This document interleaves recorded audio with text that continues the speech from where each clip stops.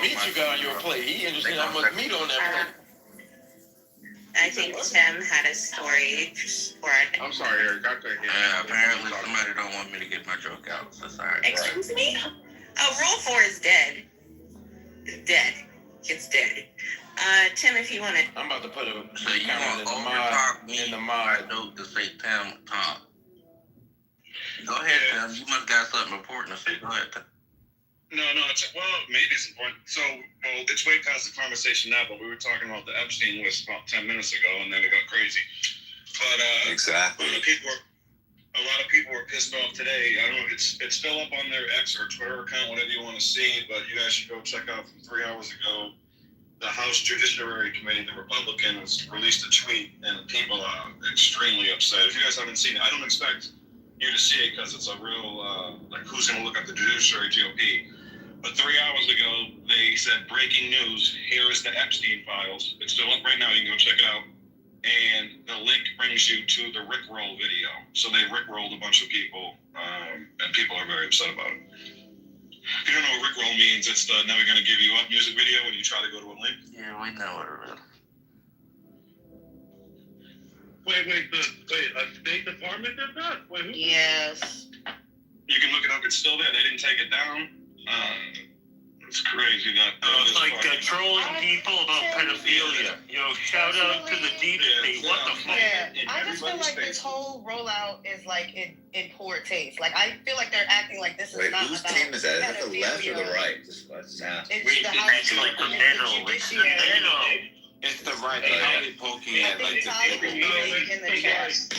Why are all these men speaking over me? Oh my god. I need to hear more male voices. I don't want to hear more male voices. Defund men with mics. Also, you want to hear female voices? No, I just hate podcasters. Anyway, Tim, I was just saying, I think this whole rollout isn't like poor taste because even the influencers they invited were like smiling with the files, and I'm like, are we forgetting what the subject matter is? Like, is this not about the victims anymore? Oh, that woman in the white dress? You see the woman in the white dress? It's disgusting. No, this is not about the victims. Did you see the woman in the white? If you thought this was about the victims, then you're sadly mistaken. Yeah, this isn't about the victims at all. This has nothing to do with the victims. This has everything to do with the deep state. It's about knowing who the offender. Even still, why are you smiling and dancing and joking about it? Like that's still not funny. Like what's funny? What's the difference? Oh man, why y'all always do this lame shit, bro? And they've They'll find some way in the criticize. Please, real quick. When are you guys ever going to just say, hey, yeah, like I agree, this is my side, but this particular thing is fucked up. This is this is a softball. What the fuck is fucked up, bro? This is a softball to just be like, yeah, this is weird. It's probably in poor taste. Like, I'm not. We can't have an opinion about it, bro. What? Happy that man. Well, I'll go when Louis lands, as he's already explained his mic is on some weird time. Did you land, Louis? Yeah, go ahead. Louis, Okay, so for me, of course. Now go ahead, Thank you, Finley. Because you're a woman. Of course it is. I'm aware of that. So, one, I saw that, what are they? The Taint brothers were on their, I assume they're Taint? Now you disrespecting the great men. Seriously. Those black. And so they, apparently the Trump administration, not necessarily Trump, lobbied for Romania to release, not release, but lift the travel ban that had been placed on them. His brother. Yes, Yes, Taint. It's Taint. He was being disingenuous, bro. Come on, finish your statement. Okay, so that I thought was weird. Why? What travel ban? You explain that? I could. So they had not been allowed to travel because the court, their case hasn't made it through the court system yet. But anywho, allegedly the Trump administration lobbied for Romania to lift the ban on travel for them while they're during the court proceedings. I find that to be hella fucking weird. And also I brought up yesterday Trump's comments about a nice new law, or the potential for one, forcing some journalists to reveal their what's it called? Anonymous source. Their anonymous sources. I don't like that. I do not fucking like that. Yeah, So, I don't like that ain't gonna happen. Either, but why do you think it's weird that happens? No, let her finish because Yeah, that's it. Why is it weird? So when you're looking at the journalist, diplomatic position to like bring American citizens from a foreign country while they're awaiting trial in a foreign country, that seems reasonable for an American diplomat to do. These are American citizens, you know that, right? They're American citizens who committed crimes abroad and are awaiting. Allegedly. Yeah, allegedly. But what's up with y'all not giving people I don't know. If you're facing trial here, you can't travel. I'm not gonna let you travel because you're a flight risk. That's not true at all. No, That's not true. The list of the travel ban, because Romania didn't have to abide by that, but I'm sure they're also playing nice and friendly right now with the Trump administration, considering what they've seen on display. Romania is certainly not in a position to test Trump's power. Right, so like when they were paying the Biden, they've been on a fucking in a holding cell practically in Romania and on like house arrest in Romania for the last 2 or 3 years now. Anyways, while this has been going down, like fuck it. If they're still not indicted, or I'm sorry, if they're still not convicted, sure, bring them the fuck home. And because I'm assuming when they do not show up for their final court hearings, that they will probably not end up going back to Romania under arrest warrant either. All right, so I would say this about the anonymous sources. I think that there should be some sort of a judicial process where a person's able to give their anonymous sources, especially in adjudication, to the courts, where they could, basically blank out their identity so that they can be vetted to see if the actual source information was grounded in some sort of a standard. If it's just a fallacious or a salacious accusation, they should be held accountable immediately. And what you've watched is, over the past 10 years, networks being able to walk loose with the truth just to smear somebody. And in the day and age of information gathering, an allegation in itself can just be 1,000 times worse than a conviction. So you don't even have to get due process anymore. Just an allegation can take your reputation for the rest of your life. I'm glad you said that because I was gonna hit. I think when I heard he was speaking about this came about for the reason you remember, like what was it, like the 500 or 200 intelligence agents or something that said they had something about Trump. Yeah, the 51 intelligence agents released a report, and the news reporter reported on it. I think that's the reason why he's trying to push for this law. And Samoa hit it on the nail. When he was speaking about it, he said that, no, they won't be released publicly, but they will be, they would have to find if these people are credible, like in their claims are factual, right, in a private setting.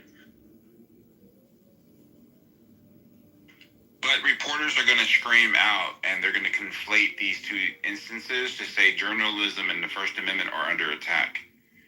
And there's certain exceptions to like attorney-client privileges, and it's like if a lawyer is involved in a crime or knows of a crime, that there's certain ways of disclosing it to protect oneself, and it actually forgot the term, but it pierces all privilege. So they should be held to the same standard. If you have anonymous sources, they should be brought to a court, and if you're found of malicious intent, you should be held accountable.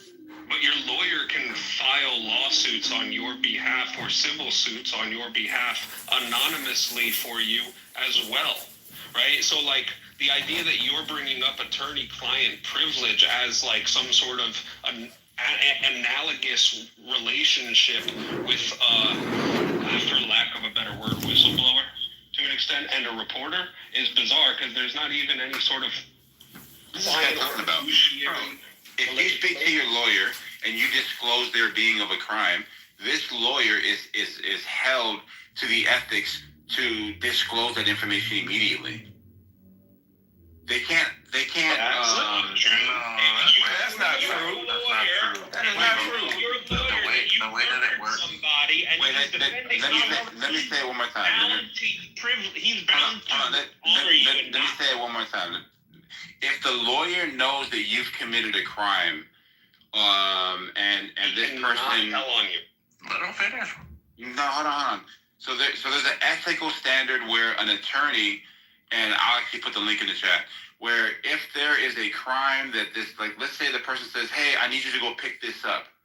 And then the lawyer goes and picks up the bag and there's the murder weapon and everything in there. And then the guy says, hey, I need you to throw that bag away because there's I just shot somebody and the gun's in the bag. At that very point, he is a part of this crime and this attorney needs to go to the authorities immediately. And you're Yeah, not. but that's different. Yeah, that's an entirely different situation. Wait, hold on. So let me align it then, right? So let me align it. Right? Because the reason why he would have to turn it in is because he's in the process of committing a crime, or he knows that a crime is being committed. That's when you have to tell. But if your client comes to you, hold on. If your client comes to you and just merely says, "Yeah, I was the one that killed this person," or "I did this," no, you can't tell. Absolutely. So then, and Samoa said the freaking attorney's hiding evidence, but the attorney can't do that. That's a whole different scenario. All right. That's a crime, right? All right. So now here goes the parallel, right? So the reporter says I have two anonymous sources, but the sources aren't credible sources at all. The reporter knows it, but the reporter doesn't actually have to divulge the identity of the actual anonymous. The people that are anonymous with the storyline.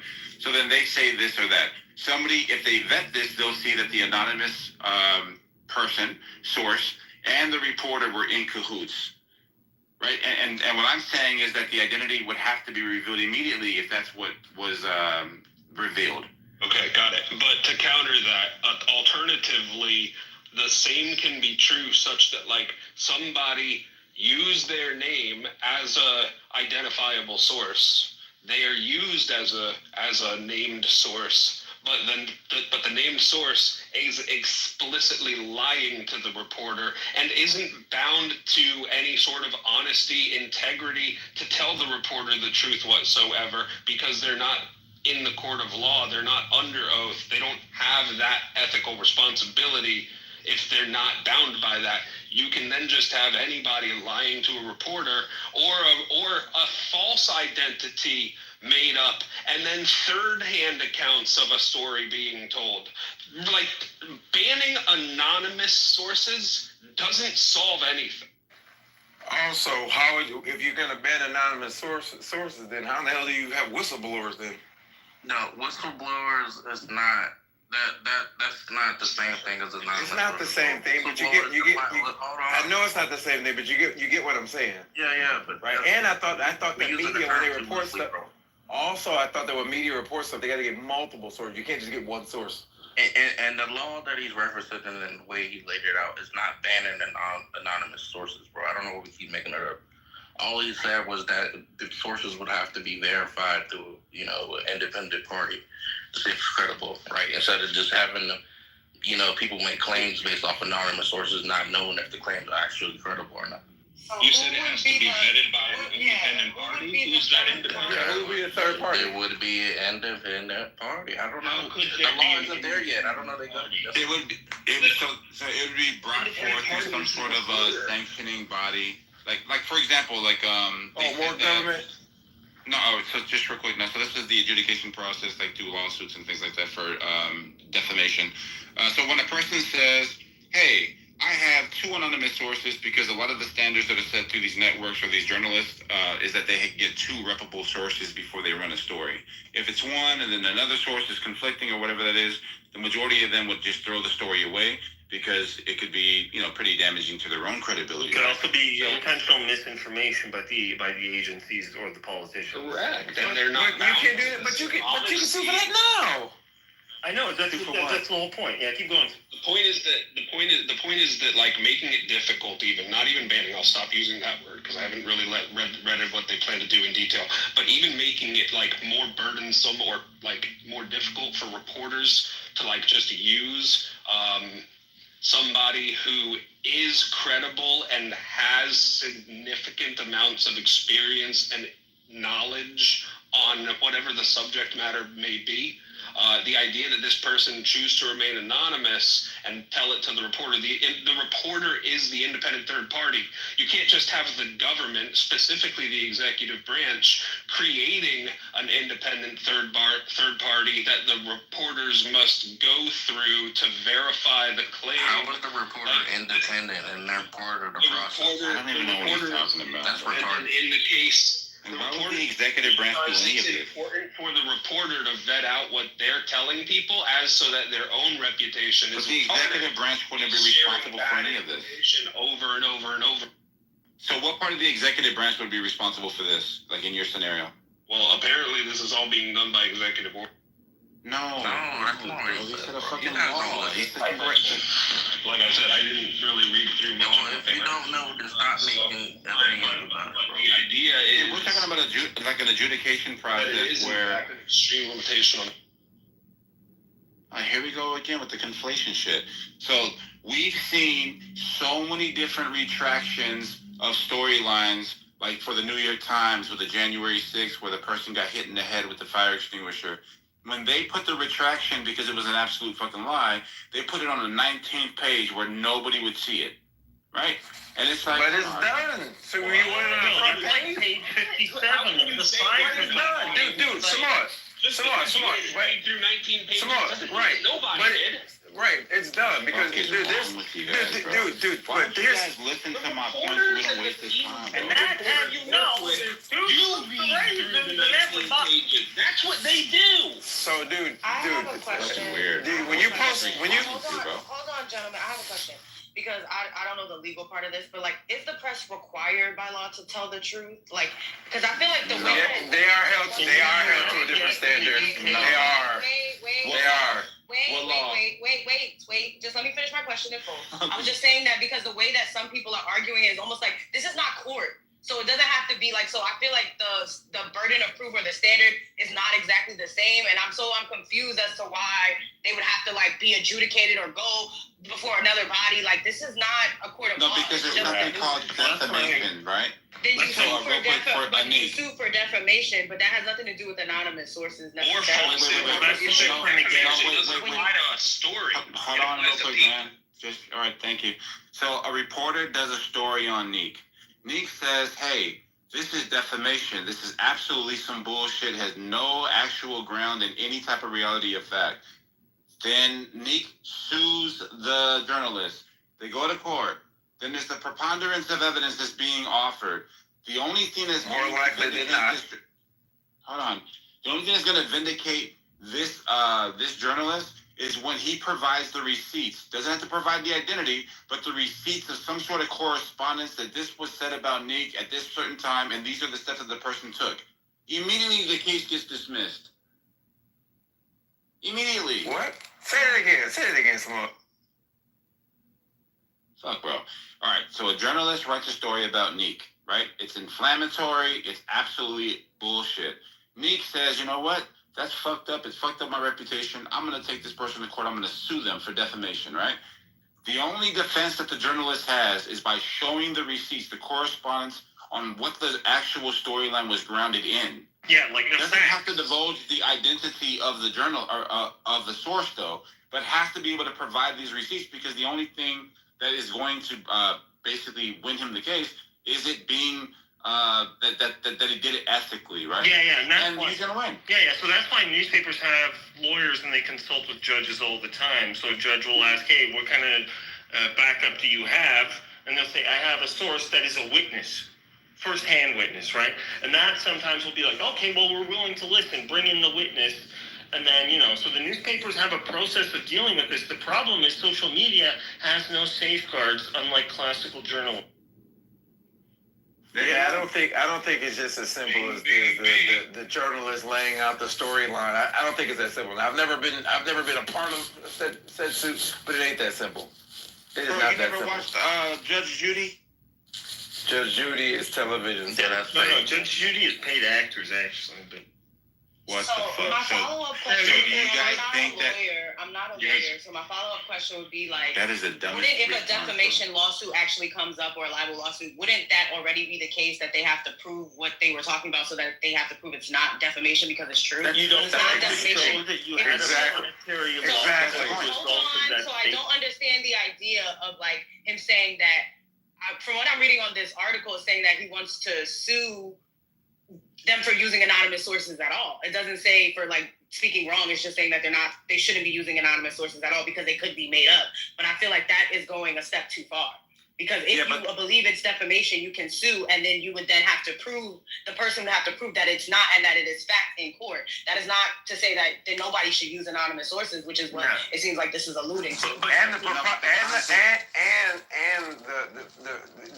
preponderance of guilt in the freaking civil trial is more likely than not. So the freaking bar is much lower. So this idea that news people are out here just wanting to willingly make them. So let me be fair.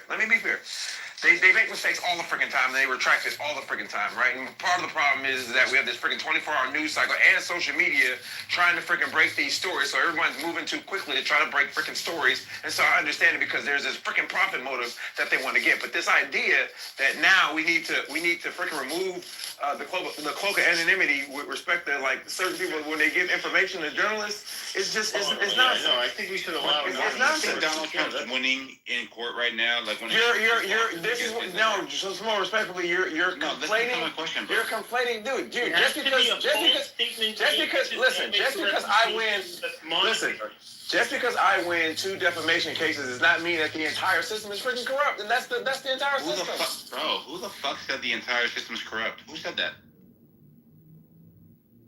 Who said that, Finley?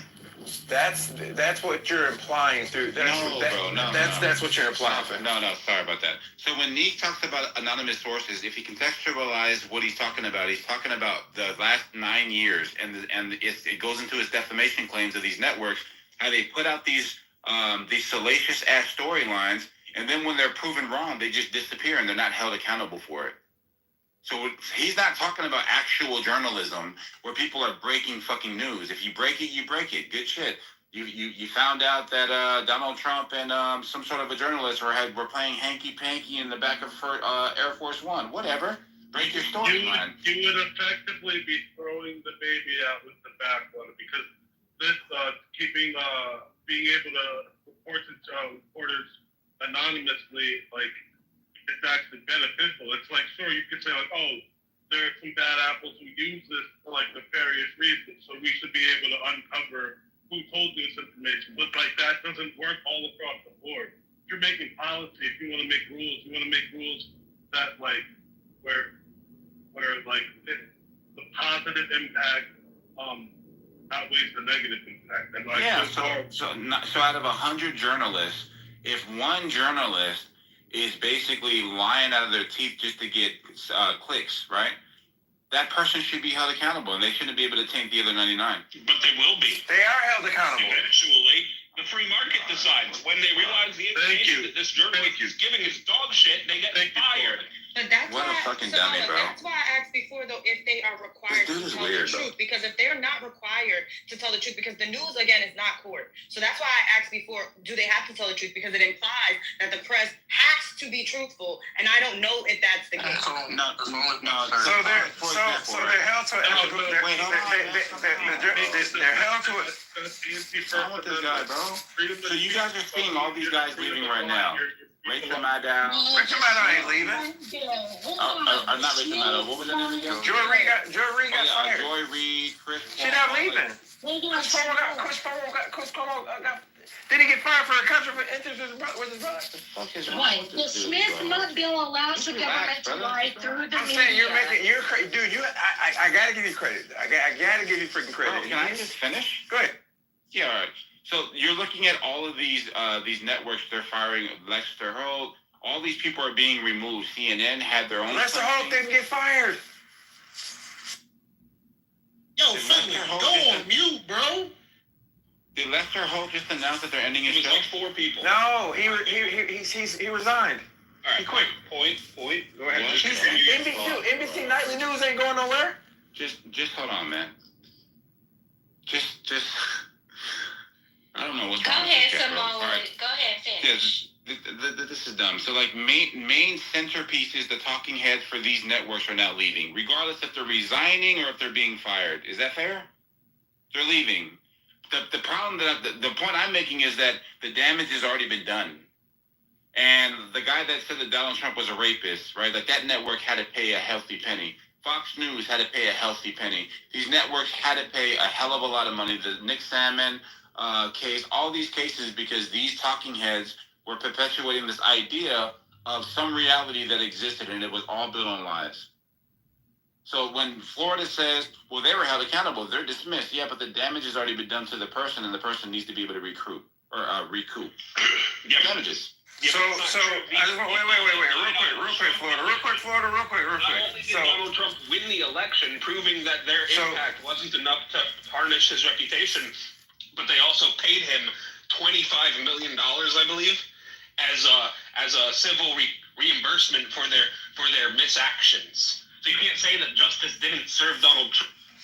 What the fuck So I also want to point out, Samoa, that you're doing this correlation equal causation thing, right? Lester Holt wasn't fired; he resigned. And it has nothing to do with what you're saying. The Joy Reid situation was probably a ratings thing because MSNBC is trying to do freaking straight up because they're getting freaking killed in the ratings, right? Like this. They've been getting killed in the ratings. But to Louis' point and to I think it was Neek's point, that if they get enough lawsuits because of the trash reporting, they got to make changes. I don't know what you're saying, Finley. How does the person that they damage get their just? But listen. I'm not saying that the system is perfect. No, I'm the last one to defend the institutions. But that's the system that we got. All right, so I'm the biggest screamer. I'm the biggest. That's my question, bro. That's the question, man. They don't, Samoa. They don't. They do. All right. Of course and they don't. Donald Trump is offering a way where they do. You said what? Now, Donald Trump is offering a way to the legislature on how they do. Because he was allegedly the victim. No, he was This is fucking dumb, bro.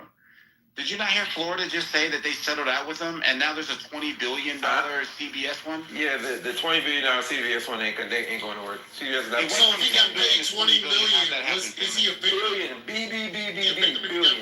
I don't. If he gets paid $25 billion, let me be clear when I say this. All right, y'all know how I feel about freaking oligarchs. They are not victims. I don't give a damn what happened to them. They're not victims. So answer my question. It went from $10 billion to $20 billion. How did that happen? Dude, I don't care if they do. You can raise it, dude. Freaking Warren Sapp is suing the freaking South Florida Sheriff's Department for $20 million for violating his constitutional rights and they got arrested. Come on, bro. I'm just saying, the money. Just because somebody just an opinion on something when you don't know about it, bro. Because here's the thing I understand about civil lawsuits. Just because you raise the amount don't mean nothing. That don't mean nothing. It's a fucking civil lawsuit. It has not been adjudicated. No one's been in court yet. No one's testified anything. Wait, Samoa. You haven't even been following it, bro. The Yeah, because there's more people that entered into the case for damages. Because not only did it affect Donald Trump, but it affected more people, so they upped it all the way to $20 billion. The higher the number goes up, the higher the settlement's going to be. Yeah, if you think that there's going to be a settlement. Bro, can you follow this stuff? I'm following everything. Just because you sue don't mean nothing. He freaking sued Bill Maher for $100 million and didn't get nothing. When did he sue Bill Maher? He sued Bill Maher a few years ago, bro. And didn't get nothing. No. What did he get? No. Mr. Finley, My point. The reason I brought the Bill Maher lawsuit. The reason I brought the Bill Maher lawsuit is because just because you sue somebody for a big number, Bill Maher. No, he didn't get it. He did not. You want me to pull up the fucking No, he clip? didn't. You want me to pull up the fucking clip? He didn't get any money from Bill Maher. No. He got an apology on the air. He didn't get any money from Bill Maher. Say it again. The lawsuit is libel. You either correct it or you stand by the falsehood, right? That's what this is. So let's talk about it. The argument. Being wrong. Listen. I recognize y'all gonna circle jerk down.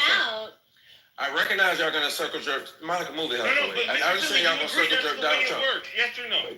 Will you hear what I'm saying, Io? I am telling you that the number on the lawsuit does not mean anything. It don't mean nothing. I agree with that. Answer the question. That's what I'm arguing. That's what I'm arguing. That's what I'm arguing. That's what I'm arguing with Samoa about, fam. He said that it went from 10 billion to 20 billion, so it must be more serious. It is. The number on the paper don't mean that nothing. Just means I got bigger, like, pliers. It doesn't mean anything, Io. It don't mean nothing. Yeah, it does. It makes you feel. No, it don't. Io, can you tell us? Io, you can sue. You can put any amount on the lawsuit. Io, I can sue you right now. I can sue you right now for hurting my feelings for $1 million, and then say, you know what, my feelings were really hurt for $2 million. Yeah. So it doesn't mean that my feelings. Family, you gotta stop yelling for one. Please, you are yelling.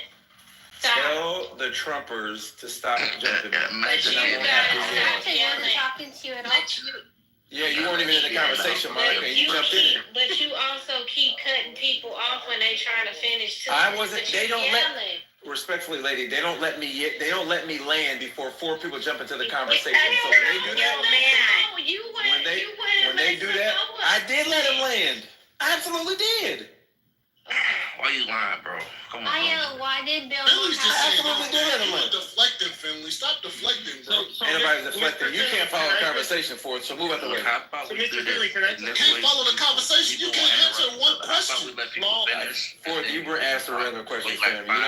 You're allowed to Eric, you're a lawyer, right? Negro, you haven't answered one yet. You made up something about You're a lawyer, right? Okay, so That's true, and he for did. defamation, you can either show up to court and apologize and then make a public statement, or stand your ground and continue with the trial, right? Yeah. Usually is how it works, right? Yes.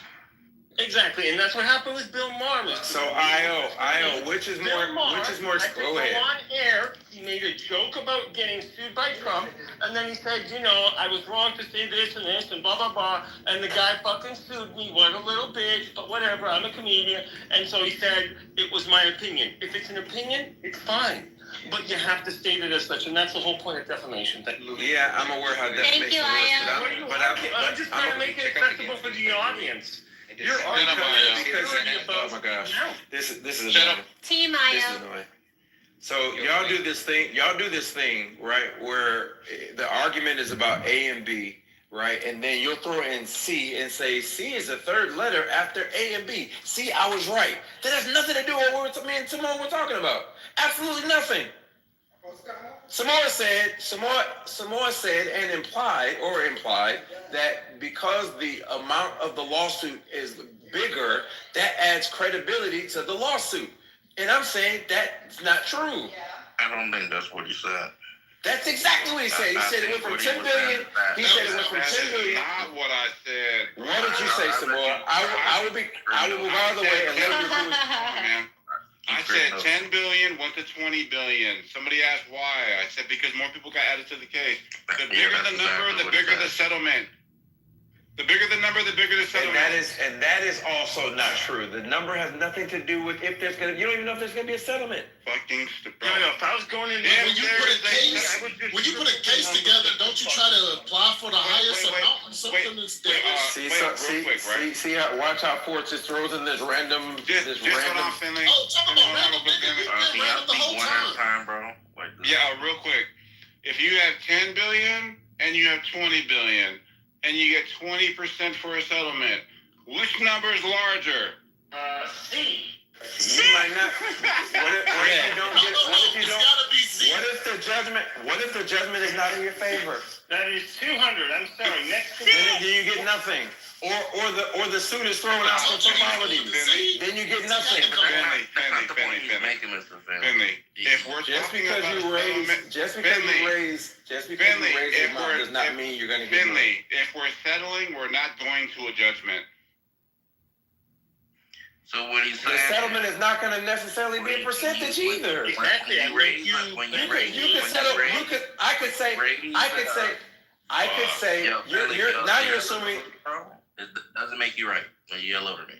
All right, look. I was trying to talk to some more. Yeah, but still, I understood what he said. Right. So, like, Yeah, you done fucked up my point, bro. I forgot. You Look at God. Just because the settlement may not even. You're assuming the settlement's going to be a percentage. Like, no, fuck You're that assuming. You're assuming the That ain't settlement's gonna going to be a percentage, No. right? When the settlement could be like in Bill Maher's case. Instead of wasting my attorney's time and going to court, I'll just make a freaking apology. It cost me nothing. No, I could say, or I could say, this is BS. It ain't going anywhere, and I'll give you $100,000 to make this go away. And see, that's Trump's style. He makes you bend a knee or pay the price. Yeah, I'm not here to circle jerk Trump, and I'm not even talking about Donald Trump. That's not even the case either, entirely. Even if the dude apologizes, the person that's still suing you for defamation still can continue to push the case forward. Well, of course. And make the claim that you damaged their reputation. Right, but there's no economical harm. Right, but there's no this idea. The point that I was making is that, right, if you raise the amount you want in this case, that when it comes to negotiate before the trial, right, aka litigation, that you have a leverage, right, on how much money. What if it's frivolous, Eric? What if it's frivolous? You got to show that loss too. That's the whole point of the lawsuit. Eric, answer the question. What if it's frivolous? You're not going to get anything. Exactly. That's my point, Eric. You're assuming. No. Follow me, Eric. And as an attorney, you know this, right? Oh my God. You know this. I am not. Do you know what they have? Move out of the way, Forrest. Move out of the way, Forrest. Move out of the way, Forrest. Move out of the way, Forrest. People speak. Do you know what Move out of the way, evidence Forrest. they have? Move out of the way, Forrest. No. Eric, Do you know what type Eric, of evidence they have? Eric, that's. Do you know what type of evidence they have? None of us do. No, None of us do. Exactly. So you don't even know how far they're going to push this case. And you so don't even I'm know not. what the basis is of why they went from 10 billion to 20. So if you don't even know that, so how could you even have an opinion on this point of this conversation? You're just now scrambling because you don't like what Samoa's pushing down your throat because you don't like the fact that it can be true. That's the point. You want to pause? Pause. You want to pause? Yeah. I don't know if it's true, and so he is drawing conclusions that you can't draw because nobody knows any of the evidence. Nobody knows any of that stuff, and so I'm basically saying you can't draw that conclusion. That's what I'm saying, and Eric knows that.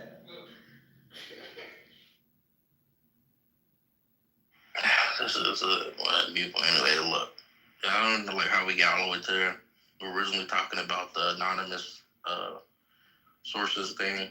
Now we're talking about Donald Trump and Bill Maher. I just wanted to say, because Nika asked a question earlier, but I wasn't able to chime in. Media companies, like anybody that like broadcasts to the public, has to follow certain laws that's regulated by there's the FCC, I believe. They're not necessarily legally bound to tell the truth, but there's certain requirements under their federal license that they have to abide by.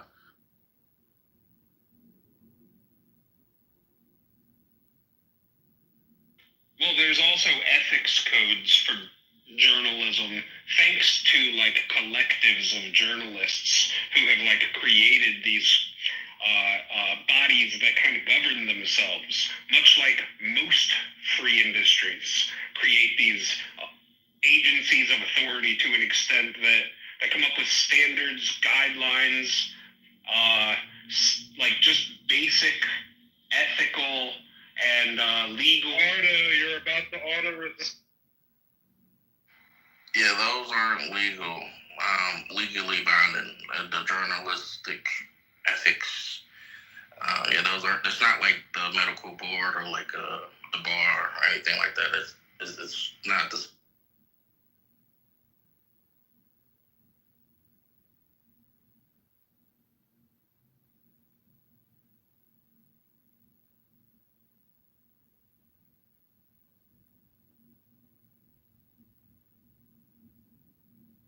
I talk about that Jake Tapper book that's about to come out. No, I ain't heard about that.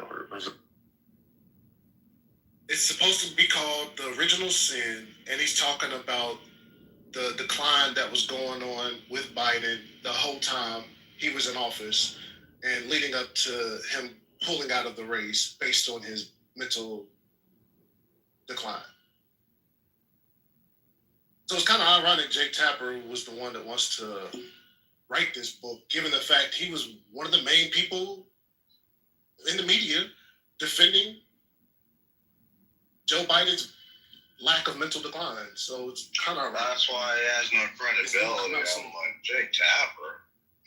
The guy has no credibility. I'm not sure I'm going to take. I'm not sure I'm going to take that guy seriously. Jake Tapper's kind of a piece of shit. He's a shill. Well, because these guys were talking about journalists and columnists and things of that nature. Like, is Jake Tapper considered a journalist? I forgot what the nigga even He's more of an opinion journalist. He's one of these political opinion journalists. And Lester Holt is stepping down from nightly news. He's actually going to Dateline. He's a news anchor or something like that. Yeah, he's stepping out. He was the main anchor at NBC. Total douchebag. You guys don't think that it's Lester Holt is not a douchebag. All these like news anchors and with political pundits are now getting fired. There's only one that was fired. That was Joy Reid. Oh, that was more than her. Who else got? NBC dropped more people. There's been a lot that have been sacked this year. Joy Berry. These are all opinions. These are all. Don Lemon. These are all opinions. These are all opinions. There's a lot of. These are all opinions. Finley, you asked for the people. These are all opinions. He just said it was 4 of them. These are all opinion people. Even worse than if you got fired for your opinion, that's even fucking worse, bro. Exactly. Opinion is all about. To give your opinion, which gives you more leeway to fucking express yourself, and even they got fired, bro. Yes, because opinion is about money. If you ain't bringing in the money, they don't get rid of you. You're blind. I mean, if you don't see a trend, you're blind, bro. I see a trend of opinion. Right now, people are making they money. can't switch each other. Right now, bro, the country's moving to the right, bro. I'm telling you. And keep those men in the girl sports. It's gonna fucking keep going that way too. Now, my point of bringing this up was that we see a pattern of people for the last, 15, 20 years who's been pushing, this left-wing media, they're all of a sudden after the election and, Since all Obama. the recent developments, they're all starting to get dropped from their networks, right? And now they're crying on social media talking about their shows were good. They actually helped people. I don't know why they were fired. I don't know. Especially that was funny watching our show. You guys are talking about if Rachel Maddow got fired, right? Or some of the big left-wing pundits got fired. Some other big names that got fired. If Rachel Maddow got fired, or some of the big left-wing pundits got fired, it'd be a different conversation. Joy Reid is big, bro. Would you know? No, she's not. No, she's not. What? She's not that big. Yeah, she was definitely big. That's crazy. Yes, she was. So let me say this again. It's all about. It's a money game.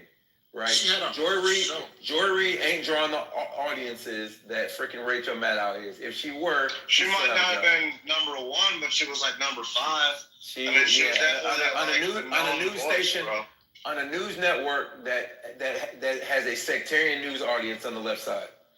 Right, the left is very much fragmented. Right, MSNBC, CNN, and what's the other one? MSNBC, CNN, whatever the other one is on the left side. They all have half of the country, all kind of divvying up those between those networks, and so all the audiences are smaller. On the right side, Fox News has everybody on the right side, or most of the people on the right side, right? Maybe it shares with what is that? America One, and I forget the other one, right? And so it's a small, right? So it's a smaller audience, and so in order to keep people watching, your opinions have to. And so in order to keep people watching, your opinions have to be making the network money. And if it ain't, they're going to axe you. That's why these people are being axed. So Finley, throwing Lester Holt in there when he stepped down and is just going to. He doesn't want to do the nightly anchor thing. He wants to do the Dateline thing. It's just a correlation that's not equal to the. So I just read that Rachel Maddox and her staff is about to be fired. Well, they already fired her staff, but they're about to fire. Finley, post that Rachel Maddow is being fired. What you got to say about that? Post Rachel Maddow is being fired. Okay, but let's just say if what he's saying is true, then what does that mean, Mr. Finley? If that now, Mike, I just said, I literally just said, Hold on, Mom. Move out the way. Mike, I literally just said that if a big name like Rachel Maddow is getting fired, that is a different conversation. Joy Reid is not in the same. What does that mean to you, though? That means that would add credibility to the narrative that there's messaging and there's a trend here on the left with the left. Okay, fair enough. So you're saying it would add credibility to what's being stated today by certain people. And if it is adding credibility, does that mean that you have a blind spot? No. That means that my theory is wrong. I know, but your theory is wrong based off of your observation in regards to your world, right? And I'm saying, does that mean that you have a blind spot? Because how do you not see it and other people see it? Because again, if that evidence is there, because I don't see it, because I didn't see that evidence. You don't see it as evidence. I'm saying I didn't. Here's the thing. I did not see that evidence. I didn't see evidence. Here's what I'm saying. Look, today you're hearing some people cite certain things. You're like, dude, those are opinion people. And then from that, we're saying, look, there's a trend moving in this direction where they're fucking letting these people go. And you're like, well, look, if they let that person go, then I have to kind of go back and I got to fucking, reassess my fucking way of thinking or way of observing, right? And I'm saying, if it is the case, would you agree that you have somewhat of a blind spot? No, I don't. Here's the thing. No, I don't, because I go off of the evidence presented, right? If I not that, if I would have look, an inference is made based off of certain evidence, right? So if people can make an inference based off of certain things, it means that they're able to see certain things that apparently you don't see or you don't accept, right? Like the election was one of them. This is one takeaway that I'm like, you know what? I feel really good about my fucking radar because I was spot on. I was listening to better sources and so on, arguing with certain people and shit like that, right? So this is another one of those things where I'm going to make the claim that it seemed that fucking the country's moving to the right. And not only that, too, you could see it because what we didn't talk about it are like fucking YouTube, like these little fucking, not mainstream media, but these little fucking kind of grassroots type people, like the Tim Pool people, which actually attracts a lot of people. Louder, prouder, right? These people are bigger than fucking ever, bro. How? Because people are looking that way. These other leftists, what was that one guy's name? He was crying because he got some followers dropped or some shit like that. You guys should actually read the article that Eric posted. Yeah, it explains everything. Young people don't trust media, man. That's the real. You guys should just read the article. I don't trust CNN. They don't trust Fox News. They see people off the first half. She's not getting fired though. Hold on, bro. I'm making a conclusion that if they're firing all of her staff, that it says why in the article. It says why. Well, I wanted to answer Eric before you go. I wanted to answer Mike. I wanted to answer Mike's question. I would actually no. Mike was talking, and then somebody else jumped in. I was going to respond to Mike. Yo, bro, you've been holding that motherfucking mic, bro. Mom, shut the hell up and go brush your mouth too, fam. Move out of the way. Bow out a little bit, bro. Go ahead, Eric. The way that I'm looking at it is if following the recent string of mass layoffs for left-wing media outlets, if they're going to get fired most of her staff, right, I'm saying that she's next on the chopping block, right? It's only a matter of time before she fucks up and says the wrong thing, and she loses a certain number of viewership that she's next on the chopping block, bro.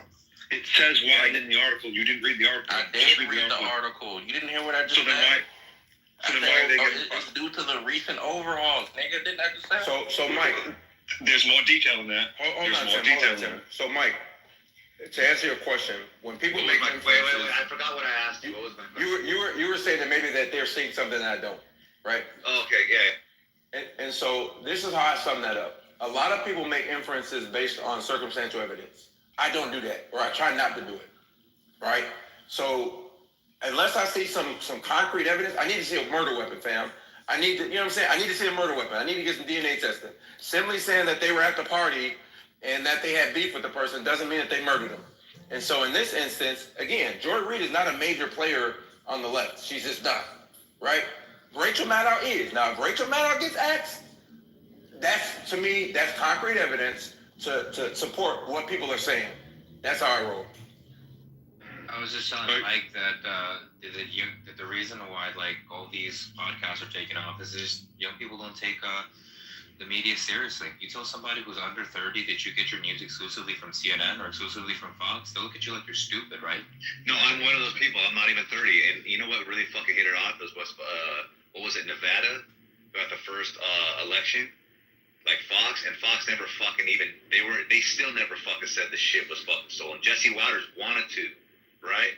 Exactly. And it was like, yeah, and then it started switching and shit. So after that, I was like, oh, fuck this bullshit. So then I started listening to, what's his name? You know, Sticks and Hammer? Sticks?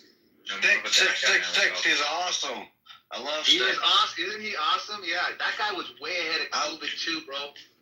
He's smart as fuck. He is, dude.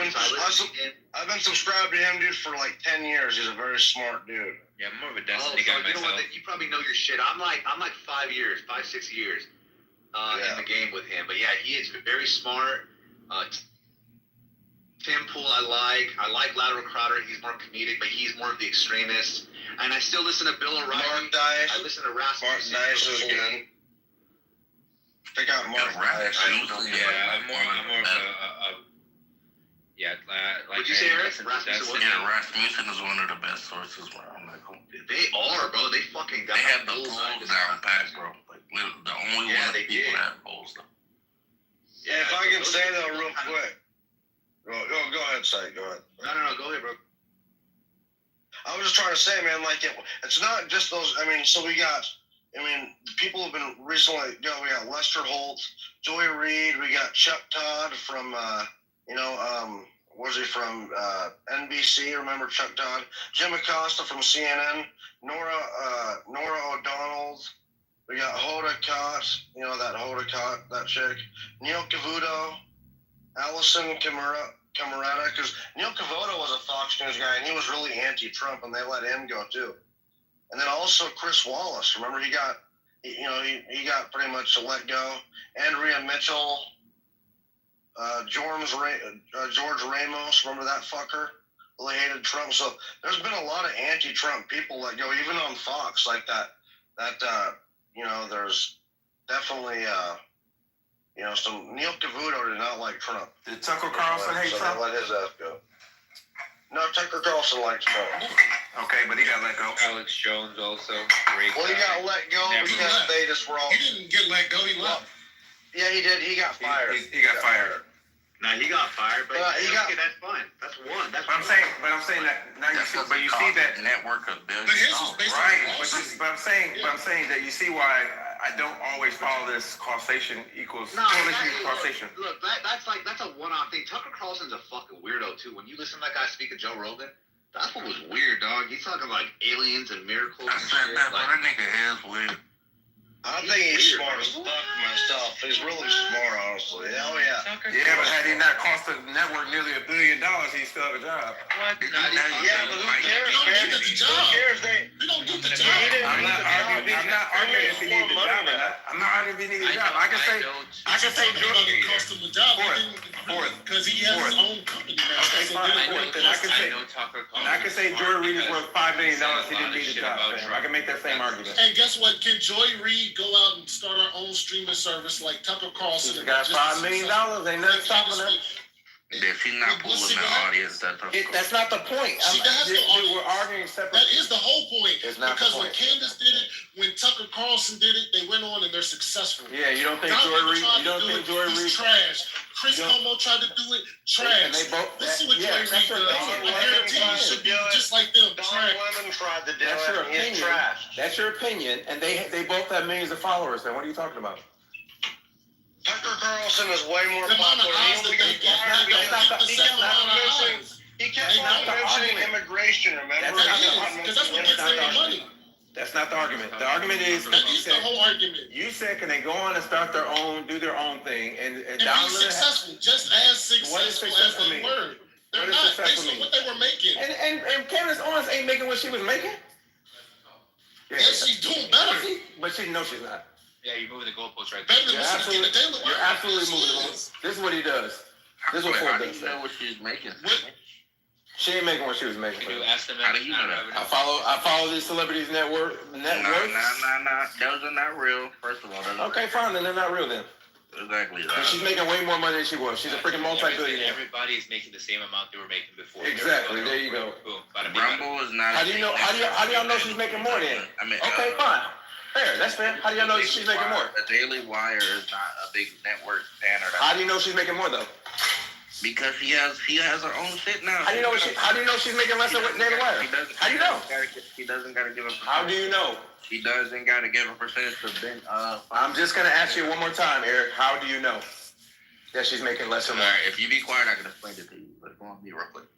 So, right, it lets this a pure business perspective. If you're in a partnership with somebody, and all the revenue that comes in, you have to split it with your business partner, right? You're making less money than if you're by yourself, and all the money goes to you. That's just common sense. So if I'm working with Jeff Bezos and I'm making $10 million, let's say I'm making $10 million a year with Jeff Bezos. I'm using a fictional example. Follow me. And me and Jeff Bezos, I'm making $10 million a year. I decide I don't want to work with him, so I'm gonna go start my own thing, right? So I can get my own check and they gotta split it. But my cut now is only $1 million. Am I doing better or worse? Well, no, that's not a correct analogy. No. It is a correct analogy because you're assuming. You are assuming. Not that big, bro. You're assuming. You don't know what she was making at Daily Wire, fam. You don't know. Not more than she's making. You're speculating. How do you know? Because I keep asking. How do you know? She said that herself. Okay. Post what she said that because I think you're just making it up. Look it up. Yep. Yeah. Look up what? Because celebrity works on the internet are not real. Candace Owens saying how much she made and why she left Daily Wire. If you said that she's making more, right, and you can substantiate it, I want to see you substantiate it. I want you to hear words out of your own mouth. You can look it up. Like I said, I don't believe she said that. I think you're just making it up to start trying to say. Nah, bro, it's alright. I'm not dependent on celebrity net worth. That's just like a dumb source. Yeah, that's fair. Hey, look, that's fair. I also read Forbes, but that's fair. Forbes is self-reported, so same thing. Nah, so Forbes is actually factual. They require tax return and like to verify what tax return. I'm not gonna lie, I know I've been saying this for days, but somebody tried to play the Vienna against me. They got smoked. I mean, smoked. I can't believe Louis lost to Florida, bro. That's crazy. Florida's not bad. I played against Florida. Florida's good. Yeah, Florida sucks. I just want to say y'all are not objective. Y'all are not objective when it comes to the right and the left, and y'all are not objective at all. Y'all ain't even trying to be. Suck at chess. So let's go, Eric. Because when I beat you, I want to tell you. Bro, I ain't trying to play you, bro. Yeah, you don't want to. You don't want to lose to someone that sucks. Admittedly. This ain't the smoke you want, bro. This is not the smoke you want. You want to fucking play college football instead? I'll beat you at that. How many times have you beat me in college football for? I'm ready today. I'm ready to take you down today. You know how many times I beat Louis before today? Oh my God! So Eric, so what I hear is you tired of beating up on Florida? Is what I hear? Yeah, bro. The man ain't beat me not one time. He's got me twice. Hey, Finley, I done took all this mess. That's a hate crime. Just so you know, it's a hate. Okay, 3 games. It was 3 games. Y'all play chess in college? And be like, I gotcha. That's not how let me hop on, because niggas talking shit, bro. Good, let's go. I'm logging. Which one of y'all put in posted on the Discord? Nah, you go watch it. We about to play chess, bro. You go watch it. Just look on my name. Okay. We're not playing football, we're playing chess? Nah, I don't want D that bad. I already know you're going to lose. I give you a chance to win at chess, bro. What'd you say, AK? So you never learned how to play chess for? I guess I need to, because as much as I hear you guys talk about it, it makes it sound fun. They didn't have chess. I know this is the fun. They didn't have chess boards. I've been looking for you all day, bro. I've been wanting to tell you how you feel about your baby daddy trying to put his wife as governor, man. Oh wait, let me roast Forrest real quick. They didn't have chess boards in Louisville.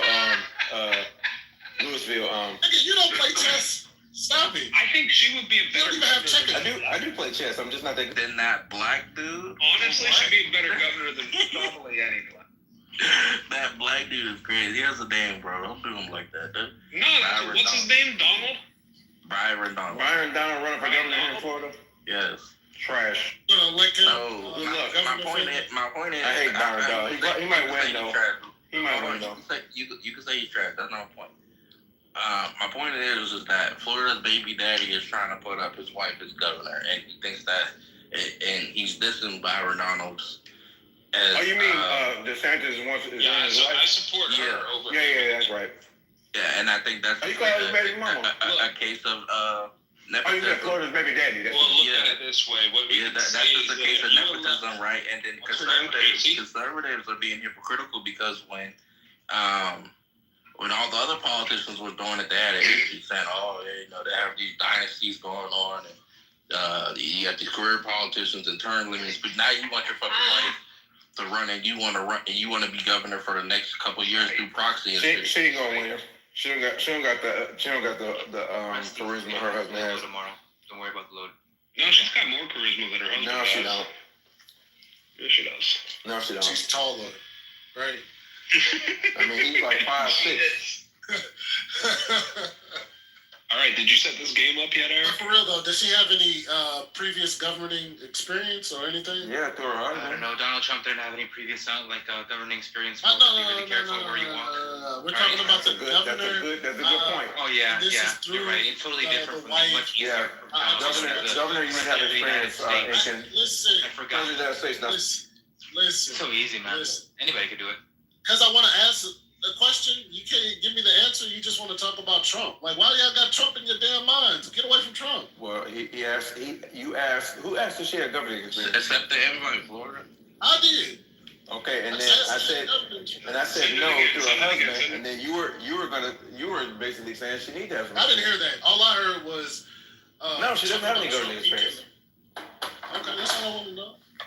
Why'd you ask? Why is it that? What did she do then? Does she have any previous business experience? I mean, I think she ran a lemonade stand once. That's earning millions of dollars. Because if she's making money, maybe she could be a good governor. So let's run with that. I mean, how about that? I know a dude that turned a drug business and went legit. He makes a couple $1 million a year now. Would he be a good governor? He knows how to work over the law and under the law. Knows how to get it done effectively. That seems like what we want: less bureaucracy and more effectiveness. Is that like the mayor that got he who saves the country does not break any laws? Ain't that the his own constituent's house and smoking crack? Is that like that same guy? Who was smoking crack? Or is it like Andrew Gillum that was caught in the hotel getting it on? He lost. Taking drugs. He lost. I don't know. My only concern is if this woman, in fact, grabs other women by the pussy. That'd be my concern right there. And if there's a recording of her, I think that should be like, come on, man. Really, is that what we're doing with, positions of power nowadays? That'd be my concern. But, to each their own. I get it. You know what? If you want power, grab them by the pussy. What the fuck? Whoa. That's haram. Damn. Keep on talking like that, Fort, and you're going to have a bunch of Christian fundamentalists voting for you.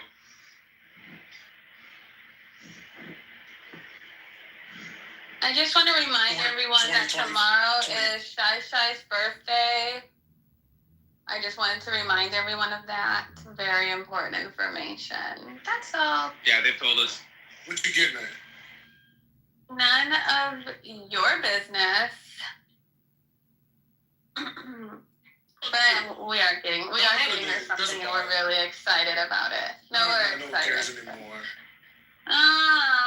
Ford, you really trying to fight me again? Owner of a lonely heart.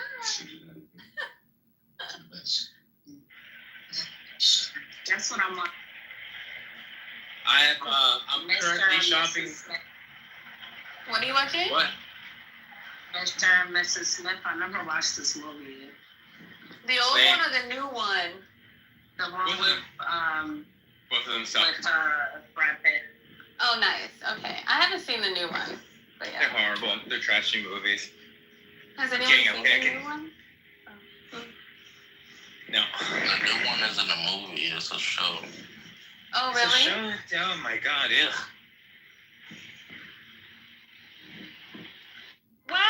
Well, it's quiet on today's events of nonsensical bullshit that happened at work. I had a 13-month pregnant woman come in with an addiction to 13 fentanyl. months? 13 months she's 13 been weeks, pregnant? sorry, 13 weeks. Okay, I was like, is this fucking Bonnie from fucking Family Guy? What the fuck? 13-week pregnant woman come in. She smoked fentanyl yesterday. She's been still drinking while she's been pregnant, and she's also addicted to opioids. And I had a coworker who wanted to challenge me and my expertise, and I told her that she should just release it under her license, then release the information because I didn't want to release it. And she ended up doing it and got in trouble because I told her not to do it, but she did it anyways because she wanted to be an asshole to me. But yeah, so that's what happened. That was my day. Gotcha. What? Car almost ran me off the road, so I decided to keep in a straight line. He almost ran the other car next to him off the road, so that was the extent of my day. Nice. Tali, did you listen to the song? Did you listen to Nissan Altima by Joe? I did. It's aggressive. Isn't it so good? It's aggressive. Maybe I did not earn the edited version for my sensibilities. But I like the vibe. I think it would be like a good Nissan Altima song. workout. I think it would be a good workout song. Yeah. Yeah. It's a good waking up in the morning when you're about to go to work, getting you like pumped up type of song, you know? Bro, I hate Nissan Altimas, bro. I don't know what the fuck they're doing. Nissan Altimas. They don't know what they're doing. They don't know what they're doing at all.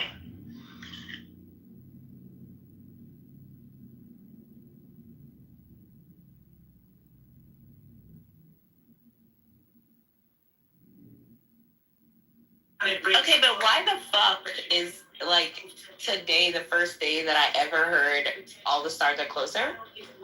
Like, where? I want to know where I be at. Where is my mind always that I miss? But I miss these like cultural resets that happen in the community of Black music.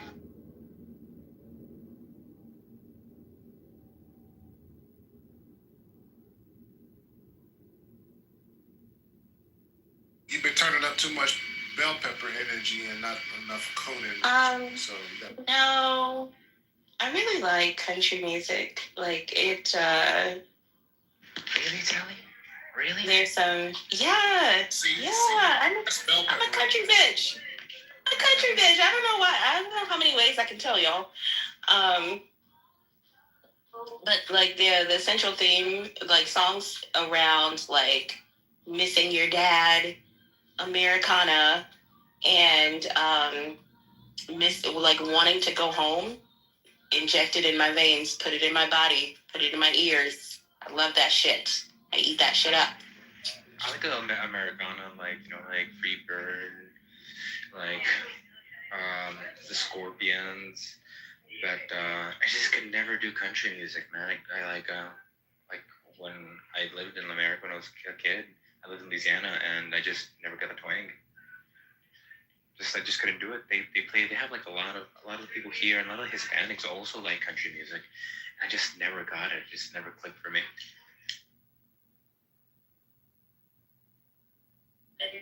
Well, I still have the playlist.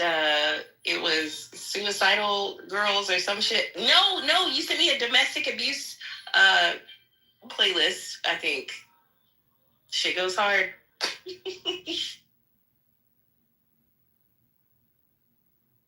Wait, me? I sent you that? I think so. No, I sent you I sent you I think some Russian song. I'm mistaken, man.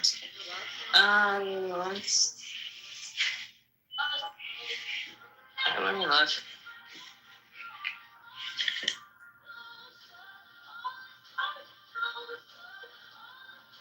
Oh no, abusive relationships. Does that sound familiar? I sent you that? I don't know. I sent you like the Presso Espresso music. I sent you like okay. Russian, yeah, like some Russian. It's called post funk. I love a good playlist. Someone sent me one yesterday. That one's really good. There's a playlist. Love you too. There's a playlist called Serotonin on Spotify. So good. It's so good. I'm gonna start dropping like songs that I hear, but like I feel like I'm gonna be judged. So what's the topics been today? What are you guys talking about? Are you guys talking about like the lack of fourth culture? Oh, I'm not gonna bother fourth anymore because every time I get into it with fourth, I end up yelling.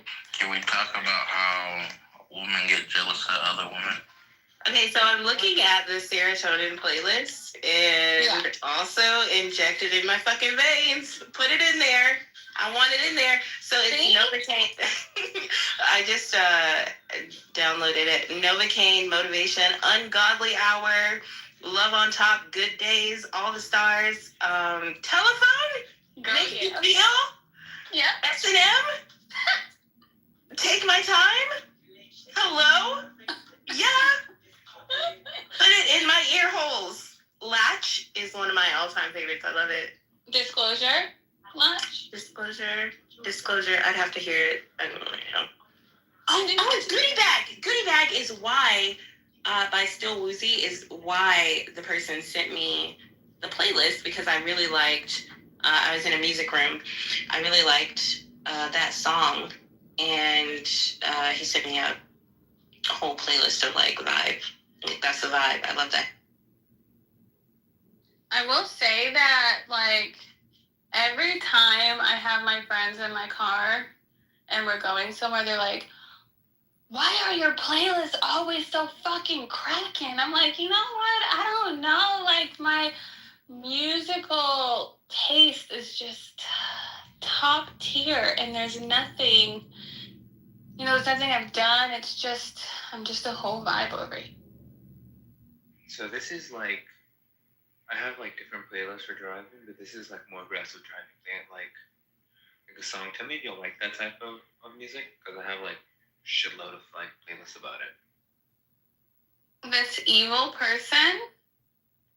Evil Mate, it's great shit. Great music. Yeah, I'm more of like, I'll listen to it because I love music, but I'm more of like a deep house vibe in the background while you clean your house. Oh, and yeah. Then maybe I have that too for driving. It's called Rally Core. Like, here's one, Marlboro, what's it called? Marlboro Club here. I'll post it right now. It's like rally car music, but it's kind of like what you're referring to.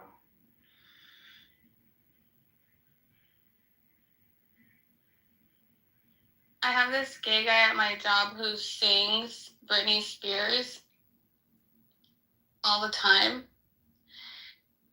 And I don't know why I have to mention that he's gay, but I just felt like I just had to do it. I would have assumed. Right. And I hate it. Not because I hate Britney Spears, but I just don't like him. And he sings it really loud to where, like, when I'm on the other side of the lab, I can hear him singing. Like, I don't understand what's wrong with people. Why do people need to invade other people's spaces? I don't know, but I, at one point, was guilty of singing in my cubicle. I'm no longer in a cubicle. But it not loud, not crazy, inconsiderate. But also, we would sometimes take dance breaks in the aisles. So I really like getting along with my coworkers. It's nice when that happens. But if someone expressed, hey, this is annoying, I would have definitely stopped. What about random yelling? Does that count? Like at the computer? No, that's fine. No, that's fine. Oh, okay. No, girl, get it out. You gotta get the transitioning period for life. But I agree. I agree with Tally. I think when you can coexist with coworkers and it's fun, It makes work a little less miserable. Or being in the office a little less miserable. So here's a question. Here's a really good question. Do Asians not like black people? Because They do not. They do not. What in ladies' night is going on? Dude, Why are that's there not three about- female mods and no it's male okay, mods? It's okay Just to make your life hell. That's it. Feels I was taking a nap, and when I woke up, I had a green bean. Sexy. Just wait until I convince Nathan that feminist Fridays is gonna be a thing. I It's feel got my my vote. testosterone levels I'll be a feminist for the plummeting day. precipitously. So do they not like black people? Just because sometimes I'm the only black person at my job, and I notice that like I have a lot of Filipinos, I have a lot of like all of the different Asians, and one of my managers was sitting there, and I walked up, and he started speaking Tagalog to one of my coworkers, and I made a joke, and I was like, "What'd you just say about me?" And like I have a very friendly face, and so he's like, "I didn't say anything," but then he kind of like self-regulated, like, "Why are you speaking another language when I walk up to you?" And then like the Asian girls, they're not nice. They're not nice. Like they try to do this whole like, you can't sit with me thing, but I don't really give a shit. But I've just noticed it. I just clocked it. I'm like, damn, like they kiki and what concrete? What's the yo? I was going to tell you that there is a TikTok of a black girl who got hired at a beauty product place, happened to be owned by Koreans, and she had a really horrible time. And it sounds like what you're describing. So, yeah. This is why I buy Samsung products. Koreans complain about their government being owned by Samsung and them controlling the government, even when they're corrupt and it's obvious and they get exposed for it. They get pardoned by other people who, also are part of the Samsung corporation, right? And this is why I buy Samsung products. I support their oppression. I fund it. I have an iPhone now, but I'm going to buy Samsung earbuds because I want to put my piece into oppressing those people because those people are the worst. They're racist. They're horrible people. Yo, Gene. Yep. Oh my yep. God. Support Samsung. Gene. Support North Korea, best Yeah, Korea. I love support Pyongyang. I want that on a shirt. And I want to walk through like Chingchong Town and just like have that right there. Okay, Forth, what'd you say? I'm gonna say that was hilarious. Forth, what did you say? Voice recorder? Yeah, I don't have a voice recorded right now, but I can definitely record them. But I don't want to be like an asshole. Like, Fourth is such a fed. Did you have a voice recorder? You're such a fed, Fourth. You're such a psyop on the internet. You're such a fed, so bro. I can flip it back on them and then say the shit back to them in their language. Yeah, all right, That's you what I'm fed. saying. and then like the meanest, and to answer concrete, I think someone asked a question: why are women jealous of other women? The meanest Asian girl, the meanest Asian girl at my job, you guys, her breath smells so bad. I literally don't even It's them teeth. It's their teeth, Jake. They got bad. Kimchi. I was gonna get to her teeth. I don't know why her teeth look like that. Like her teeth look like she didn't brush her teeth when she had braces. It's a And she dumb. brushed It's her really bad teeth for you. with tweed. They brushed their teeth with tweed. If she ever gets those braces off, she's gonna have that white square. She has it. She has it. She has it right now. That means she did not brush her teeth. I ripped my braces off with a flathead screwdriver, sorry. My bottom row at least, and it looks like it. So I don't blame. Yeah, like, and I think, because every day I go to work, I do my makeup and I do my hair. And a lot of the people, all of them, none of them do their makeup, none of them do their hair. I do it because I'm like, I want to feel good in the mornings, like the fuck. So maybe it's like a weird, I hate even using the word jealous with like other women just because it's like, I don't know what they're thinking. But it's like, I am definitely the only black girl there. And I am relatively intelligent by U.S. standards, and I'm also not hard on the eyes. So I wonder, like, if it's just an unfamiliarity with Black women being in this space that makes them not. No, they're racist. They really Are they racist? I don't want to say that. Oh, okay. So Maybe they are. They're racist. I'll explain why, right? Just like in America, when you hear people quoting about these skulls and that's how you know, that's little racist science that is actually false, right? They have a lot of those beliefs too. I'll give you an example. They believe in a lot of these countries, they separate them by blood type. They have a belief that, certain blood types are this, and they have a lot of this information, right? Where they're like, it's misconstrued, right? So it's here in the US, you might have like a UN intelligence, by bell distribution and whatnot. They really do think that some races are dumber than others or more propense to crime. I'm telling you, because I have a Korean friend. He's really honest with me. We're chill. We sing around racist jokes all the time with each other. We don't mean it.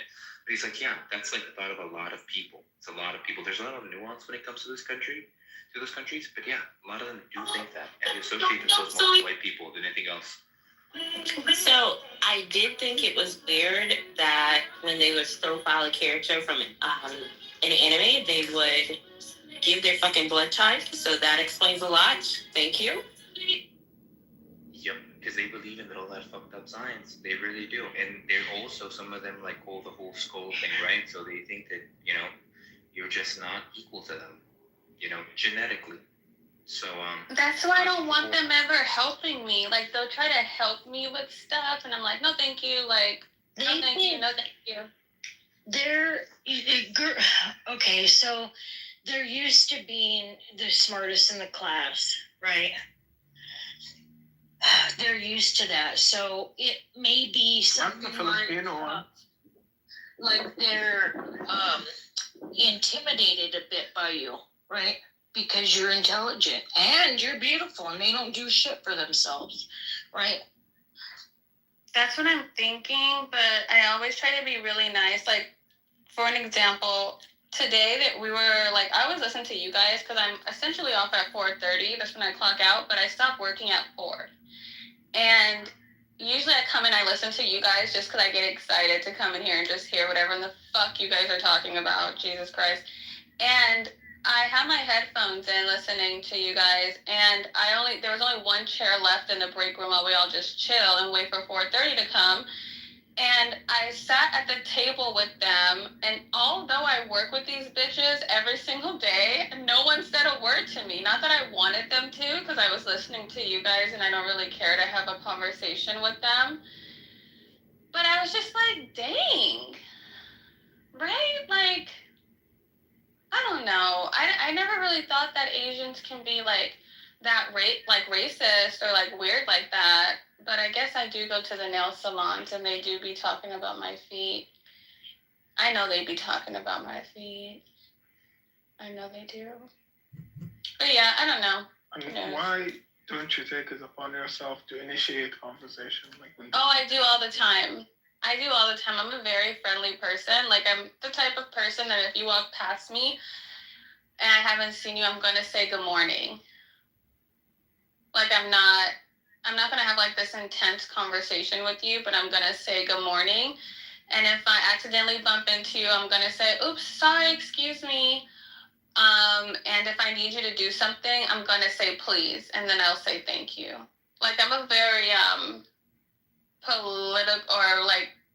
politically correct person.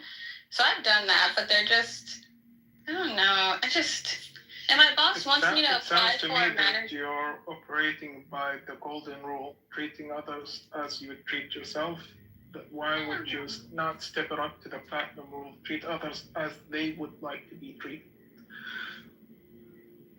No, I don't know. Maybe you're right. Sorry, I wanted to come in here after I get off work and just take the room away from everything. I'm so sorry. Because it sounds like that there are a bunch of, like, the people that you're surrounded with are a bunch of, what do you call it? Not very social people in general. They socialize with each other. They're a bunch of racist biatches. That's what they are. They're the Korean mean girls. That's what they are. I just got to make a quick announcement, ladies. Sorry to interrupt the fingernail session, but Eric did beat me at chess. Meanwhile, I think it's the first time I've ever broken like a 7 or an 800 in that fucking game. I scored 1,000. So I don't know how the fuck I played so great, but Eric. It's our nail polish. It's our nail polish talk. You're welcome. I was surprised you scored that high. I didn't know you were. How the fuck do you want a congratulations when you're like sorry to like disrupt this? Like I don't need a congratulations or a pat on my back. I was just giving Eric his well due, acknowledging that he beat me, but also acknowledging. Yeah, well, congratulations, and take that whiteness out of your voice next time you talk to me. Okay? What? He's like, I was just telling Eric. Yeah, and then. Okay. Paul, is the general corporate experience tormenting to you over your? No, it's not. Like, when I worked at the VA, I had like a couple of like mean people, but they were all gays, like gay guys, and they're always kind of bitchy when you first meet them. Gay guys are not friendly. They're not, unless they're ugly. When they're cute, like attractive, they are. No, they just don't like you. They're pretty nice to me. Yeah, they're not trying to suck my dick. Right. So like, but then after they meet me and they see like the person that I am, then they're like, oh my God, we love you, blah, blah, blah. And then we end up becoming great friends. But it's just weird. I don't really know how to navigate this whole Asian persuasion. And I'm not sure if it's even worth my time to be honest. But, Is she your supervisor or you work with her? No, I just work with them, but my boss wants me to apply for a supervisory role, but I don't really think I want to stay here because Los Angeles is too expensive and I can't, even though all the money I make, I just can't see myself. Huh? And then leave whenever you're ready to leave. No, because I make a lot of money right now being a contractor versus actually being an employee. Oh. So if I become an employee, then I'll make less. But like, I want to move out of Los Angeles. I can't afford the house that I want here. The house that I want here is like $1.6 million. And if I just go down the freeway a little bit more towards the beach, then I can get more bang for my buck. So I think How cheap is burned up California real estate going to be for the next 4 years? You mean the Palisades? Yeah, is that going to be like dirt cheap land to buy? I have no idea. You think that it got cheaper because of that? Why wouldn't it? It got expensive. What? Because they're handing out new build permits. No, I mean buying the actual damaged. Yeah, they're handing out new build permits, and if you've ever been in California trying to build a house, you would know that it takes a lot of money and time to get a build permit in California. Okay. Concrete, what do you think? You think that damaged land would be cheaper? The land itself is going to be encumbered by lawsuits and insurance claims and people not being in communication. The land itself, but the surrounding properties are definitely going to go up because you just eliminated thousands and thousands and thousands of supply units. Yeah, like my room right now for a 2-bedroom, 2-bath, I think there's 1,500 square feet in here, is 3,600. Mm-hmm. And around us just went up like $700 more a month because those people that were living there are like, well, some of them in Altadena more specifically, the other fire, not the Palisades, but the other one, they're looking for places to live. So it went up significantly. I guess what I'm referring to, though, is like land that's now been damaged from the fires. If it had stuff on it before, those people largely are not going to be able to rebuild their lands. We'll get settlement checks from banks and insurance companies if they get paid at all, or if they get fucked, they get fucked. But someone's going to come in, BlackRock most plausibly, and buy a ton of this and then redevelop it, or at least like rebuild it in some manner. But I got to imagine whoever that buyer is, whatever their intention or intended use case of the land is, it ought to be cheaper after these fires than it was before. That's all.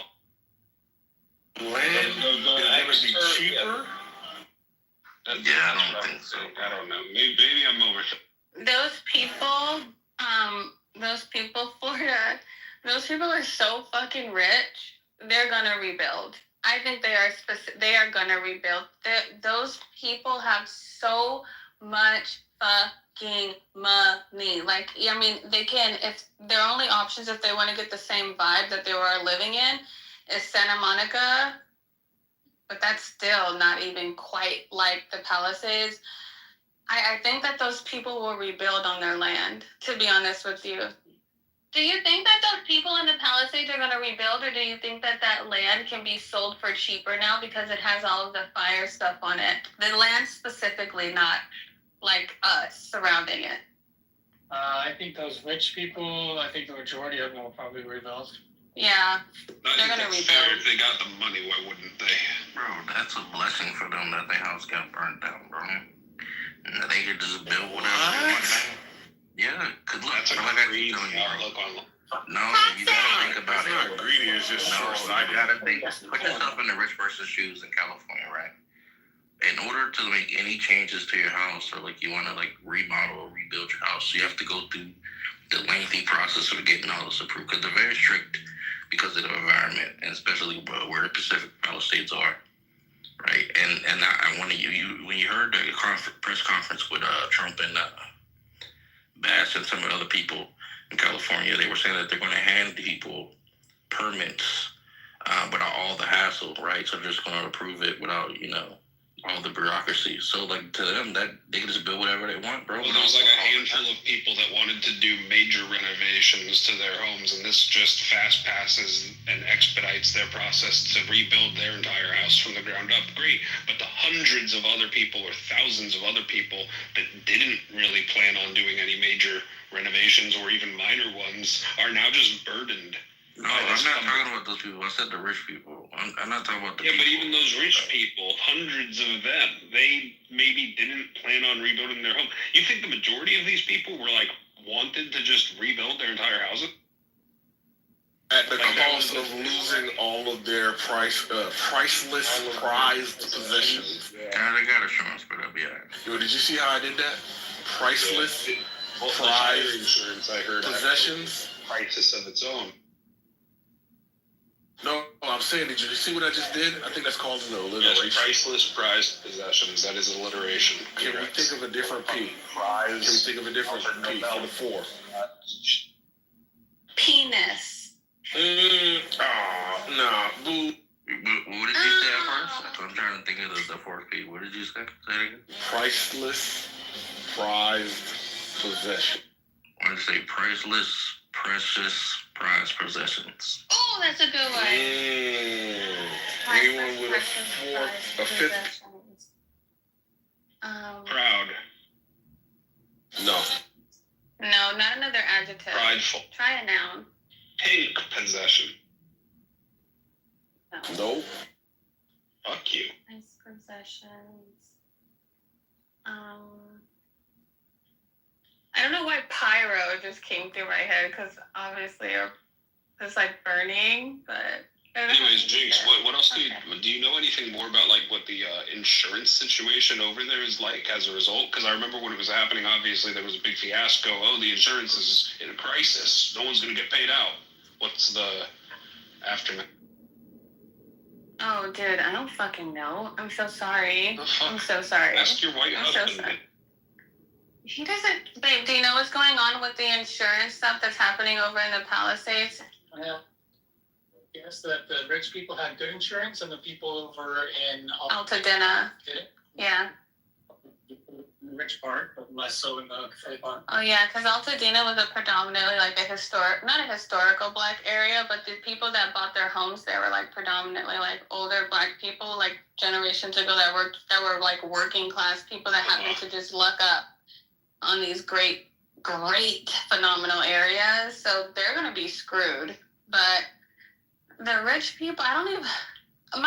My best friend's a real estate agent, and she just sold a house for $11 million on a fucking cliff. And she told the buyer that the house is gonna be underwater in 15 years, and he didn't give a fuck. He still bought it. These people have so much money they don't care. Like, I don't think they're not like She's lying. They're not She like would us. never tell anybody that. She's under no obligation to tell somebody that. She has no verifiable, like, legitimate proof that would justify telling a client that at the behest of losing a deal. She's lying. That's not true. In California, you do. You have to you have to do surveys, and they have to be presented before you sell the house. Yeah, and the guy still bought it. He was like a TikToker or something, rather maybe a. I think what they have to do if the buyer asks something like, "Hey, is there fire damage to this property? Is it in a flood zone?" These questions have to be answered legitimately, right? I suppose if the buyer goes as far as to ask, "Hey, is this house going to be underwater in 15 years?" then the real estate agent might be under some law to like break out a study that says, in fact, yes, the odds are high it will be. But like otherwise, why the fuck would a real estate agent ever divulge that information? No, you don't have to divulge information about a ghost being inside a house unless they ask. It's the report, not her directly saying it, right? Like I told you, when you sell a house in California, it's called a disclosure. It's unstable. Right, you have to do environmental assessments and surveys, right? And then this is all has to be presented in the deal when you're like selling your house. But in Florida, it's that's not Florida. No, disclosures are requirements. The one with the dead bodies is like the property's been stigmatized. You definitely have to disclose that, unless I believe it's an as-is sale. But I gotta double check. My first house had disclosures of fire damage in the basement and also a lot of criminal activity, and it was just they had to disclose it, and it was just there on as we were looking at the house. But the question is, do as is sales? You have to go through the California Coastal Commission, so there's also more. That's what I would tell them, bro. But I think the issue is, do as-is sales require disclosures? I think ChatGPT is the proper tool. He's like, I think ChatGPT. From a warranted sale? Yeah, warranties, just think about, warranty on your refrigerator. If anything goes bad. Land sale, exactly. How does that warranty work? land sale? Probably if you had like a sinkhole and it wasn't disclosed, but it's insured against. I don't check. Yeah, I think we were in Huntington Beach for a bit, and we bought there, and I think that was as is, but they still had to tell us whether or not we were in like an area. Do you remember that? Like if we were on the floodplain, right? So I think there's just like a certain rule and regulations that you have to go through. Maybe here. So I just looked it up, and you do have to disclose it, even if it is as is. So.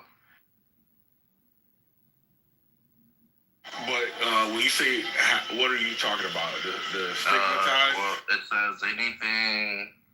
I'll just read the material. Property sales. Sellers are still legally required to disclose any known material defects or issues that could affect the property's value or desirability. Yeah, that makes sense. And then it includes says transfer disclosure statements, natural hazard disclosures, such as fire zones, earthquakes, fault zones, flood zones, a whole bunch of other stuff. So I think falling off the cliff would be under that.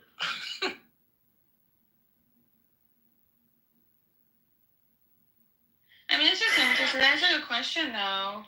That is a good question, Florida, because maybe I would just buy some dirt on the Palisades and have a house overlooking the cliff.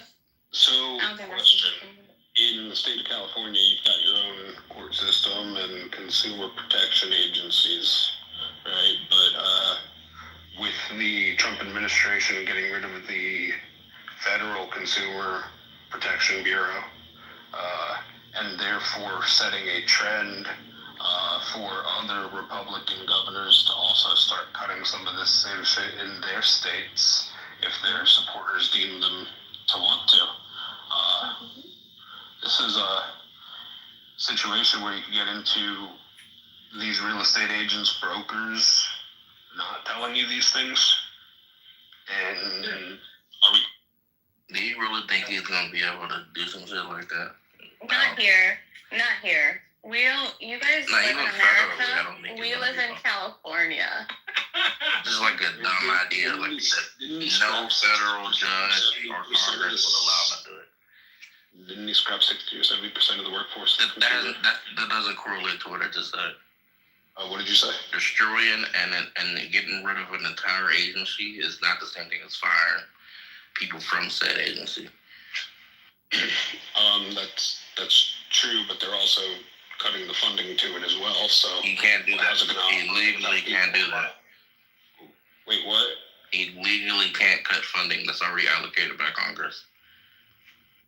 What? Yeah, what do you think all the court cases is about, bro? You don't pay attention to these things? Wait, didn't us? Okay, wait, hold on. I could have sworn, and this is I saw about the halting monies to I don't remember which agency, okay? But it reached the Supreme Court, and the Supreme Court said, no, you can't halt this. I'm sorry, you can't block his block of the money. No, that's not what they said. No. What they did was they allowed they basically reversed or overrided the smaller courts. Pause on federal money. Yeah, pause on it on Trump's executive order. Right, and the Supreme Court says no, you can't pause Trump's executive order. Therefore, Trump can pause federal funding. No, that's not the same thing. So that is foreign federal funding. What I'm talking about is funding that goes to U.S. agencies. Like, so when he tried to, I think it was like his first couple of days in his presidency, where he tried to like fund all grants and money going to like the Department of Education, Medicaid, Medicare, and what was the research agencies or something like that? They turned that down. They said you can't do it, and there's already federal laws that says you can't do it.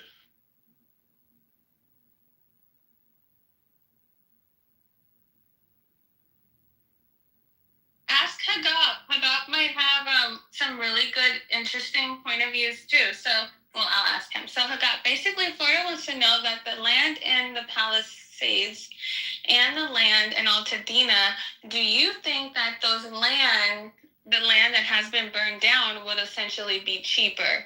And a second question on top of that is, what's going on with the insurance? Have you heard anything new about the insurance? Are people getting their insurance?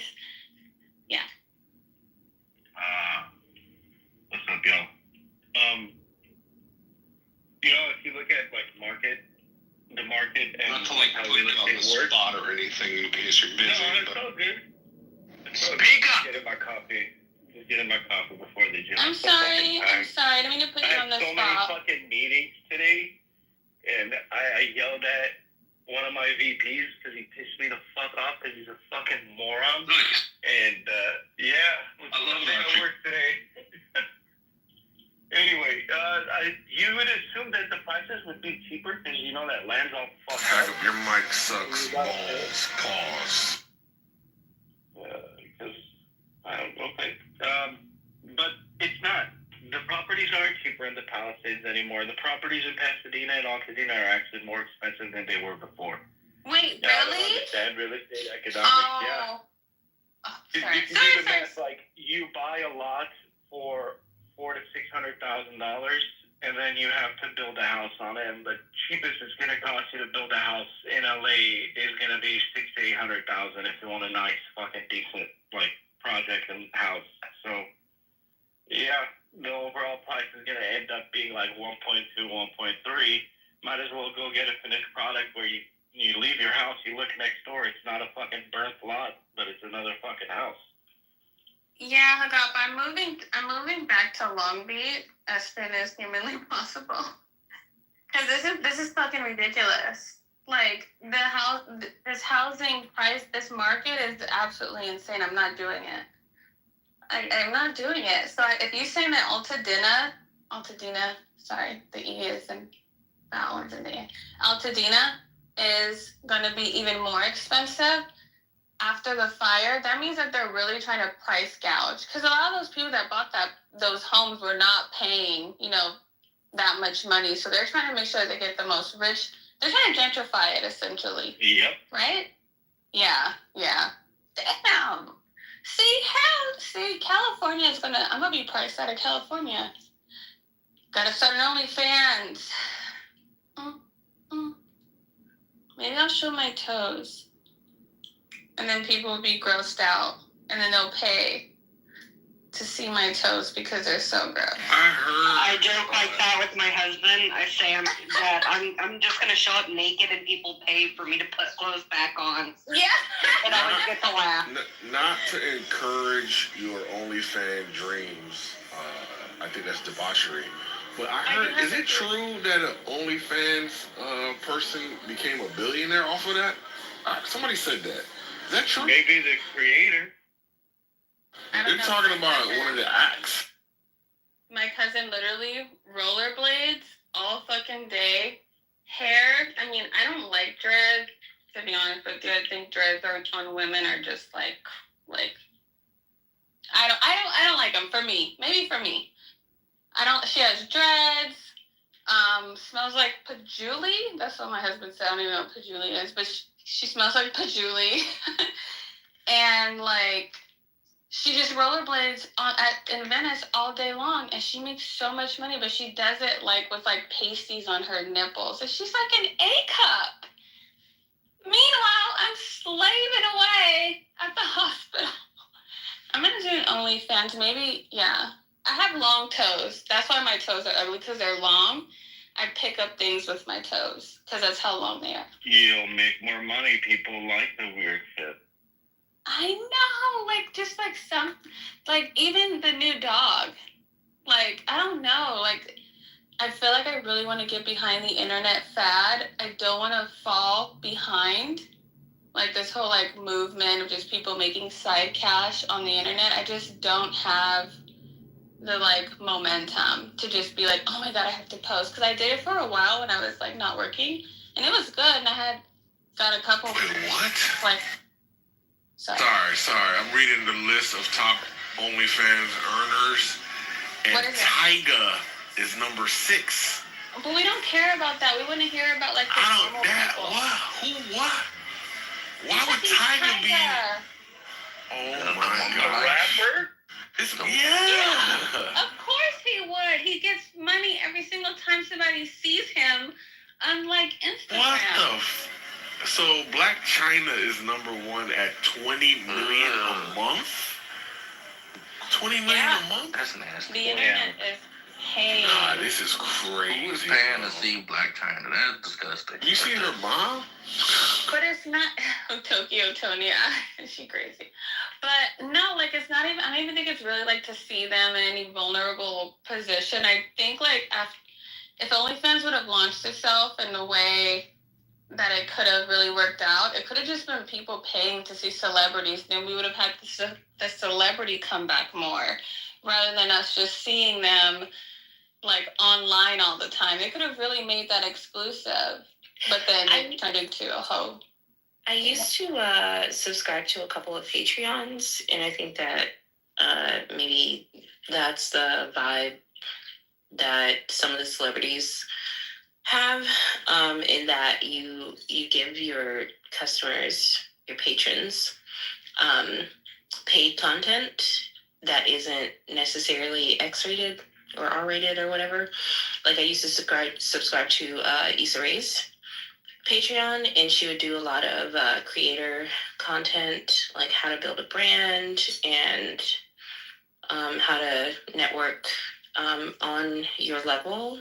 And she subscribes to the Ava DuVernay model of lift as you climb. But a lot of the times, creators forget that there are other people who don't have a name yet, who have the skill set, but not the branding. And you can get together with people on your level. You don't have to like necessarily reach up to get what you need.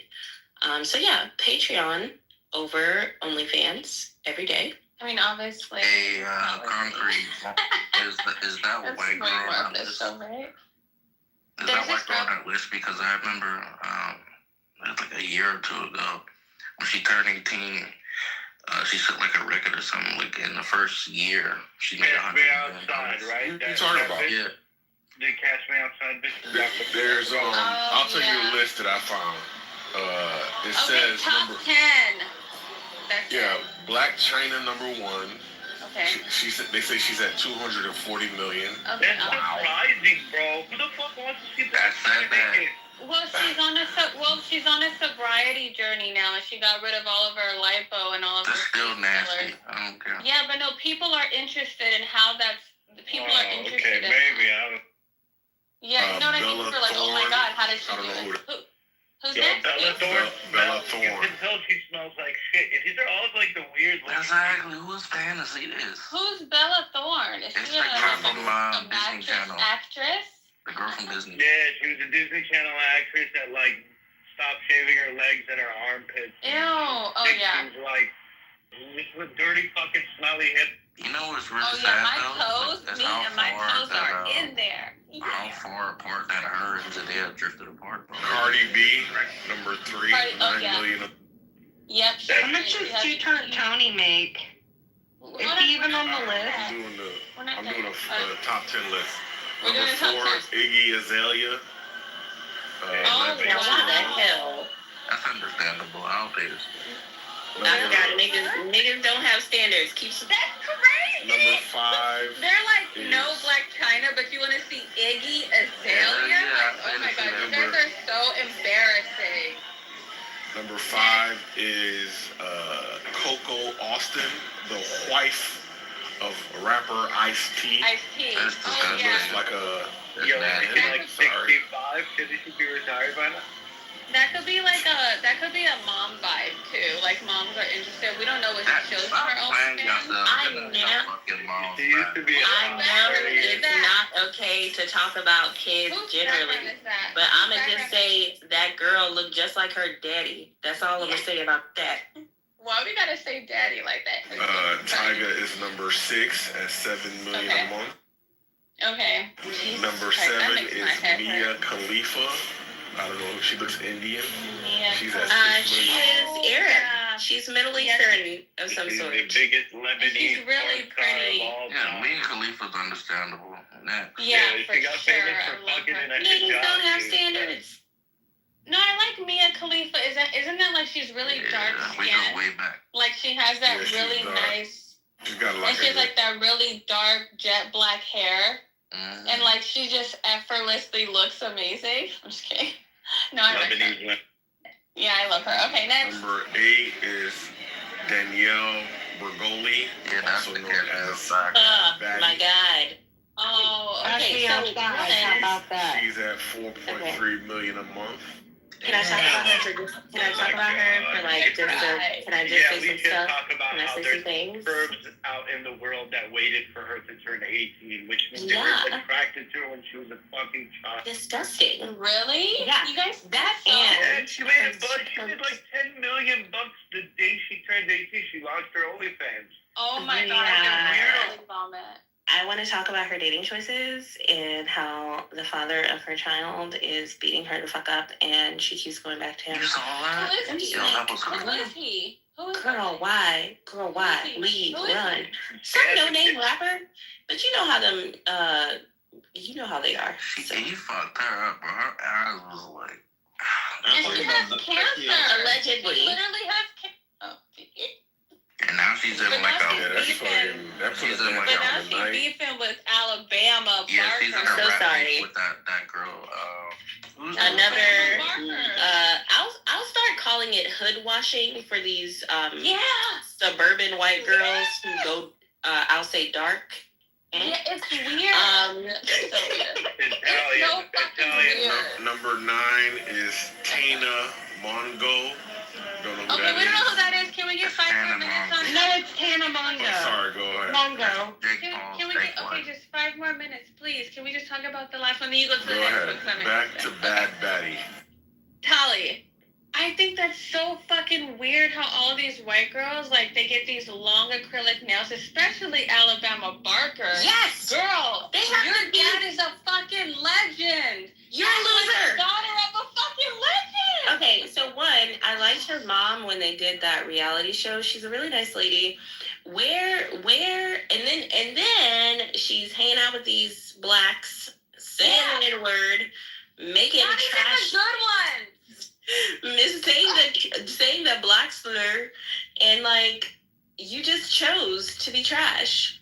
But we watched Miley do her thing. Yeah. Alabama will be making country music in less than 2 years, guaranteed. Just a few niggas. No, she's gonna get sick of these niggas. Respect. She grew up in that environment, though. She is black adjacent. I don't give a fuck. Listen. She has the right to say it. And this is why I don't listen to black men. Miley literally, she never used the N-word. She just went through, like, I think she just, I know, the whole, the way, the chronological event. Here's how it's anti-black, right? So she is a Disney princess, and she. I know, telling me dumb girl. Okay, because some people need to be walked down. Okay, say it for them then. Go ahead. Okay, sorry. So she goes through she's a Disney princess. She has all of these restrictions on how she gets to present herself because she has to maintain the brand. And in this era, I find her very relatable because, as I've said, growing up, there's a term, grits, girls raised in the South, that there's all this emphasis on the way that you present yourself publicly. And for some of us, it feels like fucking oppression. I just want to be myself. I get it, Miley. I fucking get it. So before she leaves Disney, she releases I Can't Be Tamed. Also, here for it. Love it. Niggas try to tame me every day. It's never gonna happen. And then every time, go ahead. Yes, and then she leaves Disney on that note and hooks up with these black male producers. As I said, the Negroes don't have standards ever. Yes, she did. Yes. And suddenly, this girl, Billy Ray Cyrus, is still her father. Trisha is still her mother. She still grew up on Disney sets. Who the fuck are you telling? You with your got my J's on, girl. Get out of my face. Maybe it is Jordan. It's as unnatural to her as it is unnatural to. I'm speaking. May I? Crazy, Eric. You hearing that? No. May I? Come on, she's cooking. Okay, She's getting the walk down. Okay, so it's as unnatural to her, maybe even more so, as it would be for me to put on a jersey dress and like fake twerk. Oh my god. And fake invent twerking. And Melissa's. Yes. Tell me what Melissa's are. I know what they are. I have been part of the culture always, despite how people try to whitewash me online. Anyway. I love this. Yes, so she puts on her little J's, whatever. She twerking on niggas, doing nigga shit. And when I say nigga, in this context, I'm referring to a certain subsect of niggas, not necessarily all niggas, because I too am a nigga. She then meets a Hemsworth, marries a Hemsworth. Oh, hell Correct. She gets the good ring, and and she's like, okay, well, I'm going to put those blacks in that rebellion to the side because the blacks are rebellious in a counterculture that I can buy in and buy out of. I'm white again. I'm going to release a country album. I'm going to go back to my actual roots, to my actual culture, to my actual upbringing. And she left you blacks in the dirt. I love that. Love to see it. And yeah, that's the story of Miley. Love her. First of all, I didn't know that she made a country album. I'm so sorry. I think country's oh my God, it just reminds me of sadness and black people suffering. My mom loves the song Tennessee Whiskey. She plays it all the time, and I want to cut her head off. So good. It's so good. No, I literally want to fucking cut her head off. I swear to God. But anyways. Who's responsible for this shit? Is this Lupe Lime? Anyways, I'm sorry. Are you sick? Are you guys sick? None of got deported. Nathan ran off with a white woman, and now it's just Talia and her homegirls talk about hair and nails all fucking day. We're not even talking about hair nor nails. Actually, Toxic, it started yesterday. It started yesterday. So I was sexualized. You by guys a man. talk about bullshit. You guys yell all the time. Like, Okay, you guys so- literally. Sorry. I blame No. So it started yesterday. I was sexualized by a man, and I responded by PTRing a picture of myself fully clothed. I am then told by several men that I am a whore, and I should be a better person. Then I get attacked by a white woman telling me that I am not black enough. Think Miley in the way I described her, but she's never left the era. So today, I did not do the doom scroll. I did not check in on the news. I stayed muted all day. And we thank I you just for that. We really do. Yeah. Wait. So anyway, Am I still? Who is toxic? Is that toxic? Now I'm just vibing. Now the room's already dead because you niggas don't like holding conversations or sustaining momentum conversations. Now, what's that, Toxic? You were perfectly white when I left you. What happened? I am Wait a black. minute. Why did you bring up a subject? If you're going to interrupt the conversation that's actually happening, that's fluid, why don't you bring something that's conducive to what's going on in the room? This is chillism. We got 2 days left in the Black History Month. I'm sitting here like, oh shit, I haven't said nothing to the black people in a while. I better go check up on them. You guys do your shit, Toxic. Do your thing. Is he Where's white? the fucking house at? First of all. You know, I made assumptions about Toxic's upbringing, and I think that I am mostly correct. And I'll say that he is an Irish, and like red hair, like a potato nigga. And I think he's done well. I think he's done well in life, but like some other people, he didn't necessarily shake his rough upbringing. He kind of takes it around with him. Anyway, do your thing, Toxic. Just want to say the trauma dump and the white women hate is just killing the room. Because I could do nigga hate. It's annoying. I could do hate nigga all day as well. I don't know, you interrupted me. I didn't interrupt you. I went on mute. Should I hear that you're speaking? I went on mute when you were speaking. That's why she dropped the white woman at You've been wanting to fight all day. I've seen you in So the trauma dumping needs to stop because it's annoying. What's going on, bro? But anyways, look, I'm gonna say I've seen you in the Discord. You've been on one all day. What's going on, bro? No, you guys been on one all day. What's going on? What? I'm just gonna leave. Who? What? What somebody's trying to do is paint black culture as like this exclusive club, which is really not. There's no such It thing as is. Are you kidding me? It is an exclusive club. Even if it was, the way you described it is not even how it is, right? Our nails, our hair, our bodies. Are you fucking kidding me? You tried to paint wearing J's as black culture. Oh my It's God, the most Jordan. retarded thing I've ever heard somebody say Have about you black not culture. seen Air Force? Have seen That Eric is One? not black culture. The movie? Have you not seen That's Eric not One, black the culture, movie, and bro. why his mom made That's him get American that culture. shoe? That's American culture. The shoe was literally made about a black guy playing a white sport. No, you just don't know the depths of the reason why he I don't has know. that I'm shoe. blacker His than you. black I'm ass blacker than you, mama too. told Don't him tell me to that. make sure he has a shoe.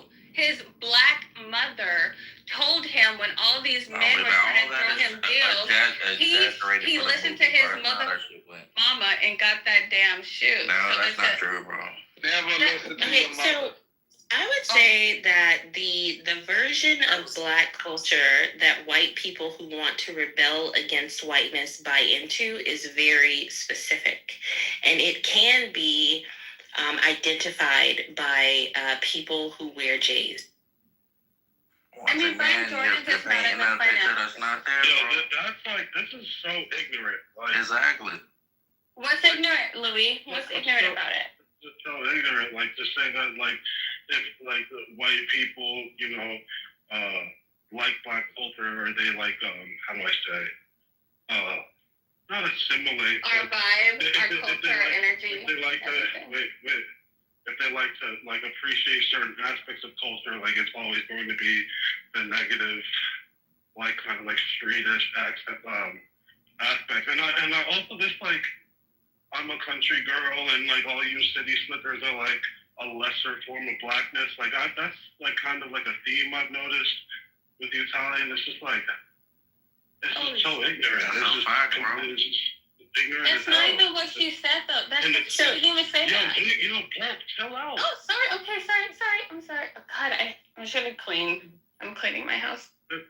So generally, yeah, I don't get like I'm not. I'll say that the only images of the city that I grew up with were the ones that were broadcast on the news, and it was always something burning, always some crime. So I didn't really get a good impression. I do live in a like mid-sized city now, but I live in the cut. Like you can see deer running occasionally and wildlife even then. I don't.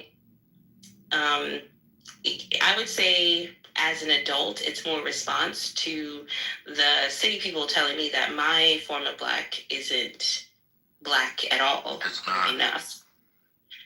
But what's your form of black? Yeah, there you go. How are you gonna Just say? What makes you say that, Eric? Can you? Because well, okay, quickly, 10 seconds, because Louis wants to go, and I love Louis, obviously, and like. Quick, 10 seconds, and then, because I want you to be very specific. What about Tali makes you think that she's not black? I'm gonna let Louis go first. It's gonna take longer than 10 seconds. Talia, were you pretending to be white for Nathan? Yo, this thing is crazy, yo. Yo, Toxic, you're Irish, right? That is possible. You're Irish, right? Toxic. What language do the Irish speak? No, I'm fucking with you. But anyways, no possible. I'm Irish.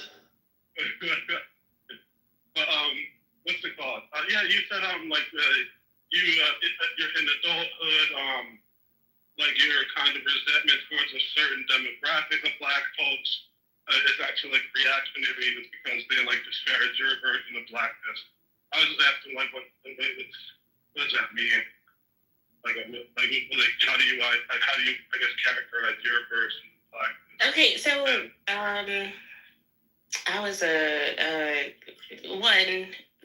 they do that. They tried to do that thing to me where I would have to go to like balls and wear dresses and play with dolls and stuff, and it wasn't really what I wanted to do. I was either in the library or climbing trees or playing basketball or just there was a stream in the woods behind our house.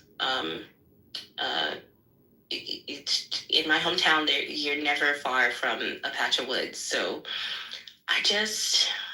there were cows, there were horses, I was black through all of it. My neighborhood is black and has been for generations.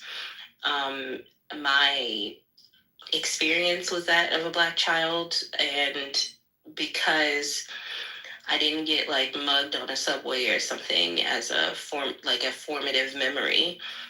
They try to tell me that I'm somehow not Black enough, or that I didn't watch a bunch of those movies. I tried, but they're all about drug dealing and whores, and I'm just like, I don't want to see it. But yeah, so they just, because in Black pop culture, they are more visible. They sort of frame it as if other Black experiences are somehow lesser. And I take issue with that because I'm as Black as the next. Can I say something? Eric, please. No, hold on, let me get this out because I have to say it. Because I had this yesterday. I sat back and I thought about Write it down. And I realized that some people in this room yesterday had a point. Like, I think Kylie's only Black in skin color, bro. She's not Black in culture because she never had that experience to live that life of, the inner city or urban Black. She never had to go through that. She grew up in a white farm, or should I say plantation, where she, lived a white lifestyle. She didn't have to worry about anything. She had a family that cared. She wasn't on no government assistance or not like that. She wasn't getting shot at. She wasn't struggling. So I think that, she's the only Black in skin color. So we should, and I think B Master and some other white women who grew up in that environment in the urban cities, they're more Black in culture than Tally is. My culture is very Black. Very, very fucking Black. Oh, do you my know any? God. Hold on, wait, can I please? I don't think there's one. I can only talk until 7. So, because I don't want to be on here all night. I get tired. So, listen, I cannot believe you literally just said that Tali lives or her experience in life has been the Blackest experience of this country. I feel like that's so bizarre for you to say that. I think that's weird. Fuck, and then I had another point, but you fucked me up. Eric, God. Anyways, I think that you guys are giving Tali really a hard time, and it's bullshit. So my Black experience is I had a stay-at-home mom. She's a Black woman. She would wake up every morning and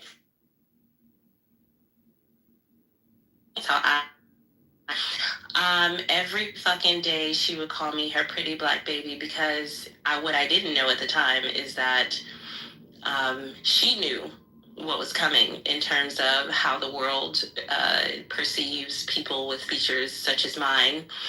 I had a Black ass stepdaddy who was the reason she could be a stay-at-home mom, who would tell me about the evils of racism and the perils of choosing to be in community with white people. I didn't believe him because, in school, I was typically the only Black girl in my classes. I'm like, what do you mean? Emily's my friend. Why would she be racist? And then we grew up, and Emily opted into the version of whiteness that would be perceived as racist as fuck, despite our shared experiences. So, Black as fuck, been that, always all have day. Been, always will be. All day. I hate to break it to you, bro, but I didn't hear anything Black about that. The world is going to remind you every single day. Culture. I'm just going to start speaking. And that's not at all. The Sunday fucking dinners. The Sunday dinners. I had the collard greens and the cornbread. I had that. That was it. How about having men that are completely against you all the time? That fucking sucks. Name another ethnicity or culture where the men are completely against you all the motherfucking time. Because I've met a lot of different people. Yeah. Because I live in Los Angeles. So I've met a lot of motherfuckers, okay? And there is no other race, no fucking other fucking race. None. Zero of the man that will literally shit talk Black women as much as y'all do. And it's so fucked up because as soon as shit gets hard for you guys, you're gonna have to go to your mothers. And guess who's Black? Your mom. Also, it's so fucking weird. Why are you guys like this? Because I was a baby girl, I refused babysitters. I would literally cry if she just tried to leave me at the babysitter. So she would take me to the function. Okay, I was at the fucking cookouts. I was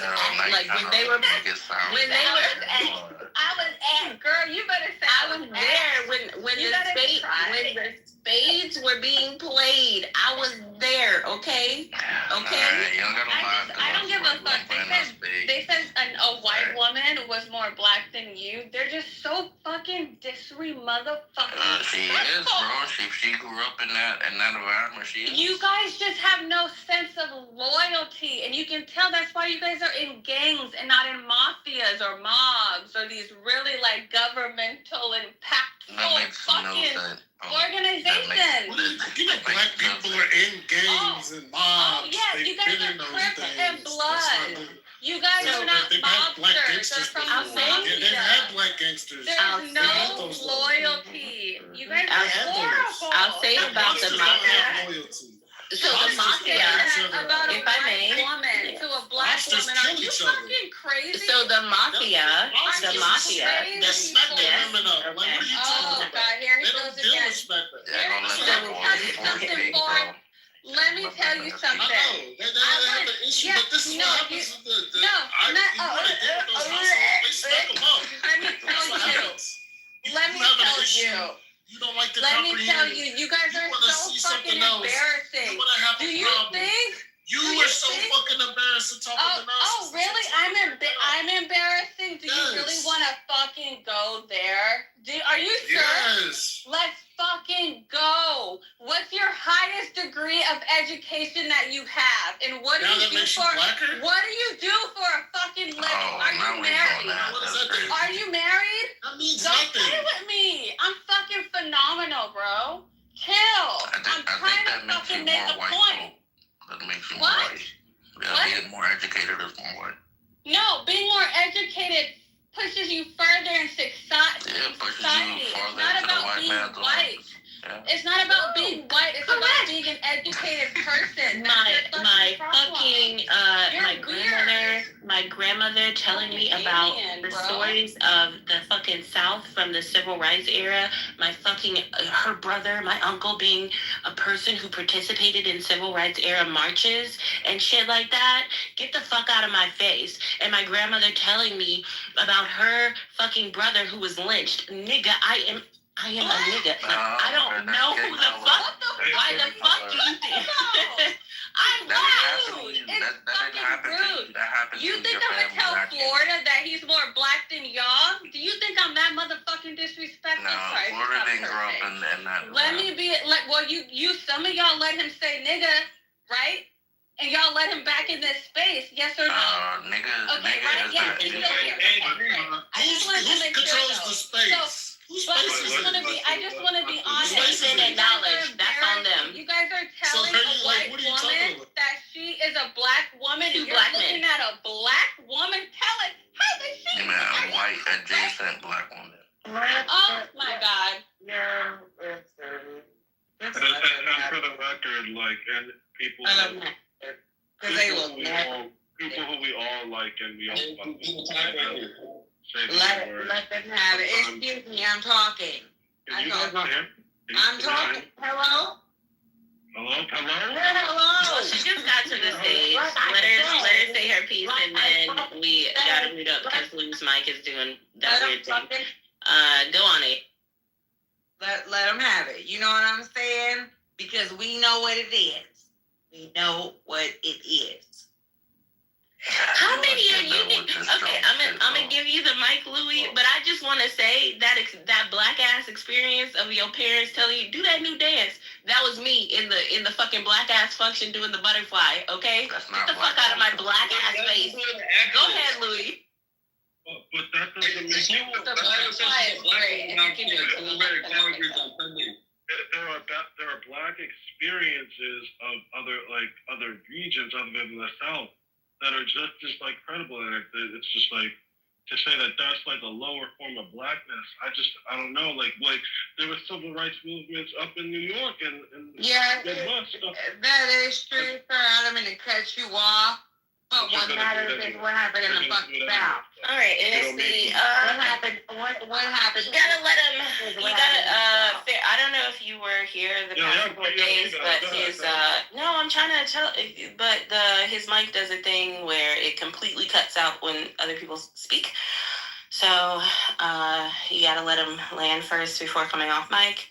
But also, it's not. I'm not saying that other people aren't black. I'm just saying you niggas need to recognize me as black as well. Don't forget the accent, Talia. So it sounds like it comes from like a resentment of like your like adherence to like what people would call like respectability. Like other people like criticize you from like why do you think you're like a better sort of black because you're like educated and you went to school and this that and the third, and you feel like those folks who like kind of point at you and say like you're like not really black. Like I feel like there's some like resentment for those folks, and so it's like retaliatory. But I feel like in retaliation, you're saying things that are also wrong. Like I think it's wrong for those people to say, like you're black, you're not black, you're any less of a black person because you two, to fall in line with respectability or whatever. Just like for lack of a better term, like they call what I've heard like in these circles, they call it a respectability politics. Like, well, like why do I have to talk proper and this and that? I think it's ridiculous too. I think it's another stupid extreme. But I feel like then you go to another extreme to say like, and then it's like a jab at like, like Jordans and like hip hop and like this is like these are bad blacks. But it's like no, like I think these are all like really like being black isn't just one thing to me. It's not like that's why like this when I kind of cringe when like from either side when I talk about who's more black. I feel like as long as you like blackness, and this is from an outsider looking in, it just seems to be like a shared experience based on like not a collective struggle, but a collective kind of experience that like all people born of slaves in this country have gone through over a certain period of time up to now. So I don't think it's more than that. I think like black people are pigeonholed into this like I don't know. It's like a whole bunch of different like black people are only this or they can only be that, or if you're not this you're not black, or these are the bad blacks and those are the good blacks. It just all feels like misguided and like it's cringy to say the least. And I'm not saying like hey like you don't have the right to feel a way about how those folks disparage you for how you choose to conduct yourself, but I would say they were wrong then, and I think you're wrong now when you make all these like broad sweeping like statements, especially about black men. It's just like damn. Like, oh my god.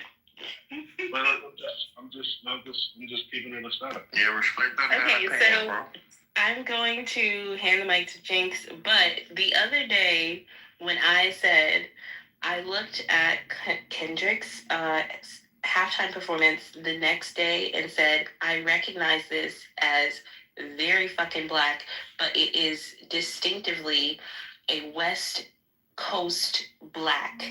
And I said, there are some references that I don't get, but I know what I'm looking at broadly. And when I said, and it's just as black, Jinx was like, what do you mean by that? And I said, it's because some black people act like there aren't regional and layered experiences of blackness. Like I pointed out, I do that. But as far as the way that I speak about black men, it's do I have to say not all every damn time? You can speak because like there are guys in here that come in and they'll speak in broad sweeping generalizations about black women. So it's just like whatever, tit for tat. I can recognize that, but I'll snap and say crazy shit. But then if it's me and you in a conversation, I'll tell you what I really feel. And I just want I don't. Sometimes it's hard to see if it's just like a retaliation, like in the heat of the moment, or like if it's what you really feel. You know what I'm saying? Because I'll say dago this, dago that. But when the pulls me to the side, I'll call to shame off and be like, oh, dago this, dago that, you're wop, mook, all this, and curse them out. And I said that to Melissa once, but when she pulls me to the side and says, yo, like, that's fucked up, I can tell her, yo, like, I don't have anything against Italians. I'm just like snapping because I'm being snapped at, and that's what it is. You know what I'm saying? Like, so it's just, is it that, like, these are real feelings, or is it like, all right, like, you have She unfollowed me for saying that shit. She didn't unfollow you? No, we spoke. We spoke briefly after, like, and I apologized. I think I should apologize. I went pretty hard on it, and it was kind of unwarranted too. But yeah, like, I just, if it's just about, like, because I understand there's a bunch of guys who come in here with, like, their inflammatory beliefs about women and the black women and the black women as a whole, and they make a lot of broad sweeping characterizations as well. So, like, I'm not going to be the one to stand in between and say, hey, like, don't fight back or whatever. Like, yeah, fight back. You know what I'm saying? But I don't know. It'd be more comforting to know that, like, hey, like, you don't really feel like, oh, like, black men as a whole are X or Y or Z. It's like, Yeah, I think any population, it would be difficult to. I would say it would be impossible to pigeonhole entire groups. So yeah, it's tit for tat. It's they go low, I go to hell with gasoline thongs on. Not a thong. But I will say, regardless of what the fuck people say on this app about who they think I am, I am still the daughter of a black man who said, you gotta go, you gotta be with, you gotta stay black. We gotta stay black. Took a long time for you to get that out. Because she's not black. Yeah, it definitely did take a long time for her to say it out. I know. Because how I'm going to say it is also part of how it is ingested, and I try to consider that while I'm speaking or before I'm speaking if given the chance. Now, also consider the duality of my experience that, yeah, I grew up in a black neighborhood, but in school, like I said, I was often the only little black child among a group of Shout out. Only little black girl, a group of little fucking white kids, always. And it never really dawned on me that I was a minority until because I was normal. And then I come here and I want desperately to connect with other people like me. And we just don't connect. We are both black, but we have such different views of what it means to be black in America that I often find that I can't connect with city blacks. Anyway, Jinx has been waiting patiently. My bad. I'll be quick. Go ahead, Jinx. I'll be really quick. So, like, I just was curious because I would say the same thing. Like, I would make, like, a passive joke about, like, Jordans and, like, bamboo earrings. Like, I would make that same joke because it was a time where, like, I feel like our generation, we were all doing the same thing. Like, buying Jordans was a vibe back in the day. Like, that was a thing. And why can't we understand that? Am I, like, thinking, why can't we understand that as something that was a part of our culture? That was a shared experience so buying Jordans was, like, a huge, huge thing for us.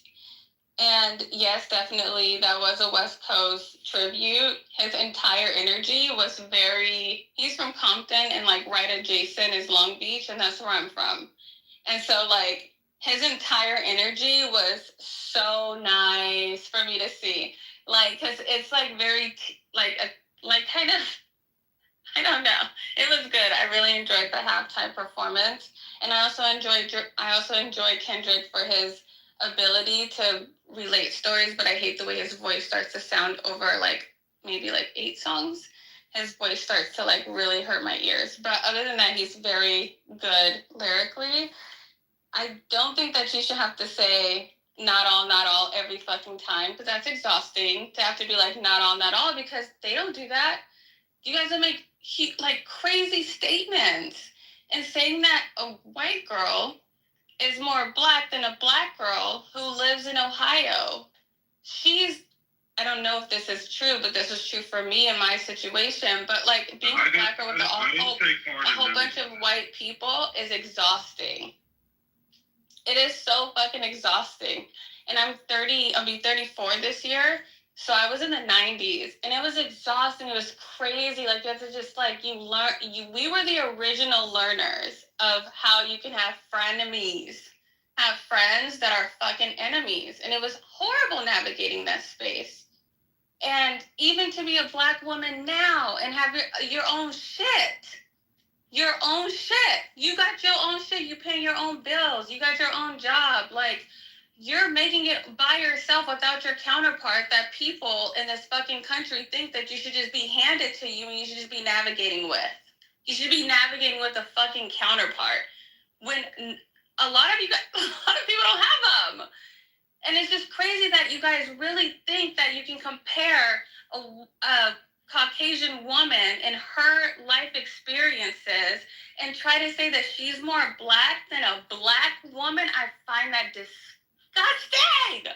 Sorry, I'm not really yelling that loud. I tell you, in my back channel, I got your picture, and with my beer goggles, I can say you're probably like a 7 or an 8. That's with beer goggles. Hey, who did your hair? Did this nigga say with beer goggles? Yeah, sober, she's a 10 out of 10 in my book, but I think it's my turn to speak. I want to get liberal academia on everybody's ass right now. These are all, like, these conversations, both of them, both topics you guys are speaking about are the machinations of the supremacist, oppressive state that pushes you to segregate, essentially. These are machinations of segregation that are constantly part of the lived experience, right? The reason why the community wants to identify a certain way versus another way, where someone is black enough or not black enough, is just perpetrating the plot that is part of the separation that segregation pushed on your community. These are like 100% the machinations of a segregated state, where you have to argue your identity, which is completely constructed by the same supremacist social structure, right? And when you get into the gender versus gender stuff, the reason why the man, i.e. the black man, has to push against this narrative that's been around for the past 100 years. Sorry, I just answered my own statement. The reason why they speak out against it is because they've been marginalized for the past 100 years, 150 years in media, literature, in popular culture, where the black father is always this or that, or the black man is always this or that, and there's no social commentary on the woman up until the last 30 years, right? When you compare the literatures of Hurston to like her male antagonist characters and compare them to the female supporting characters that are in Native Son, The Invisible Man, in a lot of like Wright's and Ellison's writings, it's stark, like drastically different. And both those books talk about the identity or blackness in idea. Bigger Thomas in Native Son has to act the way he is. He gets his name Bigger Thomas because of supremacist ideology and segregated ideology, which makes him act the way he does.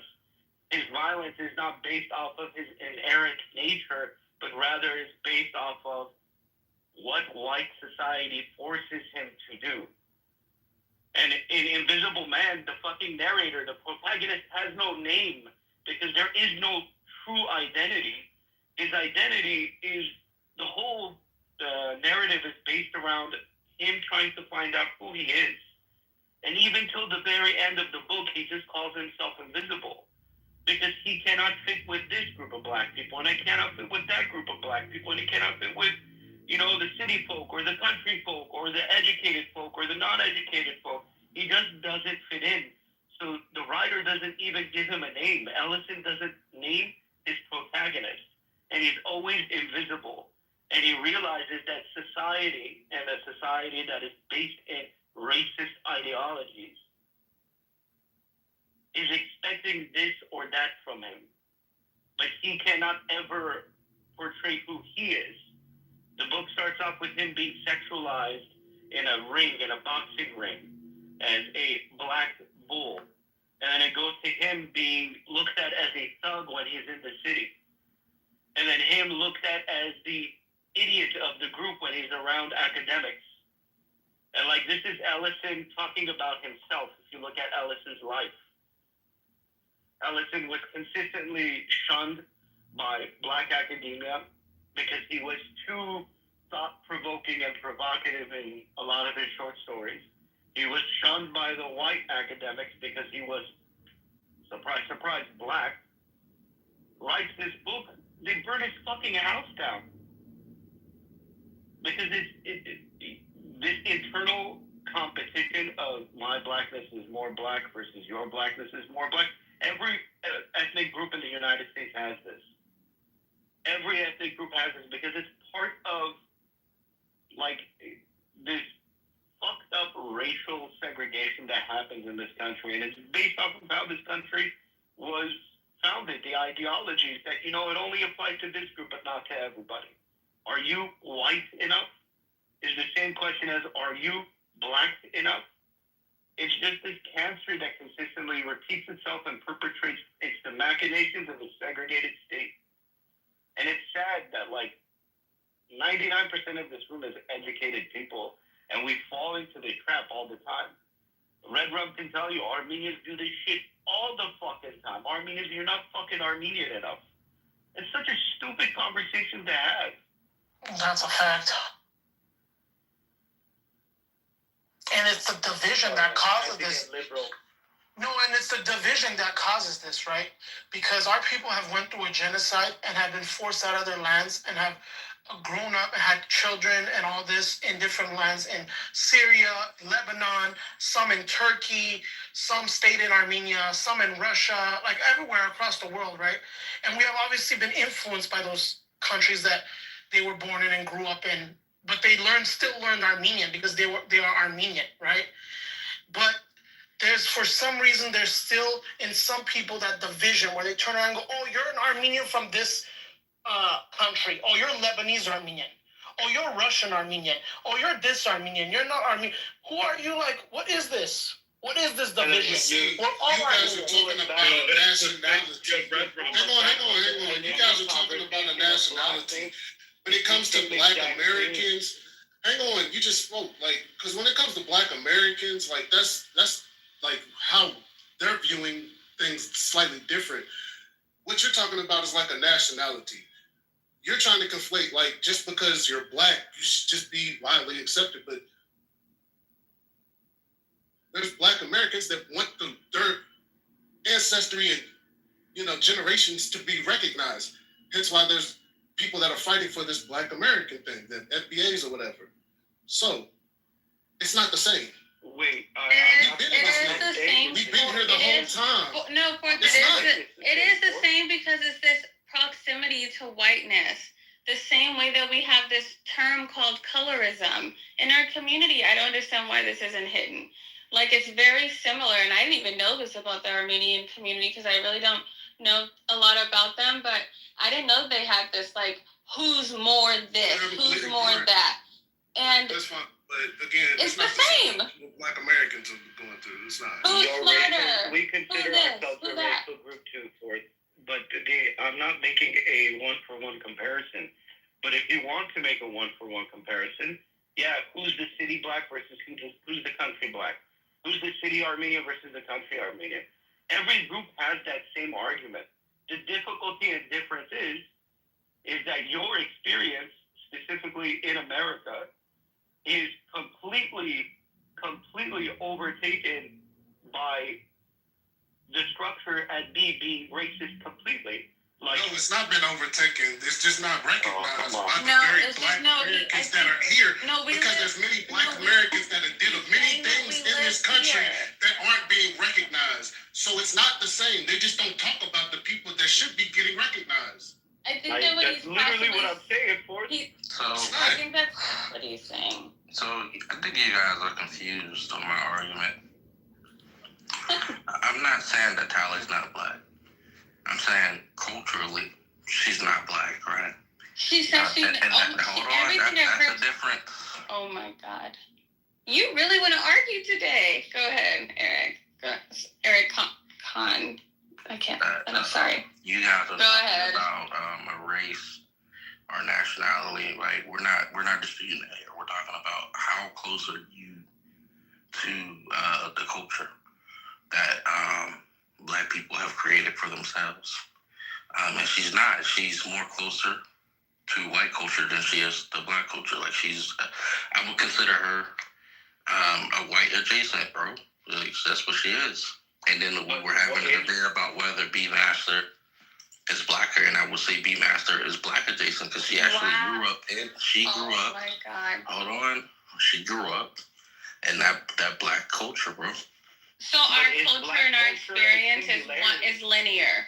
We have a linear experience of black culture in this country. Sorry about. Go ahead. No, exactly. That's the point. Is there one specific? Is black culture a singular thing? Yes. I don't think so. Yeah, it I is. don't think so. Black American culture is. No, but it's like saying, Yeah, but you can't compare like somebody that grew up in the South to somebody that grew up in the Right, Yes, you can. No, yes, you can. Yes, you can. Because it's Black American culture. It's still Black American culture. No, so you guys ever seen that quote? That quote. You guys ever seen the interview with? West Coast Compton is different from fucking Alabama. Is different from. That's not the point, bro, that we're making. It is.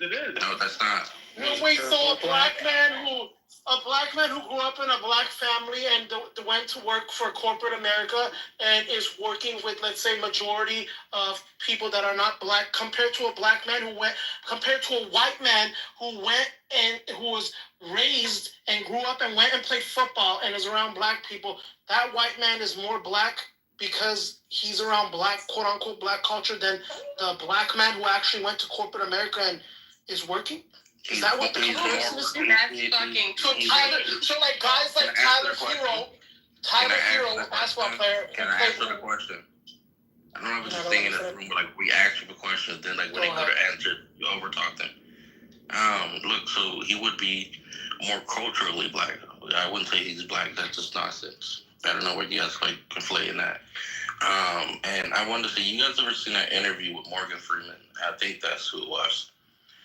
And he was talking about, no, it wasn't Morgan Freeman. It was, what's the other nigga name? Say black adjacent. Damn, nigga. The fuck is the nigga name that was in Denzel? Denzel Washington. There we go. Where they was asking about the difference in films, why black Americans couldn't do like a Goodfellas or like a Schindler's List. And he was talking about like there's just certain experiences that all black Americans will recognize culturally, right? And and when it comes to different cultures, they will recognize their own cultures, no matter the different variations and subcultures that we have. If you ask any black American anywhere in the United States, they will have some things in common culturally. Shut up, Eric. Why are we have to Don't make me be take the up my price belt, of bitch. I get. So, what? guys, You know like, your birthday coming up now. You know your dad. You gotta buy you something. Just remember that I deadlift more than you, Eric. Just remember.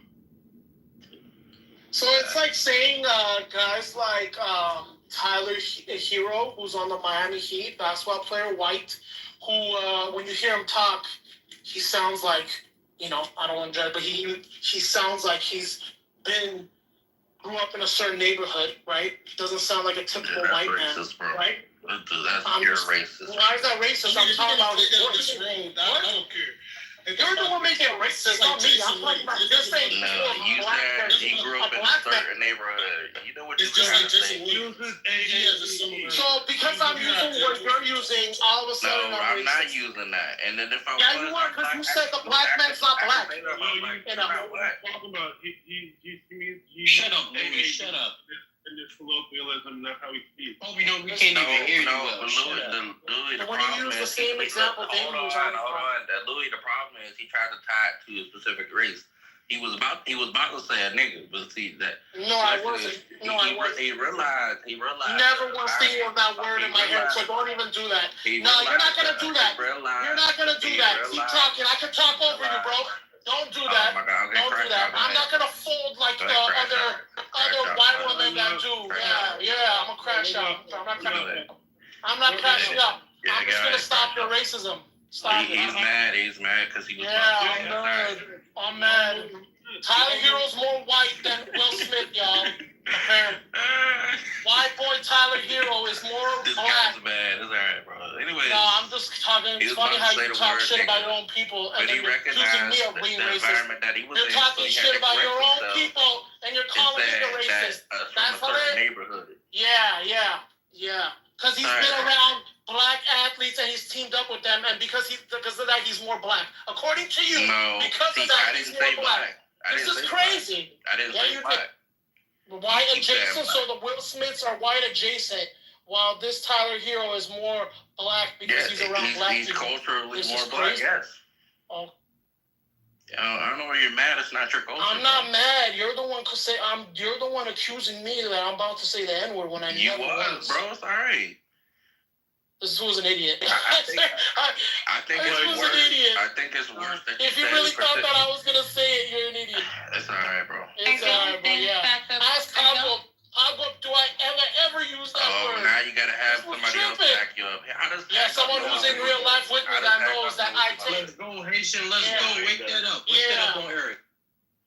But yeah, if people on the internet can say whatever they want. Apparently, he acting like he knows me that I was gonna say that word. I don't know if I ever used that word on here. Bro, my nigga. You heard it? You heard it? Who else heard it? Who else in here heard it? Yeah, that's what I thought. You heard delusional, Eric. I didn't say you said the word, bro. I heard it. I think I heard it. Beautiful 27 Or if you're conservative like me, don't do that for it. Hey guys, hold on. I gotta go get my. Somebody's mad because I called him out for about to say that. It's all right, bro. No, I'm not mad. You're the one who's mad. No, it's you mad? Remember, he said a particular neighborhood. What neighborhood is that? What neighborhood is that particular neighborhood? Where would that neighborhood be, Red Room? We don't do this in this. Where would that neighborhood be at? So what were the highest Jordans that you bought? What Jordans did you guys have on the black people in the room? What that neighborhood? Did you guys have Jordans? What question is that? Did you have any Jordans or no? You see how he done that question for makes me black adjacent according to Eric. Hagop, that was want to answer that question. Yo, James, stay in California, man. Don't come over here, man. Stay in California. So you didn't have no. Stay in Cali, man. That's where you believe. Jordans, bro. That makes me black adjacent according to some people in this. Big has the no, bro, he had Timberlands. Thank heavens we can't hear what Rican is saying, and thank heavens we can't hear what Louis is saying. Now listen up, you little faggot. I'm sorry, man. I was getting my headphones. I'm going out everybody's talking. I just want to throw out there that my real issue is the narrowing and singular and monolithic. Correct. The only These people who latch on to air quotes black identity only ever want the version that is shoot 'em up, wear Jordans, fuck niggas. And I just don't. I know that blackness is so much more than that. Get out of here. We know what you want to be. No, I think it's more so like about literally said that. you know what your black culture is. Like, you know the things that we all experienced in the 90s. No, we don't. We don't all agree on Jordans. Get that bullshit out of Jordans. You can be like, okay, you didn't wear Jordans. Okay, did you have Melissa's? Okay, did you have bamboo earrings? Okay, did you wear barrettes in your hair? Jinx, you gotta chill. Not the motherfucking Bobos. I know that bitch didn't have Bobos. Get the fuck out of my black ass. Oh my god. Yo, you got it. I think Jinx been living too long in California, bro. Because I think it's kind of like racist to boil down like shoe culture as a black Why do you guys culture. sound so stressed out? You about to go like, did you drink Kool-Aid? No, I don't drink Kool-Aid. She about to ask us that question, bro. Kool-Aid has way too much sugar, and oatmeal is boring. If you knew what Kool-Aid, see what I'm saying? I'm like, talking about bullshit straight. See, they can't even handle themselves. Kool-Aid don't have no sugar in it. It's a powder. I know, but in order to make it taste good, you have to add some sort of sugar, and I just don't want Jinx fucking is cooked. sugar. Jinx, you gotta. Jinx, into my come drink. on home. Jinx, come on home. Leave that white man alone. Come on home. Repeat after me. Repeat after me. Come on home. So also, part of my... Leave that white man. Come on home. Big, shut up. Don't fucking talk about her husband. You know that. I know you know the rules. I know you know the rules. That's one of the rules. Don't do that. That's your warning. Wait, okay, now also... I'm talking about her husband. What are you talking about? You said leave that... You know what? Shut up. Anyway, so even the fact that we didn't really do Kool-Aid all like that. We didn't do all that pork. We didn't do all that. But not because I didn't have a black experience, but because like a whole lot of other black motherfucking families, heart disease runs all up and through our shit. So my mother. And you still don't do no cardio. She changed our dietary and you still don't do no cardio. So instead of fucking ham hocks and the collard greens, it was turkey necks. Nigga, I'm gonna tell you again, I'm black as fuck and I'm tired. I'm tired of internet blacks. I'm tired of internet blacks telling me who the fuck I am. When the last time you did a run? That would be me. When the last time you jumped some rope, Talia? What the fuck are you talking about? When the last time you did it? Aren't you in midterms right now? You literally should be studying. What is Jinx talking about? Jinx just don't know. Aren't you in school? Go study. Get off of here. Jinx. Anyway, repeat after me. Come on home. Come on, look. I passed my midterms. Thank you. I passed mine. What is Rican saying? Get out of here. Yeah. I said, you silly little baby, I passed my midterms. Oh, that's nice. Nice. Yeah. Wait, you're in school? Hell yeah. Girl. Yeah, I work full time and I am in school. Oh, you wow. I heard that. Wow. I'm sorry, Vig. So something I don't think you have experience with is I don't have parents to support me through school. Rican, I never. Wait. You think that working full time is the only way to make money, Rican? Yeah, so go in. Is that I don't real? know. Yeah, that's real for me. You think that's the only way to make money, Rican? You see, how are you making money? Southerners. You see, this is the problem with Southerners. Just say you guys not like that. That's all. I pay for this is why we have to make guys cultured.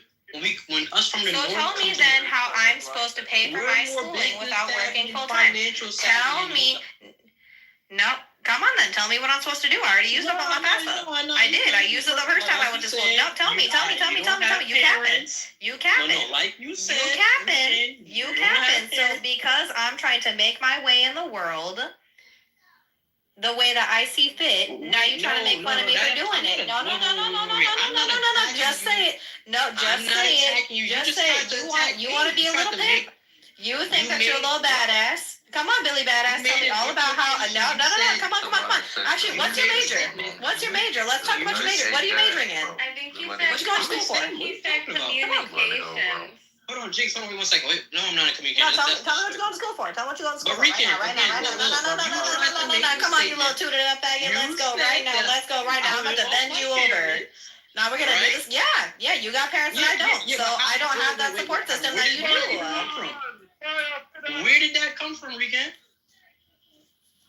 It came exactly, bro. We hear your mama in the background. I don't live with your mama. Yeah, you do. You live with your mama. You live with your mama. It's okay. It's okay. You're young, big. No one's mad at you for being young. It's okay. I'm older than you. What are you talking about? No, you're not. I'm like 24. How old are you? The fuck? I'm older than you. How old are you? You still 25. Bro, your balls haven't ascended yet. What are you talking about? Yo, it is crazy. Your voice cracked. Let's talk about the midterm though. So you did good. That's great. Crazy how all of you. Oh yeah, no, I got 97 to 100 on most of my midterm. Oh, that's why you've been missing. That's phenomenal. I love that. Oh, no, that's not good enough, bro. You gotta get It's good. That 97%. That's phenomenal. Are you kidding me? No, man, I've been out here living my best life. Oh, Jinx, you and I gotta catch up, girl. It's been such a fun time. It has been a great time. Oh, I love it. Oh, that's phenomenal. Yep. Hanging out with my friends. I've been working. I've been taking day trips with the kids. Yes, it is because he's Asian. I went on some little girl dates and whatnot. It's been amazing. Why be allowing this Texas weekend to talk? I love about that. I think it's just as racist. Yeah, I picked up on what you were saying too. I was just laughing up. Nah, it's good though. It's good. Said, man. I'm just glad that everyone's good in the room. That everyone, did you guys? Yeah, everyone's good. Yeah, everyone's good, except for good old Badgersil, but that's normal. He's always got sand in his vagina. Wait, hold on. Where did that come from? Whoa. I'm throwing punches. I'm throwing punches. Down there. This the problem. What's the problem with you New Yorkers? Yeah, we lit. Hold on now. I'm going to Oh, sorry, my bad. No other New Yorkers were meant to be harmed in this room. It's only Big. It's only Badgersil. He's the only one that needs to be harmed. Hold on, hold on. Let me get my Doc Martens on real quick. Let me go get my cow boots. I'm gonna go get my bedazzled cow boots. Your cow boots. Stomp your out too. Yeah. On Route 66. Yeah, I'm about to do the square dance on your goofy looking face. Nah, shut up with your moldy ass do-rag. Shut up, you freaking ashy headed motherfucker. 66. I know. That's how we're Route 66 is, first of all. Louis, you in the Matrix, man. I can't tell your goofy ass. I'm like you underwater, nigga. I keep telling you, you don't listen. You sound like where this boy watch about New York and shit like about what? That's a fact, bro. Oh, shut up. I still can't hear that. Oh wait, how many people are actually from New York? Because I only want to die. I'm so sorry. New York and shit like that. So Oh my God. Texas has nothing on New Yorkers. Let me just remind everyone. There's nothing Texas can do to us. Word is my mother, like y'all niggas big something. Like word. Like how you guys gonna win? We got me, we got Jacobus and Eric. They ain't no winning, nigga. Nah, we got more than that, bro. No, sorry, babe. Sorry. No, Florida, Texas is the worst state in the world, girl. I'm sorry, man. I be having a good time here. I really do. How can the Californians say that? I mean, here's the thing. Like, California is actually a really I think all the states are really great. It just depends on what you're looking for in the states. So honestly, for nursing and whatnot, it's actually. Look at well, I mean, it's true. Amazing. We have everything here. It's beautiful. Yeah, it's just the nursing programs, and for example, California are a lot more competitive, and I'd have to do a lot more like hoop jumping to get in. Whereas here, it's easier and it's honestly a lot cheaper, and y'all can absolutely try to pack me for that. But I'm trying to go to school and not fuck myself in the ass and get into student debt. Okay. Okay, but wait, hold on, wait, really quick, but sort of listen to this though. If you do not go I don't know what you're talking about, but the way that it worked for me was if I would have went to Texas, like a state like that, or like a lot of the other states, and I didn't complete my licensure, I can be a clinician and not even have my license and just operate without it. And that's the reason why California is really hard when they have this whole bureaucracy, these loopholes that you have to jump through and figure this out, figure that out. But once you have whatever, like a state like this, I don't know the other states that are like this for your field, but once you get through this, you can work anywhere that you want to work. You know what I mean? Oh yeah, no, there's also, so it's a licensure compact thing. So like if I were to go to school in Washington and get licensed in Washington, they're not a part of the nurse compact, so I'd have to go through a bunch of shit to get licensed in other states. Whereas Texas is a part of the compact, so say I want to move to New York, I could probably go through the licensing process a lot easier, and the accreditation's a lot easier. Thank you for bigging us up again, telling us that we're the best again. Thank you. You're a part of a compact, you dumbass. You were a part of a compact. Eric, what was you saying again, Eric? Oh my God! Please. I just want to beat the living shit out of you. I really just want to reach into your mom's fucking uterus and rip it out. I want to stomp on your father's testicles, you faggot bitch. You dirty faggot. I want to beat the man who violated your great-great-great-great-grandmother. I cannot stand you. You are absolutely fucking horrible. How does it feel to know that you were probably the greatest disappointment to ever come out of your bloodline? Shut up. Your balls have not ascended yet. You are still prepubescent. You are a goddamn child. You don't do jack shit, but come on the clubhouse and add me the entire day and add no substance. Fart on your nose. You are an absolute fucking besmirchment to the culture you try so hard to represent. You are disgusting. You are foul. You are trash. You are a disappointment. If I was your mother and I could hear you, I would be so fucking disgusted. You are so goddamn foul. Why you keep? Shut up, Batiman, shut up. Damn. Somebody else give me some more Jamaican shit to fucking call this faggot. Elementary school love right here. When they fight each other. Nah, man. Nah. Because we need a good, clean. Where's the good, clean Hispanic men? Where they at? Where they at? Because that's not it. That's not it. I don't think you want. Nah, man. I'd rather take a chorizo all the way down before I ever touched you. I just said go ahead. You supposed to. You can stand. Wait, the both. A posse hole? Your tacos, your burritos, and your tamales. Wait. The most important part of everything is Pink is terrible at chess. Oh, is he? No, Louis just mad because I beat him twice. 2-0. 2-0. You suck at chess? Damn. I just want the women to know that what's happening. Posse man. You gonna use the women? I try to gather together and have a sport. So that they can just come on stage and just be like, oh my God, I beat this guy in chess. You gonna use the women as a tactic because you bought her. Yeah, it's like it's so crazy that someone fucking hacked the game. Right now. Big don't play chess, bro. No, you don't. He needs to be making sure that he gets. Yeah, Louis, I don't play chess, bro. Leave me alone, bro. I don't play chess, bro. Yeah. Yeah, you suck. You suck. He doesn't have the brain capacity. Nigga using the women because he Eric, lost what's twice. been going on today? Because you've been really, I feel like in the chat, you were trying to like come for me and my positiveness on this good, clean Black 27th of Black History Month. Oh, I was just subbing it for Lion. So like, Lion is usually the one that shits on people's parades, but he wasn't here, so I had to sub in. So. What the fuck? Yo, what's wrong with y'all? Yo. What's wrong with you? There's no such thing. Let me explain something to y'all real quick. Oh my God, it better be quick because my patience is very thin. Yeah. Go eat your salad. California diet. Look. No, I'm making some oxtails right now, you fucking fart sniffer. Oxtails? Huh? Yeah. Bro, honestly, he does kind of strike me as a panty sniffer. He really do. Nah, that's wild. Agreeable joke was that? This is nah, you was a panty sniffer. It's okay. It's okay. Nah, it's okay. It's okay. Listen. This is not a it's okay. Just niggas don't do that up in here. Just admit it. It's okay. I know you want to suck the farts out of Jinx's ass, and that's why you're doing what you're doing, but she don't like you and she don't want you. It's okay. Didn't you just say go get someone your caliber? Go get someone. It's okay. It's okay. Stop trying to get at her. Don't come for her because she got a man who makes her happy. You can't make her happy. You ain't in her tax bracket. Stop it. It's okay. It's okay. You ain't get no coochie. It's okay.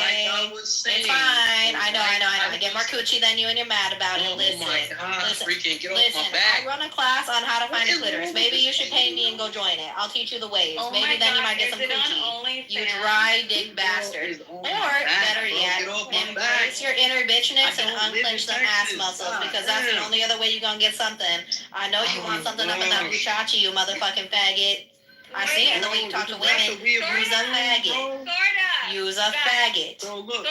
You're a faggot. What is happening? Why is this so tense? Why are you guys just arguing like this? What happened? She's not. She's just attacking me. I don't know what she's doing. Vic doesn't come on stage. Vic doesn't come on stage to have conversations. I'm trying to have a conversation. No, you're not trying to have a conversation. You've been a little bitch ass motherfucker since you got in here, and I'm more than happy to stomp on you. I do not mind. I know you like getting beat up by women on the internet because that's the only way they can feel some sort of sexual gratification. It's quite pathetic. I can only imagine what you're like when you're just out in the wild. Bro, does your voice go up like Nah, man, that's what you sound like. That's what you sound like. That's fucking disgusting. I can only imagine, like, just a normal woman ending up a freaking dry ass coochie fucking trying to talk to you. This is disgusting. Be real, bro. Stop talking. Relax. Okay, so Jinx. You're being Jinx. No, Vic, don't talk to me. Hold on. Black History I'm Month not saying that shouldn't to be her so reduced that you can talk. to It's only a month. Tali's about to talk. Black History Month is every I just day. don't want her to be yelling like It's that. history. Tali, go That's ahead. the point. I'm not You were, of stopping course, you her. let the queen To and talk. Pato's previous point, I was specifically describing Black girlhood and like living in Black skin. So yes, literature is important. I love that. Even though I spent a lot of time in the library, I grew up in a small conservative town, so they didn't have Black work. I just had to imagine everyone I was reading about was Black. It was, whatever.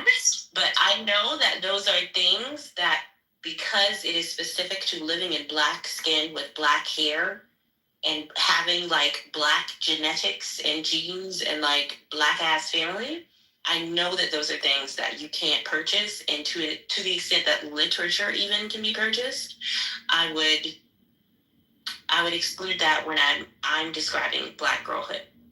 Translation for those who did not understand. Stop doing the bullshit, Jinx. Talia, when you read literature, you were imagining them as Black? Is that what you just said? My mom made meat patties, y'all. Yeah, they were white. Oh shit. Talia, again, when you were reading literature, you were imagining them as Black? Is that what you just said? Black literature to read? That's what I'm saying. Like, you were imagining white people as Black. I don't remember the name of the book, but there was this one particular book. It was like a medical drama horror. And, I'm in middle school. I'm like looking up these medical terms so that I can like understand I collegiate level books, of course. But I like the characters when they would describe them. I would just, in my own vision of, because I imagine like what I'm reading, like almost like I'm looking at a movie. I'll say I cast all my characters as Black. That's what I would have to do in that. Oh, no. Oh, man. Damn. Your town was so white that you had to use your imagination to make people Black. It's crazy. That good. That's super wild. Like, I had plenty of books to read, from Booker T. Washington, the Buffalo Soldiers.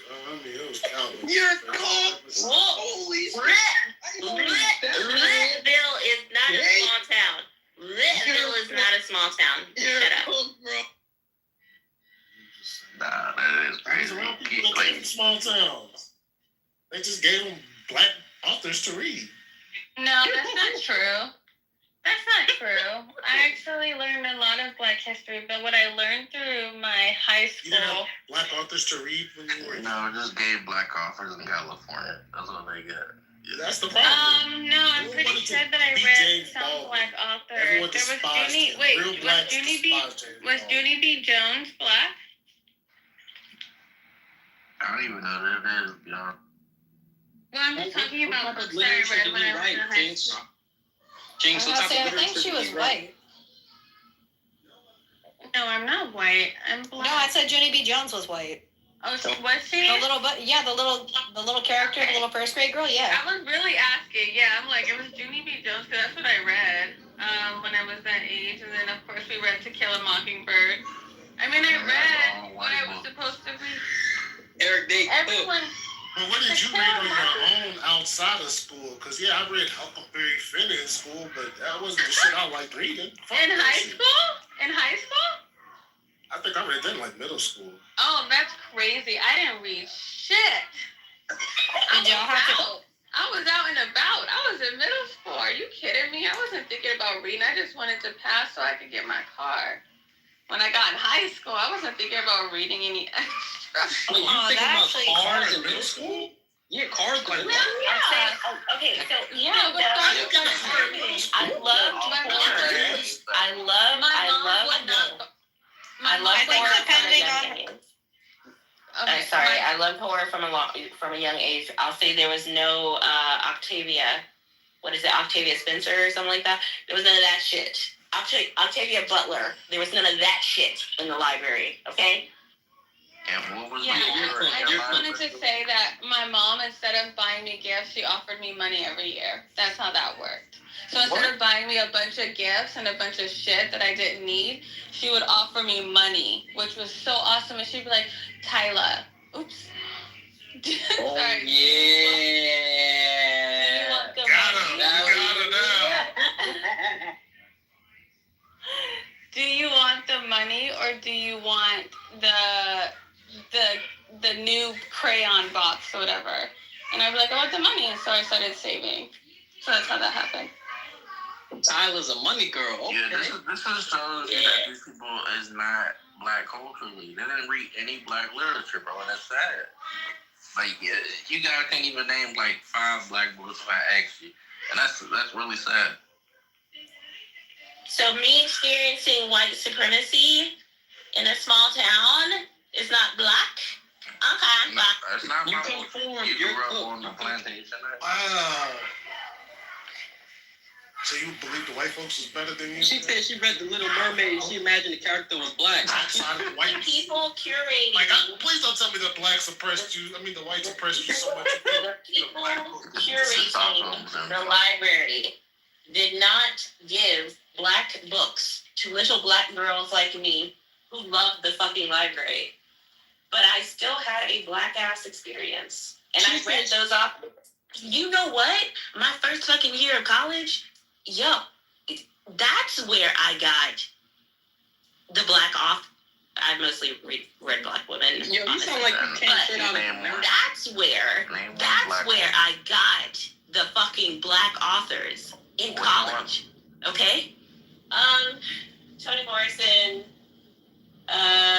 what's her name? Oh my God, all the unusual. You didn't even get the historical. Alice Walker. You could have got, like, there's so many great authors. Danny Johnson. All black men from, black women. Hell, you could have wrote. God. Crazy. Like, this shit was so funny, bro. She was reading Cinderella and she thought she Carter G. Woodson. I'm just thinking of some names, like just a few spitballs. I don't know. What you gonna say next, Alan? What you gonna say? Bell hooks next? Yeah, feminism. Motherfucking know it. And you know what else? Bell Hooks ain't never told a motherfucking lie in her black ass life. Now what? Life has been a lie. Iceberg Slim has been more truthful and honest than Maya Angelou, Toni Morrison, and that chick you just mentioned. Why you got like the freaking Hillary Clinton, Kamala Harris thing going where they're trying to make yourself sound like more Southern? I don't know. That's how she moved. Code switching is also, well, it's not unique to black people, but the way that I do it is the black way. that's sad that you got a code switch amongst It's not your people. helping the That's case sad. right now. I think it's like it's That's making you sad. more white. Yeah, that's sad. Sounding like Monica right now. It really did. Keep telling y'all, man. Stop. Women is cooked, man. Cooked. That's sad, bro. Right. A lot of these people go around here saying that they really black, but they not. And it's sad because they just gonna be bred out, like I said. Next couple of years, there's gonna be no black people. I took myself out of the breeding pool. How about that? We know. We can tell. You niggas gonna be mad about that too? We ain't mad about nothing. You can do what you want to do. It's a statistic, bro. But to be for real, all that shit, all that abstinence only shit they did in the South, shit fucked me up, bro. All that don't be a teen mom, and then I was like, when am I not a teenager? I'm about to be 40, and I'm still like, I don't want to be a teen mom. I thought the South had like the most teen pregnancies, right? Is that another thing? It is a thing. My graduating class was only 100 kids, and the one teen mom, her parents made her marry that grown ass man that got her pregnant. I think that's called a shotgun wedding. Anyway, and she was a white.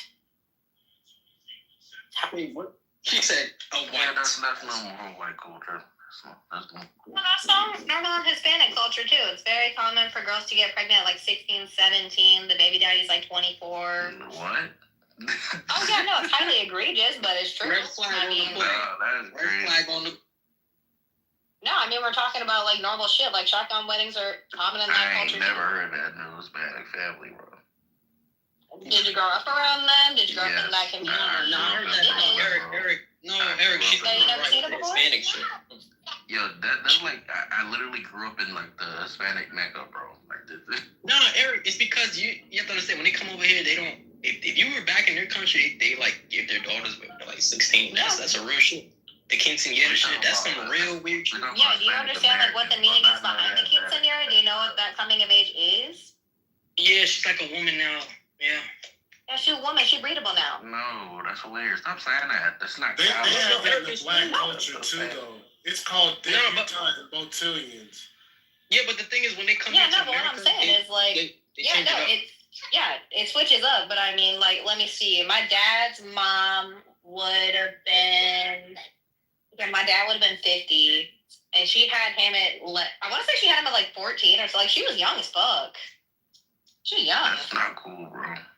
No, it's common though. Like, see, here's the thing: is you don't want to like have that conversation. Like, I'm here right now admitting that that's something in my culture. Like, we're moving away from it, but that's still a thing. That still happens. You just see, and you're part of the problem is that you don't want to acknowledge it.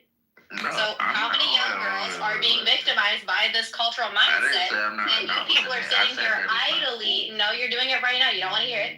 You don't want to acknowledge it. You just want to push it under the rug and say, "Oh no, this is fine. This is okay. As long as I don't hear about it, it's not happening." That's not what I said.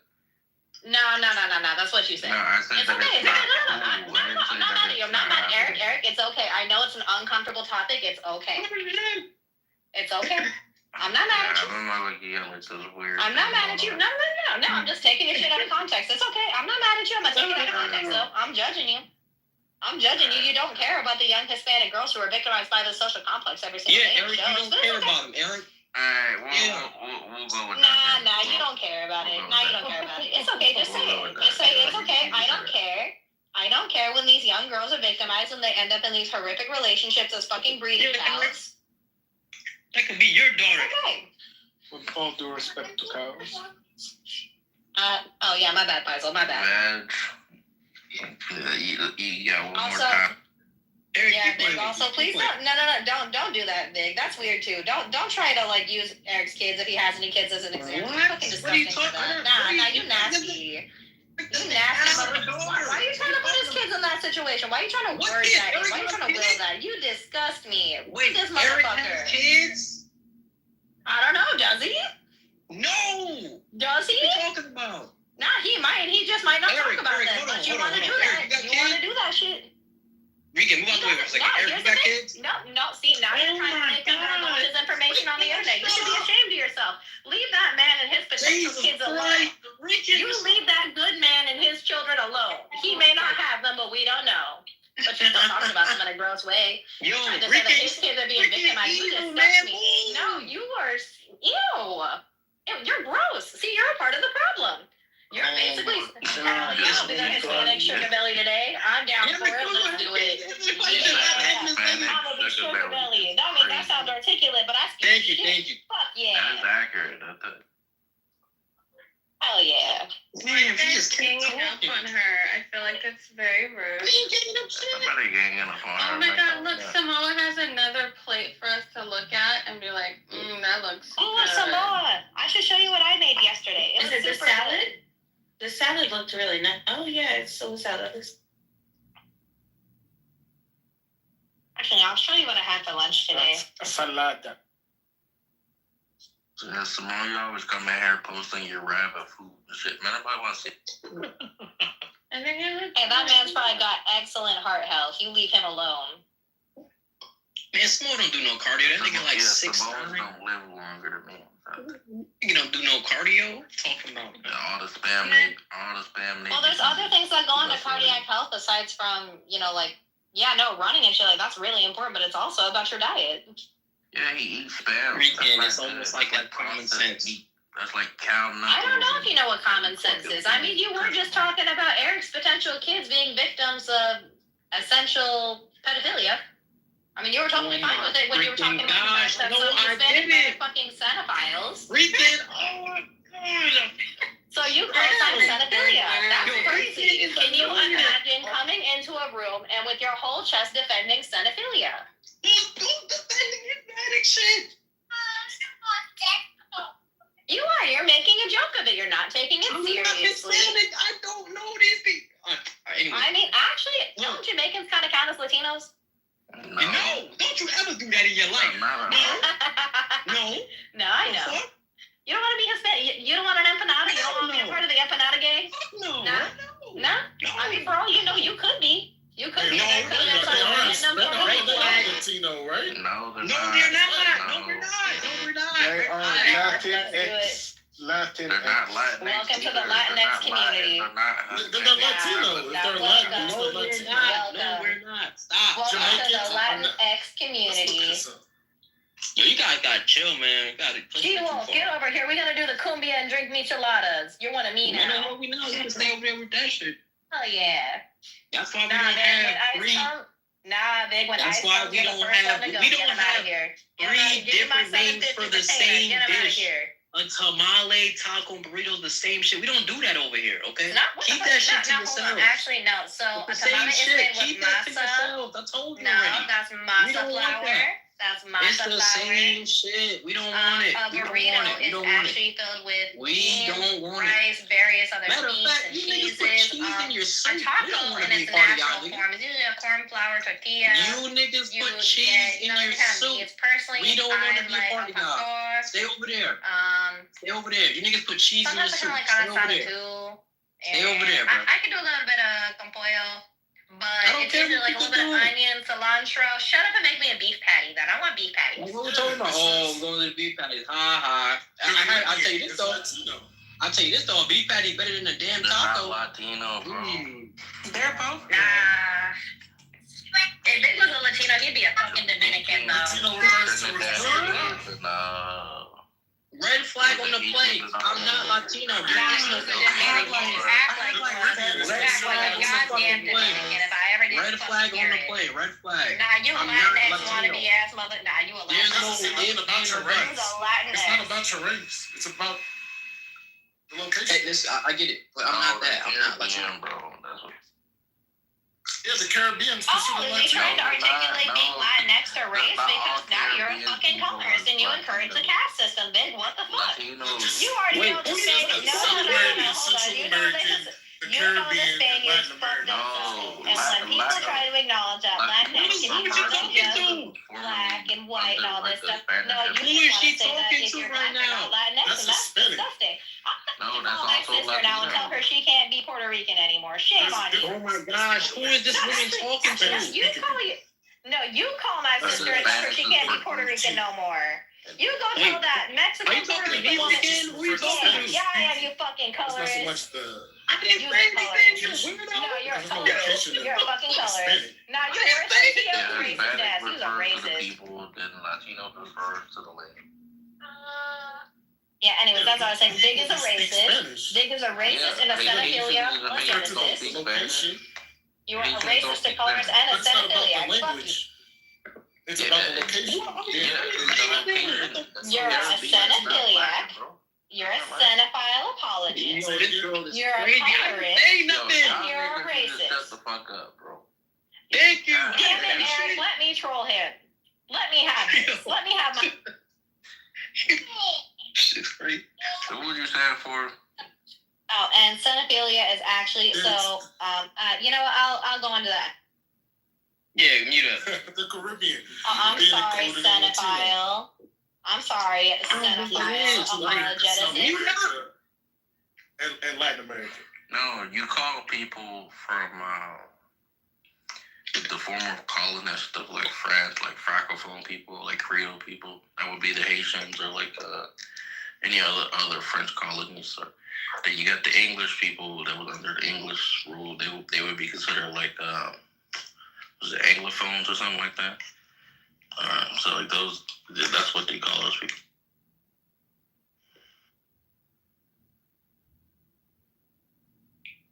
All right, so we good now. Look. Don't want to. They just don't want to. So like Cameroon, some parts of Canada, these are francophone nations. Yeah. Yeah, they are francophones, yeah. But no one identifies with that. No, not really. They just identify with their country. No, Canadians do identify with being francophones. Where's Jeremy? Ask Jeremy. Yeah, invite Jeremy. I've heard it. I'm gonna get Jeremy here. Because if you go besides Toronto, identified as Latin America, it's fine. That's cool. Nigga, I'm not Spanish. Nigga, don't do that. Don't do that, bro. Don't disrespect me like that. Hispanic is for Spanish speaking people. y'all don't speak Spanish, I don't think. Bro, I'm not Spanish people, bro. But y'all are Latino though. It's okay. Nigga, we not Spanish speaking people. Don't do that, bro. Don't disrespect me like that, nigga. I don't have the same dish with 3 different names. You Americans typically come at us hard for not knowing and distinguishing Southern and Northern American countries and bullshit. You're all Latinx, so shut up.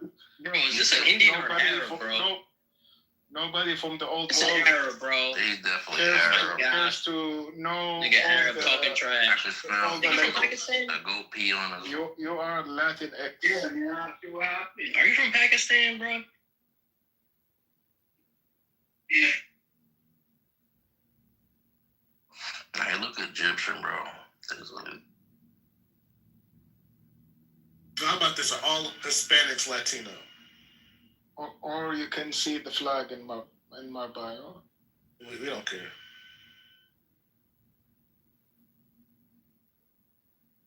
B, are all Hispanics Latino? Oh, you from Saudi Arabia, man. You can't talk, man. Come on, man. Chill out. Yeah, Arab. Now, hey. Yeah, so here's my question. Very simply, yeah, Bondi, man. So you should. That's Afghanistan. So you should. That's Saudi Arabia. Hispanic. Hey, falafel. Is it true? Yo, don't disrespect the Levant. Don't do that, Eric. Come on, man. Eric, don't do that. He being respectful, man. Don't hit him with the. I don't know how to say his name, bro. That's how I think. Is that not how you say it? However you read it. All right. See, look, he said I was right. Look, falafel. Is it true in the Arab countries? You guys make love to goats all day, every day. Wait, what? Say that again? All day, every day. Nah, yeah, that's wild, bro. You never heard him talk about that shit in this room?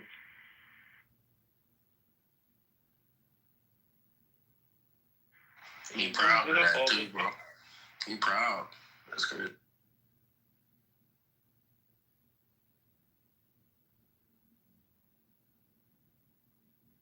there's no shame in practicing, taking steps in practicing.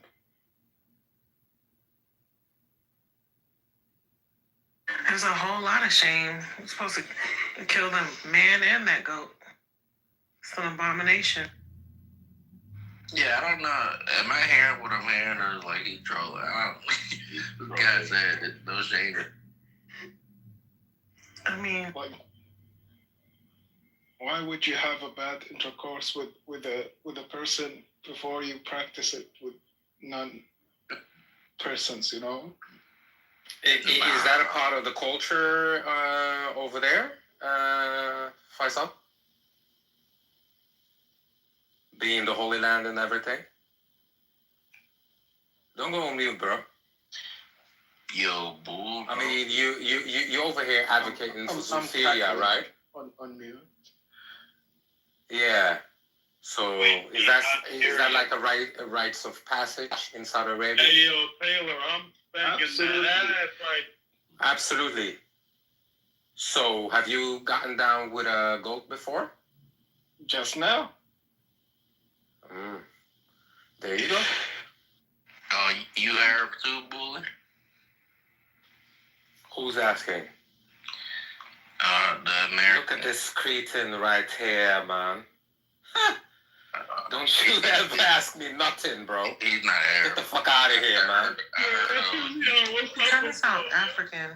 Yeah, he got that like a North African. That tether UK thing going on. That's what that is. But I just want to say, man, your PTR is like amazing, bro. I'm gonna screenshot that. I'm taking it from you. No, you're not. I got intellectual property over that one. Yeah. Good luck trying to comfort me after it. Bro, you know what? Just take it and change your profile picture right away, and I'll be happy.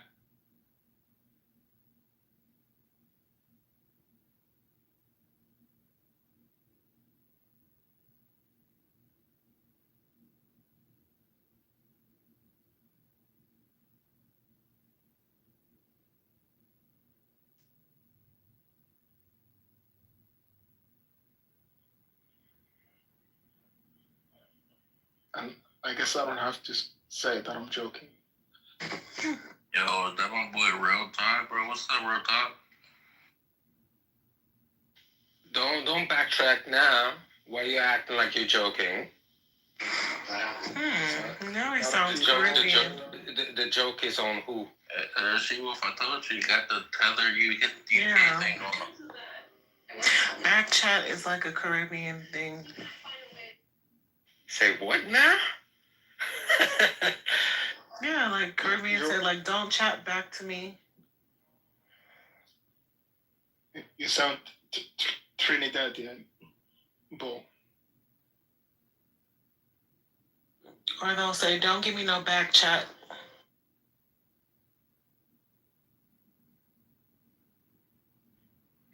Anchor Baby would know. She would know. She got ancestry. Samoa, I just ate 7 meat pies today. Not all at once, but today. What the hell? Why did you do that? Oh, this is your cheat day then, huh? That shit is fired up. There's this stuff called G. Hughes stir fry.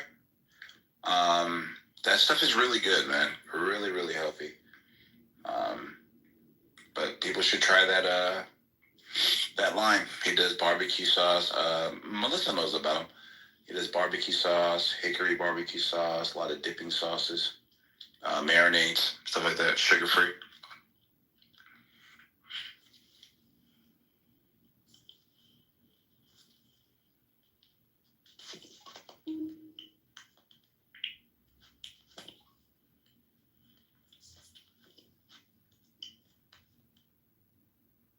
Yo, Toxic, if you don't resign, I'm going to take every piece off the board and then checkmate. But why do you want him to resign?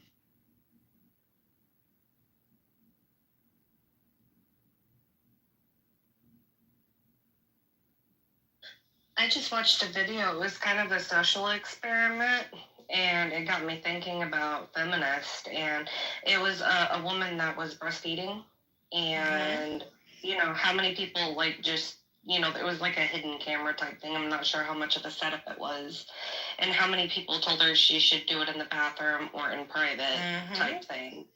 And it got me thinking, how many of these women actually identify as feminist?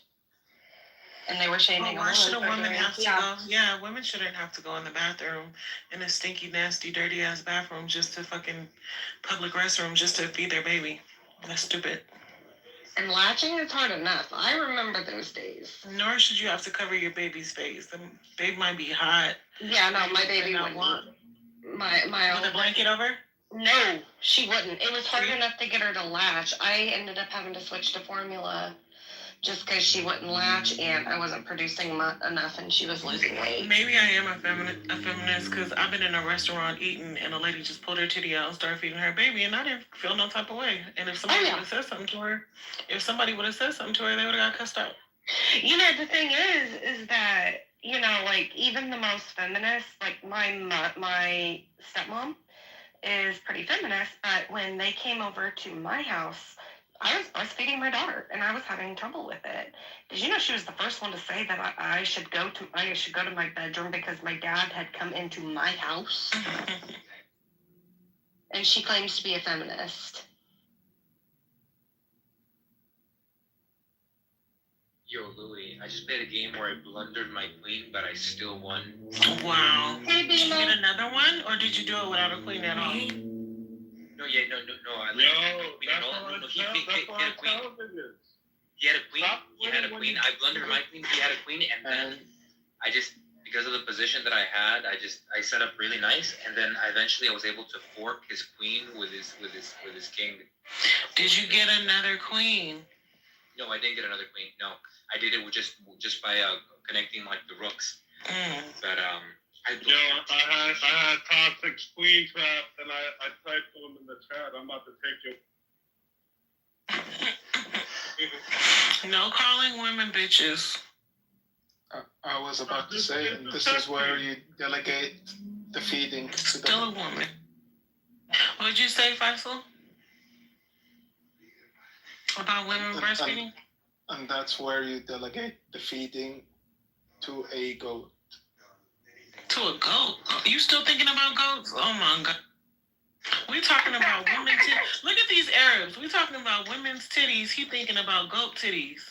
This is insane. Okay, so even though it's more yummy. The company that I work for, this guy's a freak. That's beyond a freak, Louie.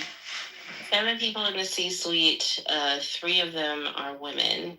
Still, the new building did not have a breastfeeding station. Still. So it doesn't even fucking matter if women are in leadership. It just has to be a thing that is at the forefront of the people who are in charge, even if that person is a man. I don't think you need a breastfeeding station. You just need to make sure you have a space for them to do it. Like, it doesn't have to be a designated, okay, this is the breastfeeding station, right? As long as there's an area where they have privacy and they're able to pump or... Wait, you're talking about like a woman at work that needs to pump? Yeah, we don't have a space for that. All of our fucking like if you guys have a conference room that you can make available to them, then that's fine. Sorry, I work in a warehouse. Well, now that I know, we have lactation pods at my job for women. You guys have lactation pods? That's what I mean. Yeah. Yeah. We don't have that, but I would always give up my office whenever, like. Yeah, that's what I'm saying. As long as you got somewhere where they have private. They should have designated space. Like there's some Muslims. I would give up my office for prayer time. Like I would give up. Also, I just like walking around the building and like chatting shit with people. So I never mind, but they should have like designated space so that Ben said, "Who's breastfeeding at work?" Well, that's why I said pump. Yeah, it's pumping. Yeah, pumping. More so pumping if you need a pump. Yeah, don't bring your kids to work. I don't want to see them. Please don't. I fucking hate when people do that. They could be stealing like sensitive information.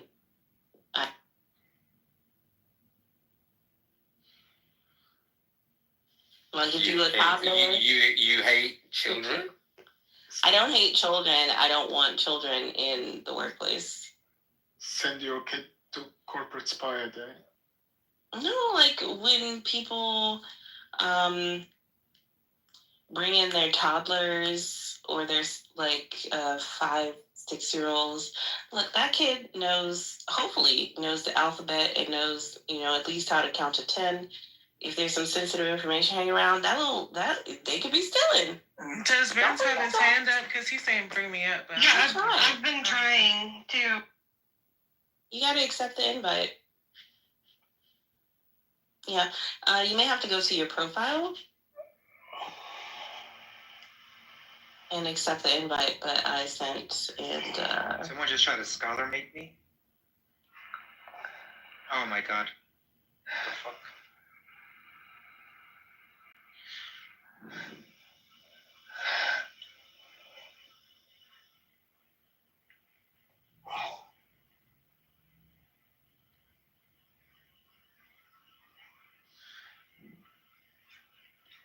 Now every time I go to the office, one, they turned my office into a fucking storage unit. There's always random boxes and shit in there.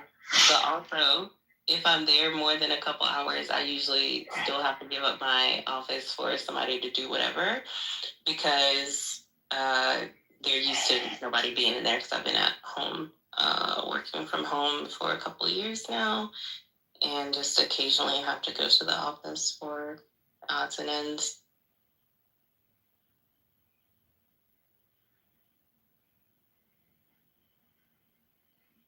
Talia, why don't you pray yourself? I pray in the morning and before I go to bed, and that's it. Yeah, that kind of segues into a different thing. Do you think that it would be better if women could bring like infants to work with them? Fuck no. Instead of leaving them at home? No. I don't want you. Or are you gonna focus on work? Yeah. Or but don't still childcare. That's your choice. You chose that. So I do think also, but I do like when I worked for like that wretched bank that was soul crushing. What they did do that was good was they had maternity and paternity leave 6 months. I think that's good. But I don't want your fucking newborn screaming while I'm trying to, crank this report out. Get up. Most of the time, newborns just sleep. Unless they have like colic or there's another issue going on. Mine were very good babies. They just slept mostly. Unless they were hungry or needed to be changed. They were awesome babies. And they also slept through the night really good. I had to wake both of them up to feed them.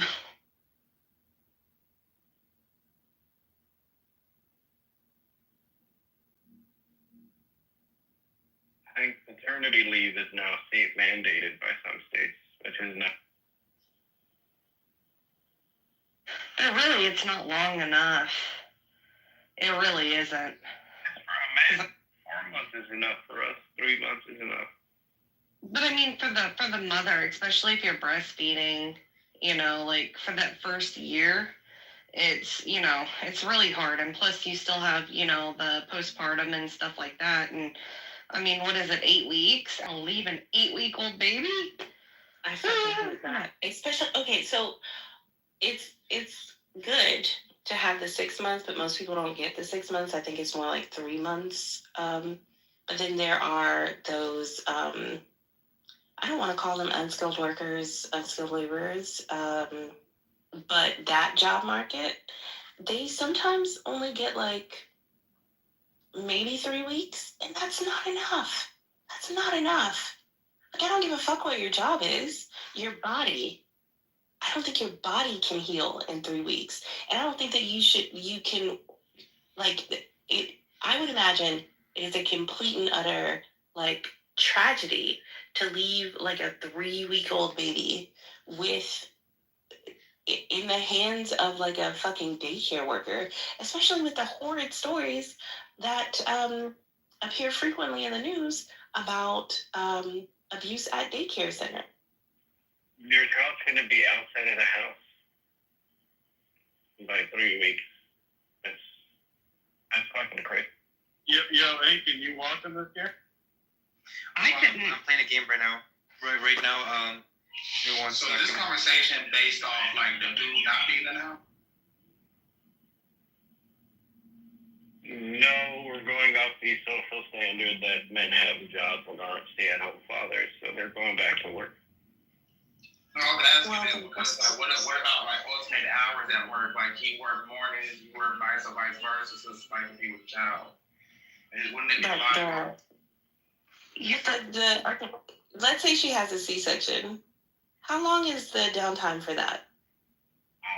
It took me 8 weeks to heal. Like, I still have nerve damage to this day.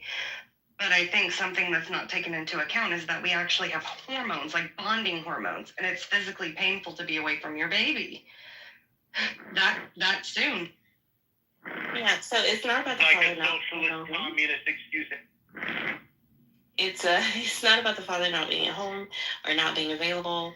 I did mention paternity leave being a good thing just a few moments ago, but there are some physical restraints that come with, I would guess, because I don't know and I ain't gonna never do that shit, pushing a baby about your whole body.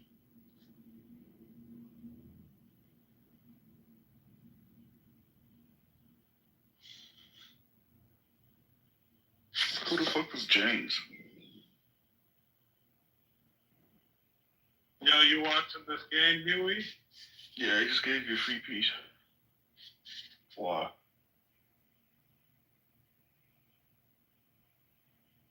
I think a lot of people I was horrible. I never believed what they said about you. I never believed what they said about you, Huey. Oh, because it wasn't true. What's there to believe? But Louis, why'd you fumble it? That was a free night. Or I had to force this rook and his queen. If you had taken his knight, he would have forcibly have taken it with the bishop, right? And then you would have taken it with the rook. You would have had two pieces. But now he's just forked you with his knight, like nigga. Louis. No, I'm Nigga who beat me the other day. I'm nigga. black. What the fuck? I'm black. Damn. Oh, you're black. Oh shit. My bad. Huey, I just put my game in the chat too. You should check it out. I was gonna say, in the world of feminism, Huey, they're both in here, so just be careful. What is feminism nowadays? Like, is it? Oh my God, Huey, check out the checkmate that I have. Huey, you're gonna love that checkmate. Holy shit. Oh my God, he's so dumb for playing that. Holy shit. Oh my God. Are we talking chess, or like, can we discuss the topic? Yo, Huey, you have to look at my checkmate, Huey. This You have to look at my checkmate. Holy shit. Wait, what was your beautiful checkmate. what was your thing? I was gonna say, What's the definition of feminism nowadays? Because you know it changed like 1 billion times, so you know. well, my whole thing is, in the world where everybody wants to be feminist and pro-women, it still seems like it's kind of backwards when it comes to new mothers. You know, everybody touts how they're for women, but I don't see a lot of people fighting for policies that give new mothers at least the first year off for maternity leave and having their jobs protected. But yet we want women in the business owner. The reason It's it the is business owner that you need to pay for you to do this. It depends on the job. Do a business want to lose this amount of money? Like that's the risk, because this is a business. It's not. And you know what? Businesses can't afford to pay you a whole year without you working. Yeah, I don't believe that maternity leave is. Businesses can afford to pay a year. I don't think that maternity leave is paid. It would be nice if it was. That would be cool. But I think it falls under Family Medical Leave Act, which is unpaid, and it's just job protection. Like when you come back from this leave, we will have a job, your job, or something similar for you to come back to. And then to qualify, I believe, for FMLA, you have to work a certain amount of hours. So they would have to change the law around that to make way for maternity leave that is longer. But in that discussion,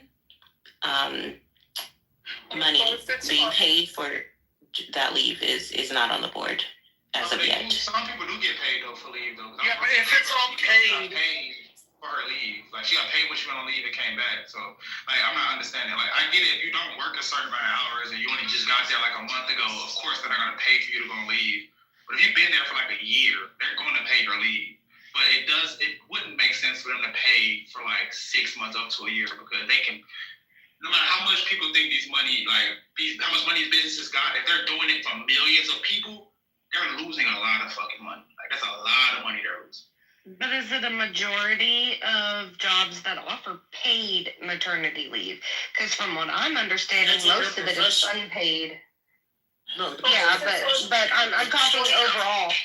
So if it's it's hard to say overall. It's not an overall thing. It's specific based on your individual profession and what industry you're in. Because if you're in a certain industry within that profession, you're going to get more perks than others. There's also gap insurances that you can purchase while you're employed. So most of the people that do like paid is like state companies, at least in Oklahoma. So in Oklahoma, they do state jobs and paid leave. I don't know how every other state, but they do. That's a federal norm from state to state. If you work for the public sector, you get it covered. But there's also private insurance companies that offer gap leave, maternity payments. You pay while you're employed. Well, you pay if you work for one whole year. You pay while you're employed. They'll cover your payments up to 80% or 70% for 6 months, and you're not paying that much monthly, right? So, like, if you're a woman that's in the workforce, it's something smart to look into. Like, Farmers offers it, Aflac offers it, like the big national insurance company. See how I like that? Because that's what they should look at. Because I'm not getting what Ashley's trying to say in terms of fighting to pass legislation. Like, what? Again, it depends on your job. If they're not paying you, then it depends on the job. If it's a competitive job, then they're not going to keep you around and wait for your job. You're not going to have job security for a whole year.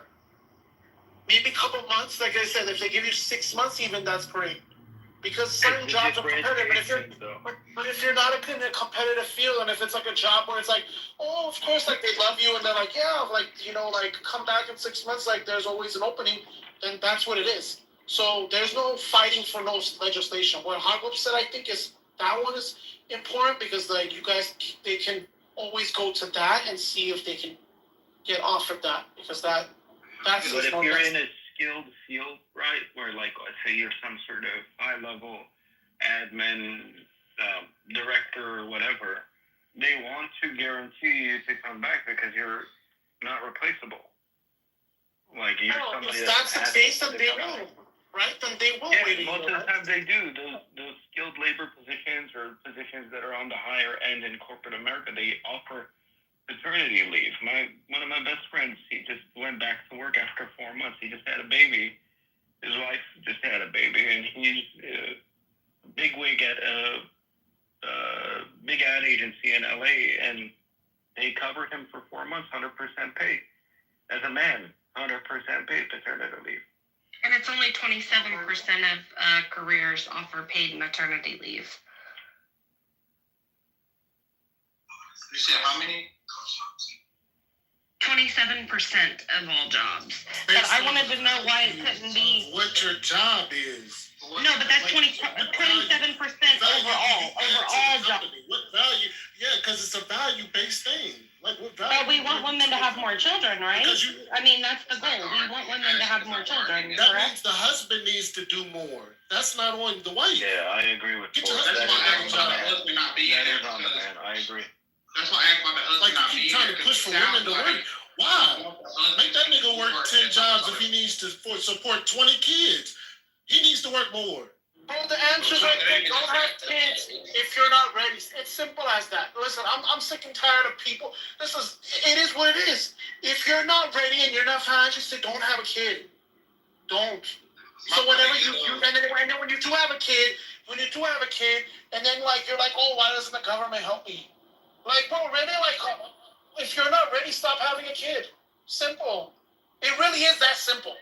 It really is. And I'm like, it's very annoying when people feel like, well, we need And people if to you help. need help, hey, get married and have 2 incomes. Now you got 2 incomes to take care of the kids. Yeah, but then you're only going to have one after the baby comes. Yeah, niggas. Because no shot. Yeah, but if he goes and finds another job, guess what?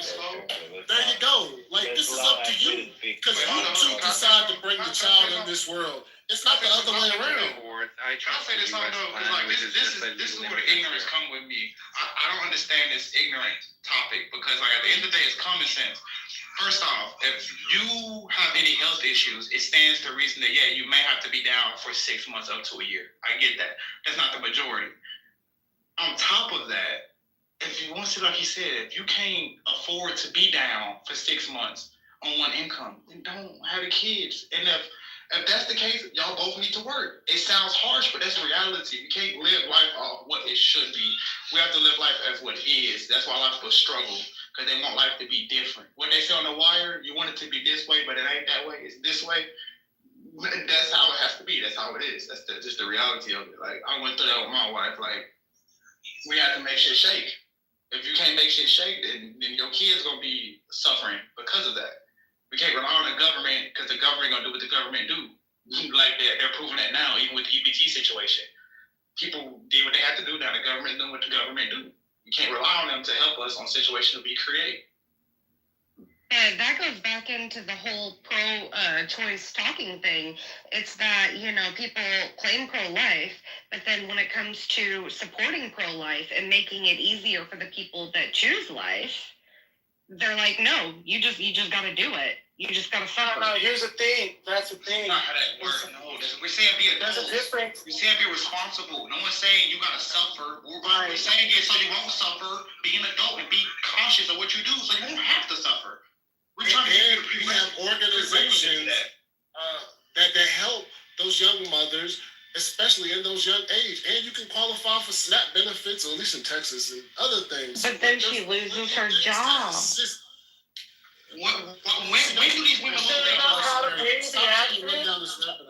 Ashley, she should have had a baby.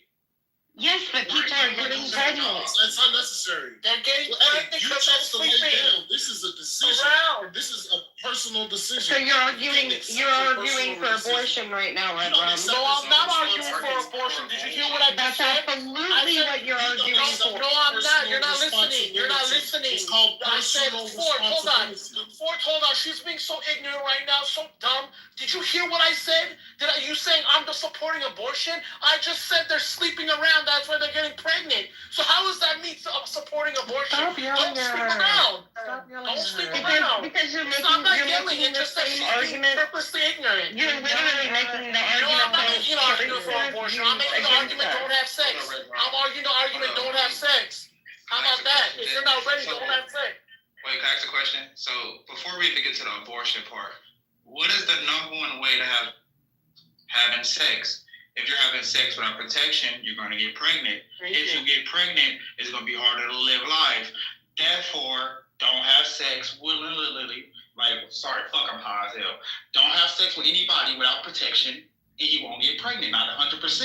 But if you ain't sleeping around, you ain't getting pregnant, you ain't having these problems. The problem is we're not telling women that. We're telling women they can have sex wherever they want to. And on top of that, they don't have to deal with their consequences for their actions. That's not how life works. Do the men have to suffer for the actions too? Yes, because the women didn't get pregnant on their own. Ashley, instead of getting offended, let's use logic. Men every day. I'm not offended. I'm using logic. Every man every day get told about their bad decisions that we make on a daily basis. It is women that when they get told, I'm not saying all women do this shit, but this conversation here, once men start saying, all we gotta do is stop fucking, everybody start getting weird. No one's saying that John Kerry don't have babies. No one's saying to get an abortion. All we're saying is if you ain't ready for it, don't do it. That is very simple. Me personally, I don't give a fuck if you get an abortion or not, because you're not my woman, so I can care less what these women do. We're just giving advice. It's called preemptive strike. You understand what I'm saying? You gotta get it before it's gotten. You understand what I'm saying? So it's like proactive. Not caring about babies being murdered just because it's not your woman is diabolical. No, I never said I don't give a man. You said you don't. Okay, Anchor, let's talk about it then. So I say women should get abortions, then we're gonna talk about what's her body. I don't want to have these conversations. They're not necessary to have. I used to give a fuck at one point. But when you start trying to tell women to protect women, tell women don't have sex, you don't have to worry about the whole abortion conversation, and having an abortion is, in my eyes, is immoral, especially if you're doing it as a form of fucking birth control. Then we have a weird conversation. So I'd rather not have that conversation. That conversation has nothing to do with you just not fucking and being immature as a grown ass adult. That's all it is. It has nothing to do with it. Right, Benz, did you hear whenever, because when I said it, and I think you explained it a little better because you like went more deeper, but when I said it, when they hear something like that, they automatically, she automatically thought I'm supporting abortion over here. When I said don't have babies, she thinks, do you see the mentality of Americans, like how this can, like, it's like, when I say don't have babies, it's like, oh, but I'm sleeping around, so if I get pregnant, that I should get an abortion. That's not what I said. What I said was you gotta be responsible. If you're not ready to have a baby, like, don't have sex or be more careful, right? Like you were saying. See, I agree with that sentiment. I thought that I was defending abortion, right? No, I agree with that sentiment 100%.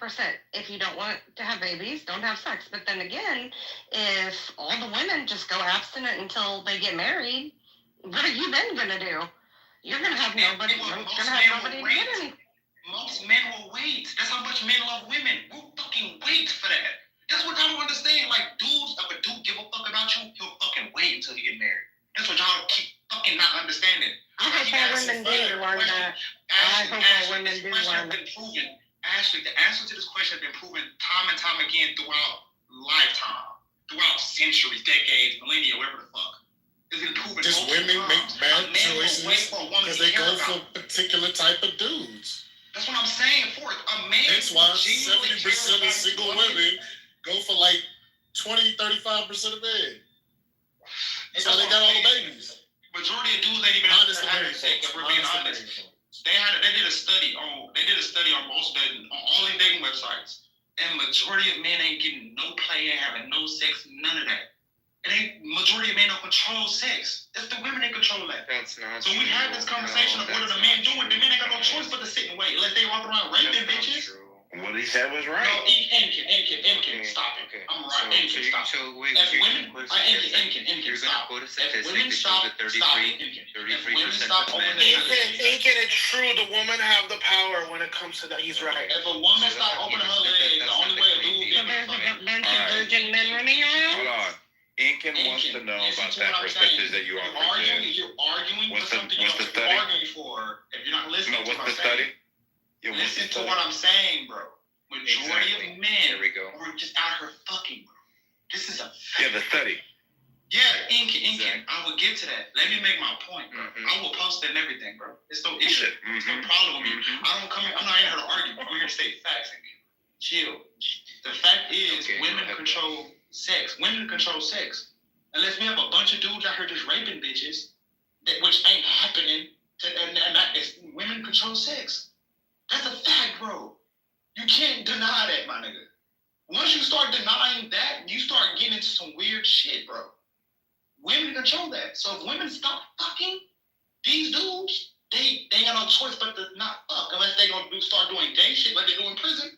But they got no choice but to not fuck pussy if they ain't getting it.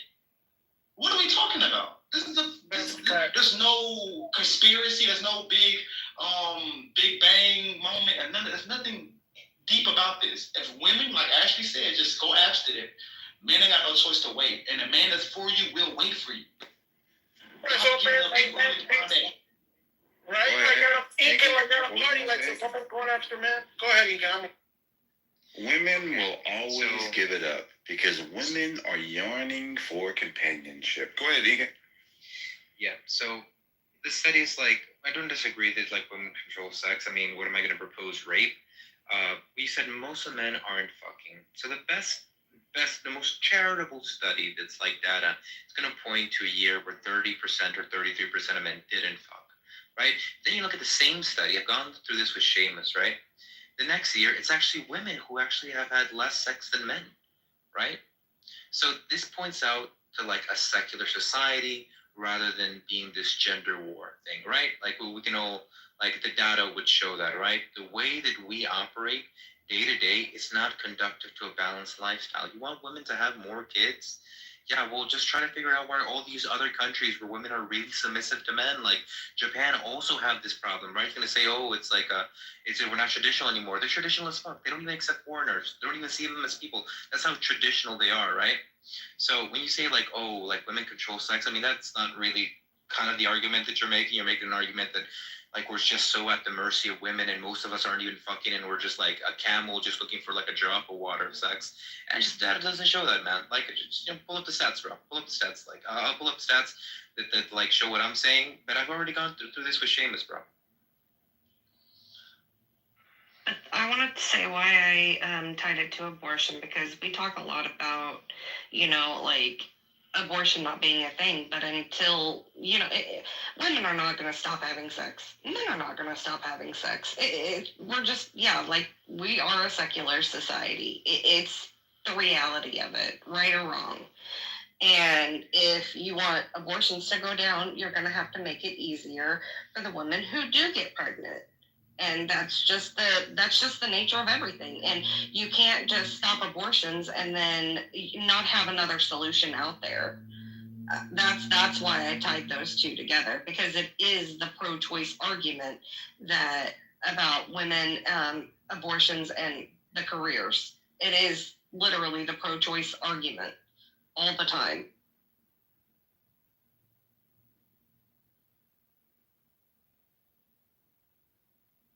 No, I think the most pro-life argument is what Benz and I were saying, Ashley. You mean just don't have babies? Pro-life doesn't mean, no. See, again, you're not listening. Pro-life does not mean that constantly have babies, and it is whatever your situation, it is what it is. Because we're seeing what's happening with a lot of people who are very low income, and we're seeing what's happening. And then what, you're going to blame the government? That's the government's fault because they're not helping them? Or is it because they put themselves in that situation? Pro-life means you bring life to this world because you're like ready for it. We know like this is not back in the days anymore. Like we have to understand what it is to live in America and what's going on. Prices are going up, everything's going up. It's getting harder. Again, our generation, like, this is not the same as it was with our parents. It's not the same as it was for our grandparents. It's different. It's harder, as you can see. It's getting harder to live. Everything's getting expensive. So we got to be more aware of that, and we got to be smart with that. That's what pro-life is about. Not about you being in a very bad situation, having a kid, and then having no one that's going to help you. And then what, you're going to blame the government? You understand what I'm saying? You gotta realize the majority of people don't give a fuck, though. You wanna know what's the craziest thing I heard the other day from a different kind of debate? And it's not a good argument, but it's just it's great rhetoric, though. So, like, this conservative woman was debating a whole bunch of liberals, and she pointed out something interesting, which is that, like, the rapists in our society don't even get the death sentence, but the baby does. Isn't that funny? That's crazy right there. That's a fact. Because the person got to go through trial. He gets an appeal. Hell, he gets an appeal even as a death sentence after he's been convicted, just to get a chance. All you need is one person to decide and say whatever, even though it took two people to create it. Nah, that shit crazy. But the thing is like, we can sit here and say, be careful, but birth control fails. Condoms fail. All the time. It happens all the time. Even with whatever you call it. Don't have sex at all then. That's not an excuse. Yeah, it's just like, what do you do with the women when they do get pregnant, though? Work out. If you don't want to get fat, work out. It's like the same thing, but you get. No. It's like don't eat bad food. What is self-control? Like, you know this. Like, it's up to you to be disciplined. Exactly, discipline. Yep. If you got women willing to, and you're the guy that's just willing to knock up all these women, like whose the fault is it? It's those people's fault. Right. If the dude got 9 baby mamas, it's his fault for having that many kids, bro. Like this goes both ways. This should be a common sense conversation, to be honest. But you know what's crazy to me? The baby after taking the right precautions, then she have to do what she see fit. I'm not in control of what she do. I can say don't have an abortion because I don't agree with murdering babies, but that's just an opinion that I have. She's still doing what she got to do. What's crazy is like, I understand like the argument that people are making that it's a natural consequence of a natural act for women and it sucks for women. I totally get it. But here's the thing, right? If a soldier goes to war and gains PTSD by being shot at by other people, let's say Afghanis, he doesn't get to come back to America and then start shooting at random other people because he has PTSD and a terrible thing happened to him, right? And well, I'm not like I'm saying in the case of like rape, which is the most common one, like when we want to moralize abortion, like you don't get to simply just kill a baby just because something else happened to you by somebody else, right? Like, and it's like, that's not an accurate solution. Like the reality is, as a woman, because I don't think there's any biology class that's teaching otherwise, right? That pregnancy is a risk for sex. So you kind of have to sort of like bear that in mind and bear the consequences of that. Now, is it fair? No, but nature isn't necessarily fair. And what's the solution to dealing with nature? To simply just kill human life? Like that's not how that works, right? And I understand what you're saying that, okay, well, pro-lifers don't care about life, X, Y, and Z. It's like, no. That's a stupid argument. That's almost like saying, well, look, men are going to rape anyway, so we might as well just make it easier, right? If we don't want to see rape, make it easier and just have everyone consent. Technically, that eradicates rape. That's the type of argument you're employing, actually. No, that's actually not my argument at all. My argument is that if a woman gets pregnant, her job should be safe for at least a year. After that first year, she should be able to get her job back. It doesn't even have to be paid. I don't think that's too much to ask if we want abortion. Actually, I actually don't necessarily disagree with you. I would also say that there should be more paternity leave, though, as a function, right? I agree with that too. Not quite a year. Maternity and paternity leave. The reason I'm more for maternity leave is because it's a proven scientific fact that the woman has more hormones. She has to deal with postpartum depression that can occur up to 7 years after she's had the child. There's more hormones, there's more bonding. That's less likely to happen if she has spousal support. You know that, right? Yes. That's why paternity leave is important. But for the whole first year. All these arguments that are being posed already have answers to them. It's just that people don't like the answers that they're hearing, and that's the problem. All these issues, if you have a significant other there who's helpful, a lot of the issues wouldn't be an issue. The problem is there's a lot of single mothers who don't have any help, and they're the ones who are having all these troubles. That's just the reality of that. The women that have a loving husband, they're not the ones complaining. I don't hear none of them complaining. But even that aside, let's assume that like a woman is in a relationship and she still goes through postpartum depression. It's probably better for the child to have a parent available there when the woman isn't, right? So that's kind of like the issue. Let's assume the woman is going to go through the depression anyway, despite having spousal support. At least the child has one reliable parent in that particular situation. This is why paternity leave is important. Paternity leave is also important to equalize some of these custody hearings and settlements that typically happen in the U.S. It's not that the court system is rigged against men just because they're men. It's rigged against men in the sense that like men are typically the primary breadwinners of a household and don't get to know all of the things that they should know before like contesting custody. So this makes it fair, right? Now that you're in your child's life from the very first year and onwards, right? Hopefully onwards, you should know who your child's primary physicians are, their pediatricians, their school teachers, and X, Y, and Z, and that should give you a fairer shake in court. Agreed. People just need to be responsible. That's the answer to all the questions. Just be responsible. And everything will be up. I mean, I agree. I was a stay-at-home mother. I'm still a stay-at-home mother. But, you know, not everybody's financial situation can do that. Not everybody can do that, and I recognize that. And I think that, you know, until we tackle, like, the job situation, I think that it's harder to talk about the abortion situation until you make it easier for the mothers trying to get back into work. Because leaving a 3-month-old baby in the care of strangers, it's not good for anybody. It's not good for the mother. It's not good for the father. It's not good for the child. But wait. That makes no sense. Wait, that makes no sense. Wait, can I just explain the cognitive dissonance for me? We're saying that the type of woman that has to leave a 3-month-old baby in the care of strangers is going to be like adverse to leaving it to strangers because of the dangers that could have to the baby.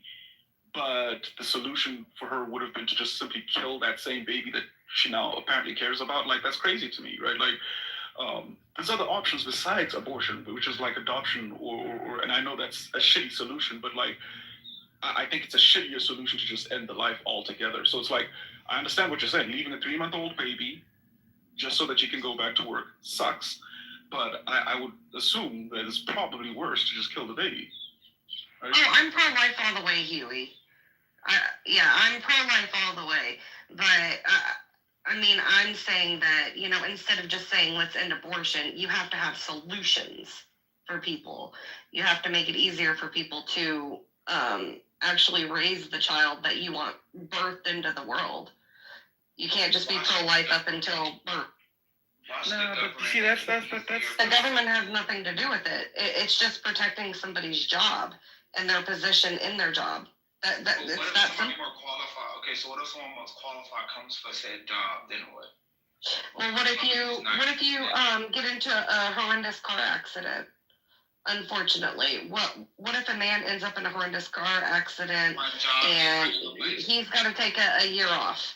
I get replaced. Most jobs are going to keep short-term disability. On an oil rig, they're going to replace me. Like, there's no year off of paid leave. They're going to drug test me, make sure I wasn't on anything. They're going to give me fucking workers' comp if that, or unemployment if that. And that is what that is. Like, I don't understand. Like, it's always going to go back to what the government is allowing to happen at the end of the day. Like, so to act as government. This is the beauty. You got pregnant and you. No, your job's going to still be there. If I'm not mistaken, your job would still be. There's multiple nuances to that. You're talking about pregnant women in general, which now you have to get single mothers and married women in there.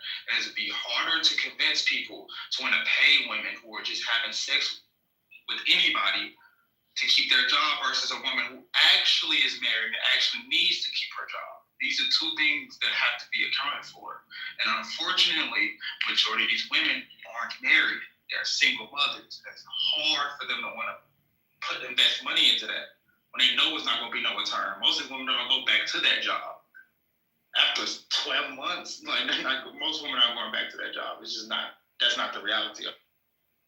And the shitty thing is actually like the idea of you have to make it easier is part of the, I think, problem that people are facing today, because the more you progressively make some things easier, the less likely it is that people are going to do the right thing and become competent in other like capacities in general. So when you make it easier to simply just navigate via your smartphone through a city. You make it harder for somebody to become competent at using maps and being able to navigate without their phones, right?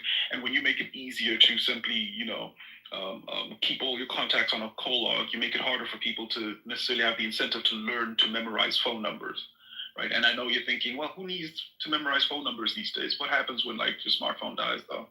Right, especially if and this is why one of the things I'm going to teach my kid is how to memorize fucking phone numbers, right, from back in the day, because not being able to know my number or X, Y, and Z is going to be detrimental. Like, I want my kid to be able to, if they're in a situation, go to a reliable, competent adult and say, please call this number, right? Shit like that, right? You would think that you're making life easier in one capacity, but you're actually making a huge trade-off. So it's like, you have to make it easier for women to do X, Y, and Z. Why? When did women become bitch-ass niggas? I'm just thinking for the health of both mother and child. Because we say that we want more people to have babies. We shame people for not having babies.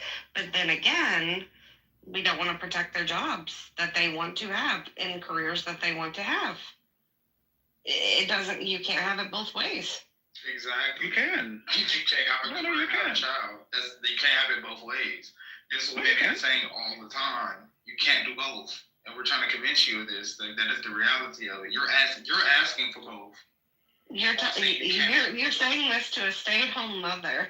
I've been a stay-at-home mother. You're advocating for women to get both while saying they cannot have them. You cannot have them. Because it's the reality of today.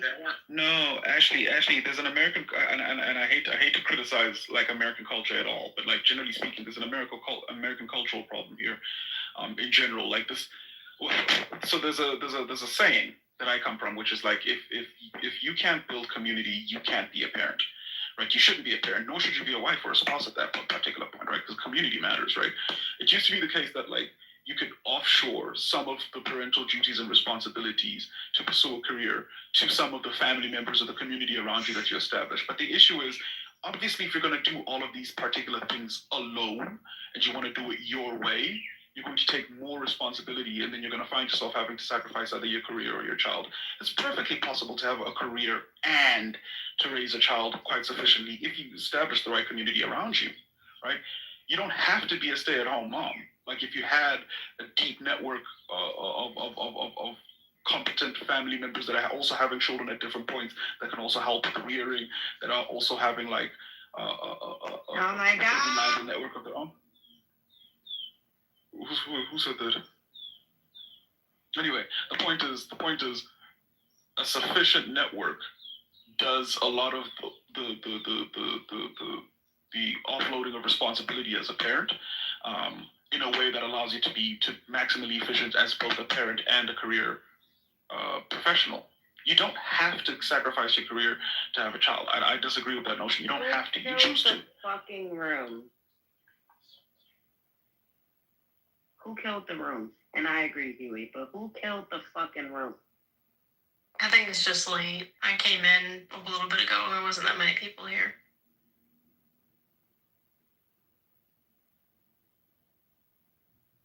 One thing I notice is something that doesn't get addressed is that there's a weird pride thing that sometimes happens, right? Like where, and I'm not saying this happens to a majority of women, but I have seen it happen to some women where it's like they want all of the pride of being a mother in some capacity, but they won't make sacrifices to be a good nurturer. So like sometimes what'll happen is like the title of mother or stay-at-home mom is more important than like the actual practicality of like raising the child sometimes.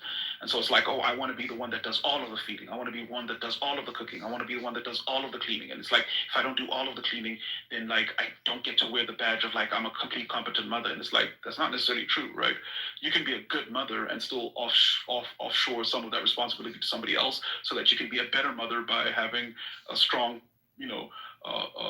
professional foot forward to be able to show your child that that's competent. Like all of those things are important, right? Sometimes, like I'm not gonna lie. Sometimes, like I've seen women make choices out of pure pride, right, of the motherhood title, that are counterintuitive to their own lives as well as the child's life too. I've done both, and I choose to work 100%. But what do you think about Staying that? at fucking home sucks, and it's depressing, and it's a lot on your shoulders. Women need a fucking break. Any woman that wants to stay home, I respect it. Cool, good on you. But like, don't they have anxiety? Don't they have like the thought in the back of their mind that you're leaving a lot into your husband's hands, is all I'm saying. All it takes is for him to fucking divorce you, and you're what? Stuck. Oh, yeah. No, like just keep it. I don't know. Yeah, I'd be up shit creek without a paddle. I did it really, really young, and it was good. You know, it was good, but I feel more comfortable having work, having my own income personally. Not shitting on the stay-at-home moms. Shout out to them. Good on them. But it can be dangerous. You know what I'm saying? It wasn't my first choice. Into somebody's hands. Oh, trust me, it wasn't my first choice. Like, I was all about the career. I was all about working. I worked doubles every time they were offered. Before he went to the boat, and then he wanted me to stay home because that 2 weeks he's home, he's like, I don't get to see you. Pretty much the whole time I'm home, you're working. So he asked me to stay home, and I did. And, I get a few little jobs here and there, but, for the most part, I stay home. But I miss working. I really do. I miss having a purpose, if that makes sense. But, the whole argument was on maternity leave and should it be extended to the first year of a baby's life after a woman gives birth. I mean, can most companies afford that is the problem. I don't think simply just keep your job safe. 100% just keep your job safe, or it could even go into workman's comp insurance that you already pay into. They could raise it a little bit even. I mean, it depends on the company too.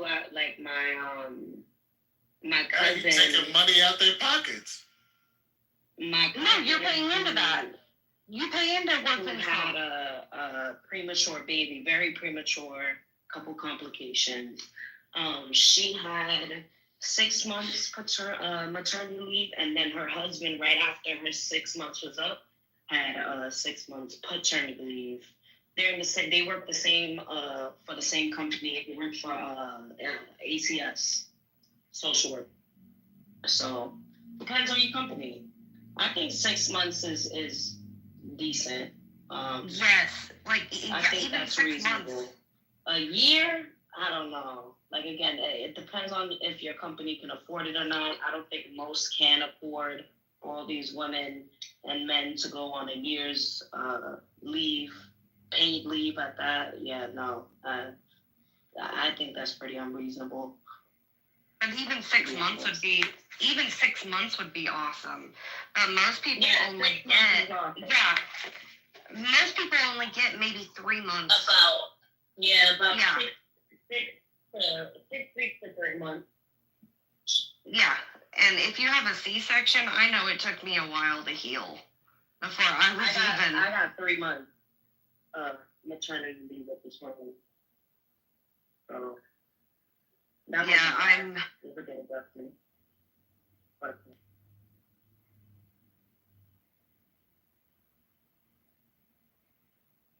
yeah, but I can kind of fill you in on my argument and why it went kind of into abortion and all that. It's that if we want to see abortion made to where it's not happening or illegal or shut down, we have to make it easier for the people that are having babies.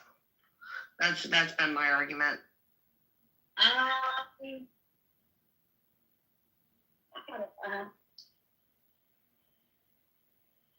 Yes or no. And the counter argument has been personal accountability. Don't produce children if you can't afford children. Like the crazy shit is gonna happen regardless if we were to ban abortions in its entirety tomorrow.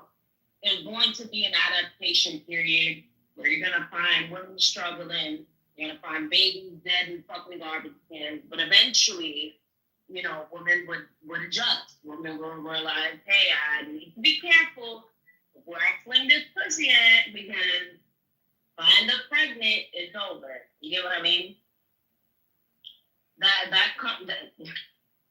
The crazy shit's gonna come regardless. If you understand what I'm saying, actually. Yeah, I agree. And the personal accountability thing, and just don't do it, is kind of almost the same thing as pro-choice. But their solution, instead of not having sex, is in the pregnancy, don't have the baby. Pretty much both sides are saying don't have the baby, just in different ways.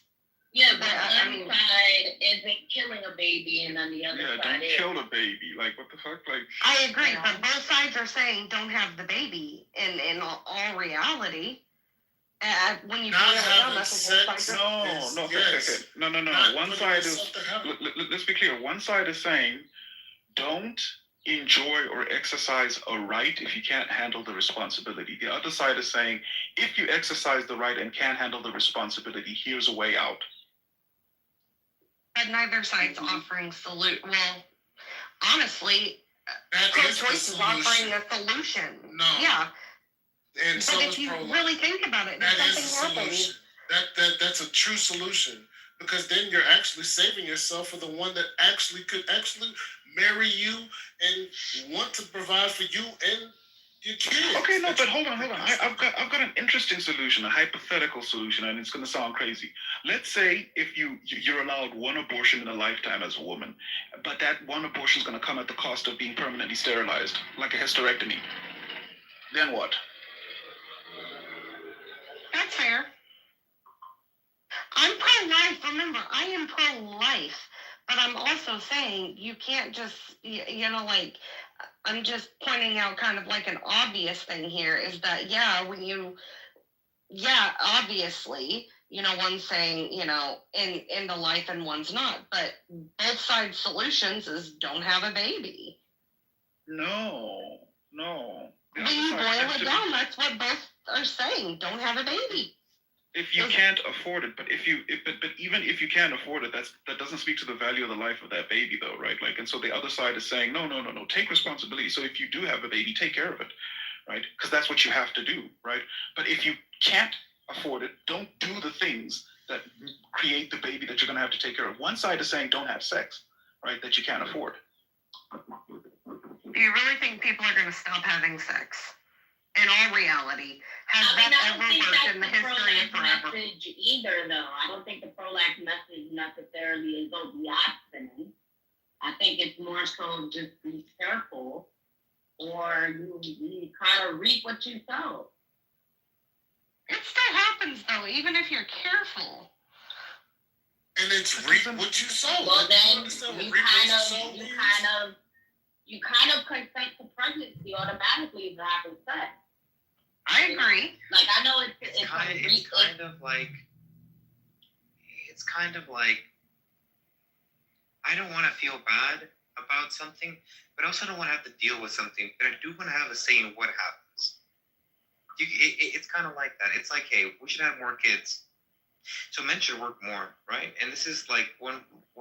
That's not going to work for secular societies. Yeah, we don't want immigrants. We want, like, the U.S. people do it.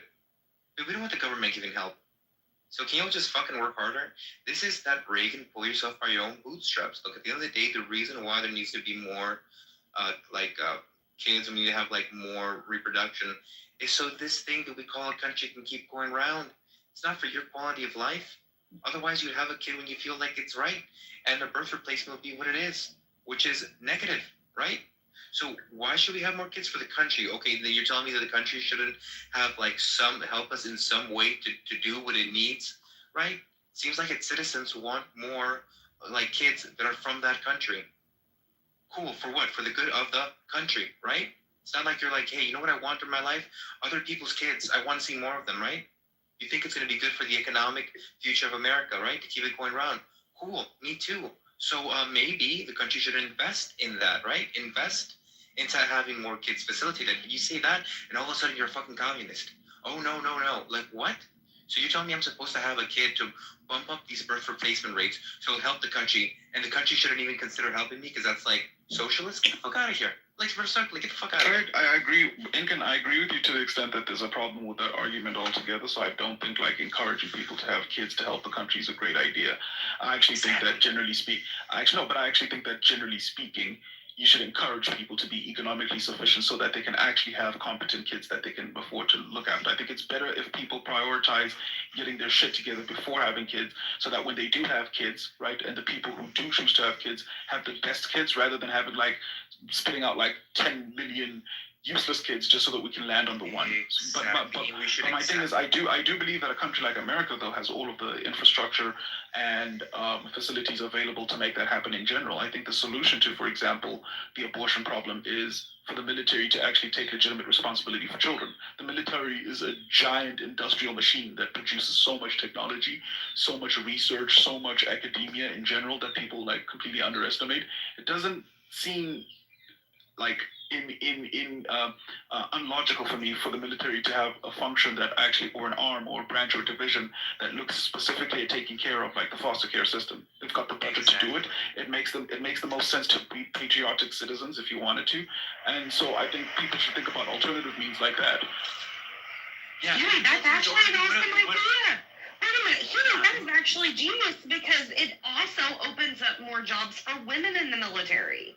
Because they're going to nurture the children that are there for foster care. And you can vet out the women better and not just have random people taking them into their home.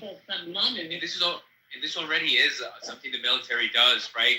Like, not take care of kids, but it's one of the biggest movers of social classes, right? So let's say you're in like lower middle class or just lower class. There's not like, we don't call it like the lower class, just lower middle class. Jesus, you're poor, you're making less than 30,000. Going to the military is one of the easiest ways, right, to move up, right? You go, you get free education, you have benefits, you have access to like affordable housing because of like, all the benefits that they get, right?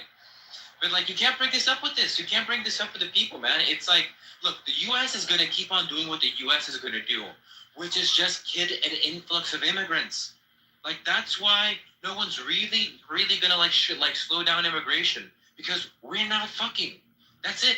And it's easier to get other people that want to come to this country and fuck than pay us benefits to fuck. Like, that's the truth, right?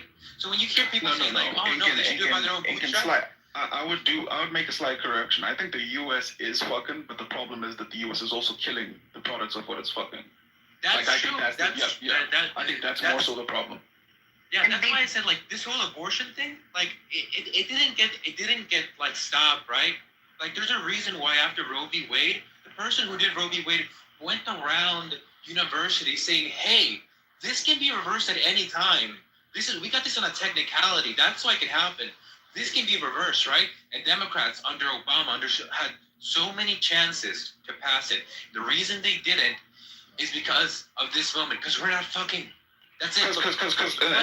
And the only reason why I brought that up, Incan, is just think about it this way. The immigrants that go to the U.S. where abortion is available are probably only just going to participate in that particular culture too. Because like, I know a lot of like African girls or whatnot that like get to the U.S. and have all of these freedoms and liberties and the access to abortion, and they're like, well, fuck the traditional ways. Like, why?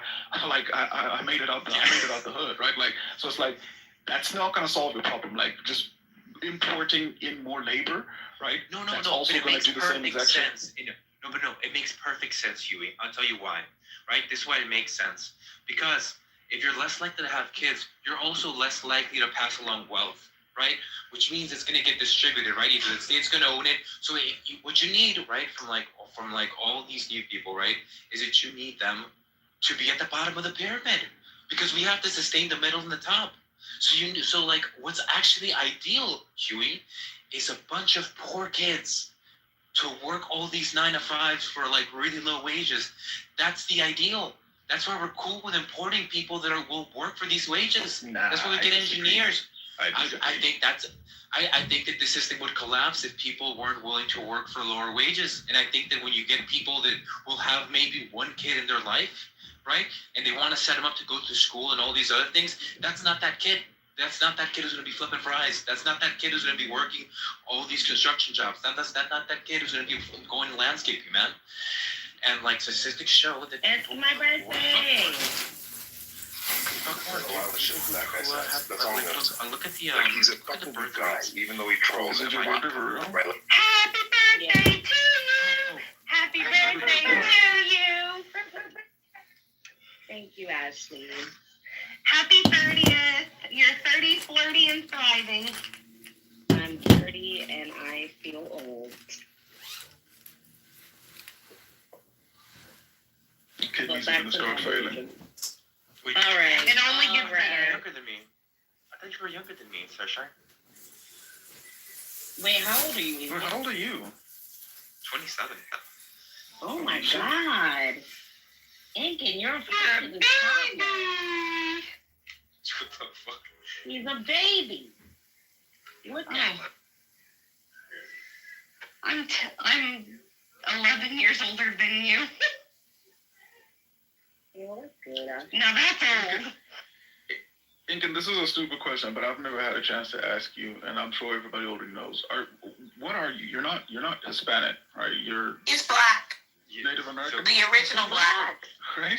So I'm actually from the tribe of Asher. So if you look in the Bible, when Solomon sent people to get wood from the land of shut Tyre, up, Inkin. from the land of Tyre, they sent an expedition to the east. Now, east is a direction, and it is vague as fuck. But out of like wisdom, I've gathered that means that they landed directly in the Andes, and I can trace it back to that tribe because trust me, bro, sources. So I'm so sorry. That's my fault.